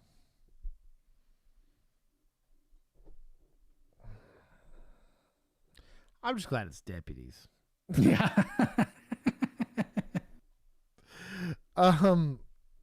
So I can't show it on camera because the nature of YouTube, right? There is a practiced draw you're gonna have with a semi-automatic gun that doesn't have a thumb safety. Right? And when every single, well, all but one holster, if you have to defeat like a level 2 or a level 3 holster, all of it's going to be done with your thumb. So you're either going to have to push the hood forward and pull the little release mechanism back, push the release mechanism down, something like that. All of it happens here. What you end up doing is you end up grabbing the pistol grip of the gun, push the release mechanism, and pull. I was so exaggerated. I didn't even touch the frame of the gun with my trigger finger because I was actively putting pressure. I'll grab my flashlight here as an example. I was actively putting pressure on my finger to not even. I don't want anywhere near it unless I needed to. If I'm rested, I'm probably like this. Like I'm just holding the gun or whatever. And then even going into the trigger guard, there was going into the trigger guard without pulling back. And then there's like actually prepping the trigger. You're very rarely doing that last one, right? It's probably a training issue. I do think he pulled the trigger. I don't think this is a 320 situation, but reps matter, man. Also do like why, that's my one thing that I do like about, people are going to have feelings about this, but it's the reason why I like 1911s. I can actually force upward pressure on my thumb safety. So even if I screw this part up, as long as I'm pushing up on my thumb safety, I know it's activated and I can't possibly screw myself over here. I will have to actively push down on said thumb safety, have a full grip, and then pull the trigger. And you can train around either one. I did every single use of force with a Glock that has only the blade safety basically externally. So, also, why is he even drawing in the first place? Not sure. The deputy's behind him, but the guy who knocked drew because someone shot. Yeah, he got spooked, I guess. At the time, the guy had shot, obviously, but they should have call text that's like, hey, they ran. It's just the victim there, right? So it's not really a good reason to be skinning the smoke wagon there, but I don't know, man. Poor judgment. Also, so tactically, should he have been standing where he was standing? Oh hell no! Let's say this is a live call, right? Like this is a. Because I'm thinking this is like hella rookie. Yeah. The victim was taken to the hospital, treated, and released in the same day. As for the deputy, in a statement sent to Fox 35, the sheriff's office said in part, the deputy has been relieved of law enforcement duty and temporarily reassigned to an administrative capacity. And tonight, it is still unclear why that deputy's weapon went off. And right now, that deputy is still under investigation by the Florida Department of Law Enforcement. See, because like homeboy here on the left side, he knows that's a fatal funnel. I'm going to be off to the side. Hands not, I mean, it's near his weapon, but it's not drawn. Could you imagine? Homie here's like. He almost dusted his partner here, man. Yeah. Because he doesn't have a good grip, so he very easily could have whiffed it into. Yeah, and he whiffed low anyways. But like, why are you pointing a gun at this door? Why are you standing in front of this door? A lot of questions. Why are you wearing a shoulder camera instead of a chest camera? It's called an Axon Body 4, not an Axon Shoulder 4. What a time, dude. That's so weird. Okay, Deputaz. If Millennial's still in the chat, I'll let him take points. He was wearing gloves, though, so maybe he's in our chat right now. Maybe. Also wearing the Apple Watch. You know what? He's not in our chat because he's wearing an Apple Watch. I'm going to take 60. Call it a day on that one. Okay, last one, boys and girls. Also, the placement of that bullet was real scary. Pretty sketch. This guy went home and hugged his wife. Mm-hmm. Oh, I meant on the guy he hit. That was like upper thigh. Oh, yeah, like dude. inner upper thigh. What a time, dude. That was... They're very lucky that didn't turn into a lawsuit. Mm-hmm. Lucky that guy was a grower, not a shower. This guy. So, come on! Lincoln Pool Special, we just had 4 or 5 shots just northeast of us. On June 11th, 2025 in Columbus, Ohio, officers were working special duty at Lincoln Park Pool when they reported hearing multiple gunshots nearby. The pool was crowded with families enjoying the day. When the gunfire triggered a rapid evacuation and widespread panic, officers immediately moved to secure the area and locate the source of the shots. Taylor, are you okay? 911, what's the location of your emergency? Lincoln Park, they're shooting. We need help. Wait, who's shooting? I don't know. I'm a kid, and I just called 911. He was wearing a black shirt. That's my little brother just told me. I was in the pool when it... So, as a police officer working this call, there's this many people present, your call text is going to be absolutely useless. The likelihood that you get any accurate information is pretty low. Trust your eyes, not your ears, is probably the best thing I can kind of advice I can give you. If I don't see a person running around with a gun actively shooting, probably not down in that bird before I give some sort of announcement, right? You're going to want to notify police, give a couple loud, hey, police, everybody move the hell out of my way. I got to go do work here, right? They're doing a good job of running towards said gunfire because you don't need to be hanging out in the park, right? If you're going to have a gunfight, let's not have it in the middle of the water park. Let's go have it out here. Because then at least your backstop, hopefully it gets better, but their backstop is not people. 100% going to be jump shoot. Be sued on Orange County after that. Yeah. Orange County definitely sued. Everybody, all the lifeguards, they run to the bathroom. Was he a black? Okay. Pointing our gun generally in a direction's not a good idea, right? There's a couple things to discuss when it comes to both room clearing and when you're looking through an area.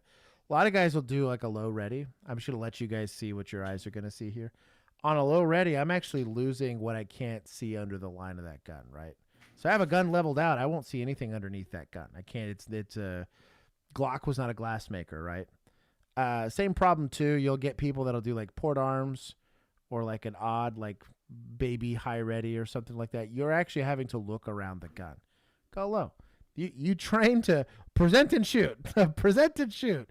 You want to get as much optical information as possible. Unless you see said suspect, don't be leveling your gun out. Also, you got to think, we are now sweeping everything that we're pointing this gun at. Just point at the ground and call it a day. You'll be able to hear and see what's going on. Yes. In all black clothing? Yes. How many of them? He said it was 2 people, but he didn't know where they went. All right, City, we're going to get an officer out there, okay? We're not seeing anybody. It was like the back. Yeah, like between the rec center and the complex. You got to know for getting after it. Right up here. Can I get a street name? Don't point at your gun. Please.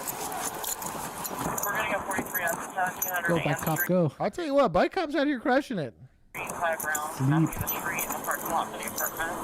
18th and Laurel. It sounded east of us. It happened right here. Yeah. It was right here at 1720, I promise. So something important to do here is assign certain officers to look for evidence of the shooting and other ones to do security. Don't mix the two. You mix the two, you miss stuff, right? The faster we can figure out where the shooting happened, the faster we can set up a perimeter, the faster we can start breaking the scene down and protecting whatever evidence we got of the shooting, right? Everybody's running around at the actual shooting itself. We haven't created a perimeter, and let's say this person got in a car. Let's say this person's running on foot. This perimeter's got to slowly grow the longer it takes for us to figure out where it happened. There needs to be somebody, likely a senior officer or a supervisor, getting on the radio saying, hey, what are the major roadways near you guys? What's the direction you would go to the highway? Stuff like that. Start asking for additional units if you need them. other agencies. If you happen to be close to the boundary of another agency, notify them what you're working on. You don't want them to find out the hard way. Don't get so tunnel visioned in. All the cops, and I get it, all the cops want to go in there and go get the glory and go catch the bad guy, right, and get in the gunfight. But we need to start looking at evidence on the ground. And somebody needs to keep their head up. If you get lost in the sauce like this guy's doing here, he's looking at the ground. It's not that that's not an important job. Just make sure the other person has their head up. We got Casey.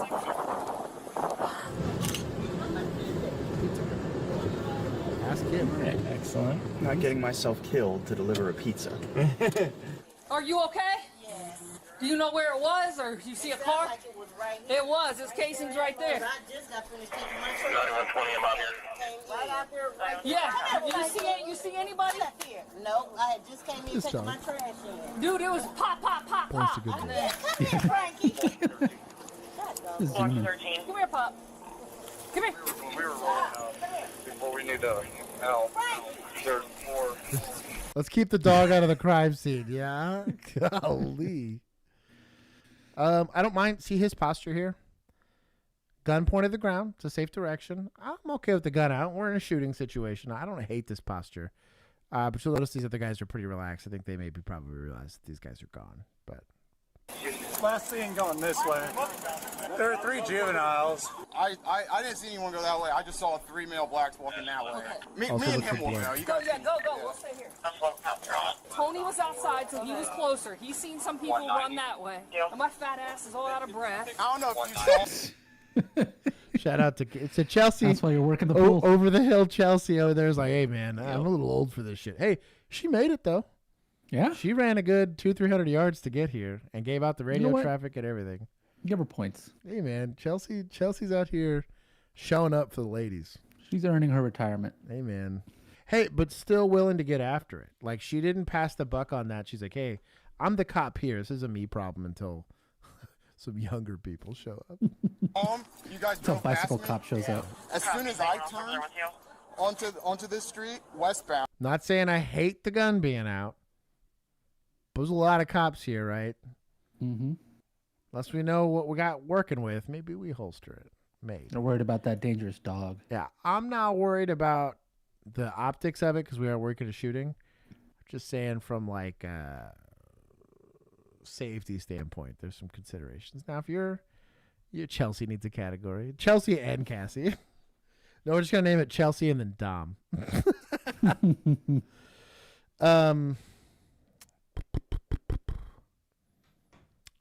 I'm neither here nor there. I would probably just make fun of this guy. Like, hey, we gonna smoke the dog or what? Like, we don't have contact. South of the actual Barack Center. Yeah. There's 3 male blacks just walking west. West, down Yeah, going down towards the park. Yeah. So me and Shopper will go. And the shell casings are up here. Yeah, shell casings are right there by Abbott. I'll see if we can pick them back up. See, this guy needs a guardian light. Yes. I'll bless the guardian light. They might have blood over there. No one aired it. Cute little Schwinn. They might have a blood splatter right there. I've got a witness. Oh, what's that? 3 kids. Other thing for the uninitiated that don't work shootings is when people get shot, they tend to go to the hospital. So if you have a local hospital trauma center, you probably send an officer over there, or at least notify. You can typically call. Dispatch can call for you unless you only got one poor lass in there just juggling everything. Then maybe you could just send somebody. 14 to 16 wearing black. One was Does on that the not bike. violate HIPAA? One with the 33 was not on the bike. Because you're going to say we have because they want to know from a liability standpoint that I was like, hey, if you get a GSW patient, they notify anyways. But they just take a preemptive confirmation of like, yeah, that GSW is not an accident. Somebody shot that guy or he got shot, right? And so, like, they're going to notify PD no matter what because clearly a crime happened. But it's like a safety issue for the hospital because if he got shot, the likelihood that he's got a gun is pretty high and he's in the hospital. And there could be some retaliation where, again, not only did PD know that, but likely the people that shot him knew that if they show up, and it's all that kind of nonsense. And they took off eastbound from... I did it a bunch, so if it's a HIPAA violation, it is what it is. I mean, it's on the hospital. Exactly. It's not an I was just curious. 213. We got 3 calls in front of the Rock Center. Hey! There's the 3 male blacks. I got you. Show me your hands. From the Rec Center. Hands. All of you, stop. Stop. Now, will you get this one wrong every once in a while? Yes, when you live in a relatively homogenous society, right, where most of your suspects tend to just be the majority of that. So just be careful here. Let's not have what old boy did, deputy over there, and smoke around off on it. You're not going to roundhouse kick each one of them to the ground? No kidding. Right there! Stop right there! Stop right there! Show me your hands! Show me your hands! Stop reaching! Got one running. Don't f***ing move! Don't f***ing move! Ooh. Down! Get on the f***ing ground! This was Get a on good the call. ground! So they Yeah, I don't. was about to ask. They don't know who the shooter is. One ran, and that one that ran could just be the idiot, right? Mm-hmm. But we still don't know. We don't want to turn our back to potential other shooters. We don't know if they shot at each other. We don't know if they all collectively donated rounds to some guy. We don't know. So this officer was stuck with a really hard decision. Everything in his body says, I don't want to leave my partner getting into a foot chase with a guy by himself, right? Especially if he's going to get into an OIS. But they both take off here. These guys turn around and shoot him in their back. And or are the actual shooters and are running. So we don't know. Homogenous. Blue brake lights in that car. Called it. Yikes. Got one running. This guy's like, wait a second. So notice this guy's level of compliance versus this guy's level of compliance. Mm-hmm. Get on the We got a triangle here, right? ground! We got concealing himself behind a car. Down! Show me your hands! Let's see what he sees here. That's a bang bang play right there. Oof, that's a bad time. Oh, he took care of that quick. Yeah, there's running. Shot fired, shot fired. Shots fired. I got the shots fired, 10-3. I feel the same way. Put that Northbound through the park. This guy's the genius. Get right there. He's reaching. Well, He just threw something. oh, well, no, never mind. One of them's not a Well, genius. who- He's stuck in a ditch. No, who ditched their car? Northbound through the park. This guy ditched his car. Get right there. Yeah. He's reaching. He just threw something. Whoop. I think he didn't. Either didn't put it in park or. Oh, yeah, he didn't put it in park. Or park died. I've had park die before on me. Like the Really? actual, because it's just a little nub on your transmission, and if it shears off, your park doesn't work. Don't move! That's wild. Do not move! Don't What a move! bad The time, guy's dude. right This there. poor Don't guy's by move! himself. Do not move! Oh, talk about a short 33 stick. under the car! 33 under the car! Don't move! Golly. You see no drop kicks or nothing. Don't reach, don't reach, don't reach. Hey, Good job not becoming the backstop. cover, get the cover, you idiots, get the cover. Hey, to be fair, the shooting's already done. They're not idiots. They're just Idiots? I mean, they're Columbus. It might be. They probably all are. Thank you. Don't get away! Bro, Hands up! he's laying on the ground. Okay, but to be fair, you got uncleared Jeep with brake lights on. No, I'm with you. I'm back. Get up. Can I get up, please? Hey, get Go up. to him. Hey, Go get to up him. with muzzle in front of me. Get up, please. I'm bleeding. No. They're doing an LAPD arrest plan. Yeah, bro, just go get him. Are you guys okay? Someone turn off the siren. I hate you for that. Fuck you, buddy. Chill, lady. Oh, no. Keep your hands out on the side. Go get him. Hands out on the side. Go get him. The reason I have beef with this posture, right? You got like 6 cops here. 2 of y'all take the compliant full. And this is how this conversation goes. You do anything stupid, I'm killing you. You're not getting shot, you're dying. Understand? Cool? Capiche? We're good? Okay, let's go. Donate somebody's hand, somebody's lethal, right? For old boy that got shot that still has the gun, right? Same conversation. These 2 guys are going to basically mag dump you. If you do anything stupid, these 2 guys are going to come. We're going to come save your life, right? Like, this waiting, demanding for him to move. Only one guy got in a shooting. It's this fool, right? His PFC being shut down, perfectly reasonable, right? Like, he's stressed out. I'm not mad at this guy. I'm mad at the 5 other officers that have finally come to allegedly help this guy that aren't just develop the arrest plan, execute it. The more we stand here and wait, we're giving the kid that got into a shooting 2 minutes ago and then decided to pull a gun on a cop again more time to decide how he wants to go out. Let's not leave it up to him. Let's take that decision out of his hands and force the issue and go hands-on and secure the scene. That's my beef with this. And they're all, slow down, slow down. Yeah. No. We're going to take him into custody. Okay. There we go. Help him! I'm getting you in cuffs. Help him! Come on, Dad! You got it? Yep. Bro, get him into custody. You can do it simultaneously. Get him into custody. What are we doing? Ooh, a heater. This is why it matters. So what we're saying, we don't know who it is. It was all 3 of them. Mm-hmm. Let's see what we got here. The glizzy? The rubber band on the mag? Yeah, I don't know why. For grip. It's a Glock.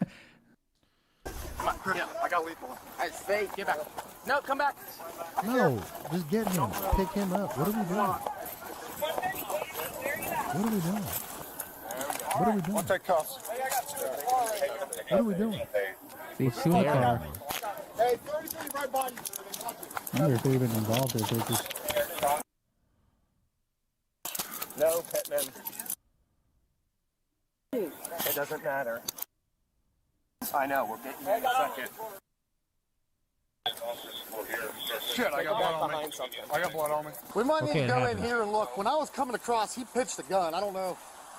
I'll go in there. We came between the buildings. I watched the road. They got you with the car right. Check under your car that you left in the ditch. All right, we need to get these people out. Yeah. It's underneath the driver. Okay. I am as well. All right, here. See me now. Hey, SWAT with me over here. Okay. The glizzy. I got you. Man, back up. Back up. Back up. It's not back up. This should be blocked off already. You got 18 cops here. You block that intersection. You block that intersection. Somebody else say, hey, who else is still here? Because you likely got kids hiding in the water park, hiding in the bathrooms, and parents that are freaking out because they can't find their kids. And a shooting, just 2 shootings just occurred, right? Like, let's do some scene management. It's act like we've been here before. Ohio should know better. He got a GSW in the shoulder. Is it shoulder? Yep, right there. Give a tourniquet. Tourniquet. No, I won't does have not a work on tourniquet. shoulder. Tourniquet? Yeah. Does that work on shoulder? Where's another cruiser? Where you hit? Right there. Oh, that's his arm. You're good. You're good, buddy. You're good. You're good, man. You're good, buddy. You're good. It's gonna hurt, homie. Go up as high as you can. Yep. You're good, dude. Hang tight. Hang tight. Get ready to squeal. Hang tight. Okay, sorry. I know. Your leg shot too? It's gonna hurt, dude. It's gonna not feel good, buddy. But this will save. Oh, good job. One more. There you go. It goes numb after a while. It does hurt, but it goes numb after a while. In your leg right here? So you know when to do this where you shot stuff? The second you apprehend him. Not after you've moved him a couple of 100 feet. It's fine. Just glad I wasn't. All right. He threw something. I can't say it was a gun, but it was black. And it was big enough that I could see it from over there. Oh, wow. That's it, police. Columbus police. We got the bet. One back, guys.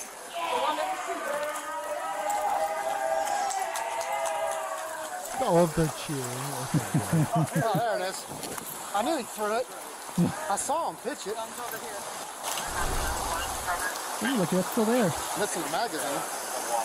You are shot in the arm. You are shot in the arm and leg. Hang tight right now. Just TQ that bad boy. Shut up.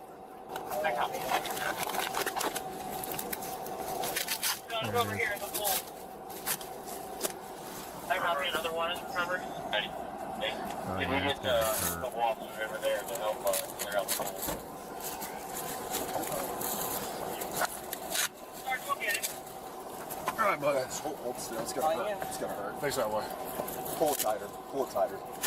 Yeah, you want to. So, word of advice for those of you that have ever, because this could happen from a car accident. You could have a cooking accident where you have a very serious injury with a bleed. For Neanderthals, the term is high and tight, right? Theoretically, it's like 2 to 3 inches above the wound and as tight as you can possibly do it, right? But high and tight, just go all the way up to the joint and cinch the thing off. The mistake made with tourniquets, I'll do a tourniquet video one of these days, is you don't apply the strap correctly the first time. You want to take as much slack. Like I've literally pinned a person, yanked super hard to where it was already hurting before I even started turning the windlass. You could imagine like a belt, you could do that, right? That's the goal. Because that windlass, you're really only going to get about 5 or 6 turns out of it before you've fully collapsed. There's like a ribbon that runs through it. And then you're going to really struggle to get it any tighter than that. Worse, too, is when it gets that bunched up, is it tends to fold if you do it incorrectly, especially depending on like how high up on the joint it is. They could also be built kind of funny. So you want to get that first pull in good, that you can slap the thing in there and do all the twists that you want. But he did a good job to tell him that, like, nah, dude, just pull that strap tighter before you start doing it. Good job. Young Willie. All right, bud. Just had a horrible day. Sorry. Josh's warm, loving, fatherly touch. Young Willie. So how does it feel to a cop when bravery and fear collide? Neither of us would have any idea. And were arrested and taken into custody. The 15-year-old who fled from police was arrested and faces 4 felony charges for carrying a concealed weapon, receiving stolen property, tampering with evidence, and obstructing official business. The 16-year-old juvenile who was shot by police after producing a firearm and failing to comply with commands was hospitalized but released in stable condition. He faces 3 felony charges, carrying a concealed weapon, tampering with evidence, and obstructing official business. The last juvenile was taken into custody without incident. A BB gun resembling a real firearm was recovered. He only had a BB gun. He was also the most compliant, so he gets off scot-free. My boy. Covered from his person, and no charges have been filed against him at the time of publication. So why did homeboy that pointed a gun at police get fewer charges than homeboy who threw the gun? Like I said, we shot him, so we're gonna call it even, right? Jeez. Do they not teach to write the time of the application of tourniquets? So, Foxhound is actually a great question. So the reason why you write the time down on a tourniquet and why it's there is after a certain amount of time, a tourniquet's basically going to turn your leg into an amputee, right? Or your patient to an amputee. In the military, they did it because how far was the hospital we were taking this person to? 1,600 miles away, something crazy like that. This guy's being care flighted across countries, right? Maybe a forward operating base, likely if it was a gunshot wound, you weren't stopping there because they could do like minor surgeries. They weren't doing major. If you're having to do chest seals and all that, that guy's going to like Germany or something, right? And he's in Afghanistan. That is not down the street. And so the likelihood that you were going to have to wait 3, 4, 5 hours to get care was the reality, right? Not to mention you have to get extradited. They might have to load you into a Humvee, drive you a couple miles to somewhere where the helicopter will land, and the helicopter will land and take you out. So in PD, typically the amount of time it takes from me applying the tourniquet to you seeing a hospital is like 10 minutes. They're going to take the thing off right off the rip because he's seeing a surgeon in a trauma 3 hospital or whatever it is, or a trauma 1 hospital within minutes. And so like the time, I'm not going to say it's irrelevant, but it's actually delaying him getting to care. If I sit there, stop, write the time down, and then go. We would typically also say it on the radio. So we would apply tourniquet and say, hey, tourniquet applied, dispatch would timestamp it. and the ambulance is going to have access to that timestamp, and we get to pass that information along to the because we actually bring our MDCs in there. We'd pass that along to it's faster to just get on the radio and say it rather than just to pull my Sharpie out. Hopefully I write it down correctly, and I got to look at my watch and do all that stuff. It's just a little bit faster. It's not a bad practice to have. If you're by yourself and it's like a hiking incident, yeah, dude, care's hours away. So how long that tourniquet's been applied starts to matter. Kind of the same thing, too, if it's a bad tourniquet application or like a half measure, which tourniquets are effectively that, and they try to apply a second one, yeah, because you got to be worried about it's a type of necrosis, basically. If it's applied bad and there's like a gap between them, like it can be an issue. It's that time of the every week. Jeez. Benjamin's like, I didn't get the notification for stream, so I'm just here. Like, we don't do it at 7:30 twice a week. Every time. Been doing it for every years. Tuesday and Thursday. Let's see. And the ruggedness. Keith's not here, unfortunately. Sorry, young Willie. Would that even be severe enough to need a TQ, or is applying it better safe than sorry? It's better safe than sorry. In a leg wound like that and an arm wound like that, it's hard to know. Normally the obvious signs like, whoa, big gushing blood. But a lot of times what will end up happening, especially if the artery gets retracted, is they'll bleed internally. And it takes a couple, and maybe not a couple minutes, but probably about a minute, that you'll start to see that purple pool start to happen under the skin, and by then you've already lost time. Right? That's why I bitched about how long it was taking them to apprehend. It's like the guy gave himself up. Like, did he earn bullets? 100%. I have no beef with him drilling that kid, right? But we have an issue with now we're delaying care when you have 16 officers there. Like, hey, go hands on, go get the kid in handcuffs, secure the scene, and then you're automatically. Honestly, with the amount of officers they had, they could have drug him 10 feet away so that they could handle the Jeep and apply the tourniquets right then and there. That's what I would have done. And then moved him before we go move him all the way to the car and do all the search and stuff. The shears would have been out. We'd have cut his pants, cut his shirt, the whole nine. He'd had nothing but tidy whities on, and 2 tourniquets, but it would have saved his life. I don't think it nicked an artery. He probably would have been unconscious with as long as it took for them to provide care. And it's not that they did anything bad. That's what you get for shooting at cops, right? Like, maybe don't point a gun at police. I don't hate that they delayed care. It's just a bad principle or a policy. Because what happens if this is the CHL guy trying to stop the shooting? You dust him on accident, right? Maybe let's provide some care. Or just a crazy person. Could be a kid that's MHID, that's an idiot and gets a hold of a gun. You manage to shoot him without killing him, and you don't provide care and he dies. Like, or you do the same thing when there's a victim as opposed to your suspect, because your suspect is not. We're waiting. Away from the gun, Right. You're just waiting. Right. And hanging out. Like LAPD tends to do that, where they just sort of wait for like 20 officers to show up before they do anything. I wait for an adult to show up. It's risky no matter what. Eventually, you're going to have to approach him. And there's a chance you get tagged approaching him because he decides that's the way he's going to go out. That does not change whether you do it now or in 10 minutes. So do it now, at least if you have the numbers to go do it.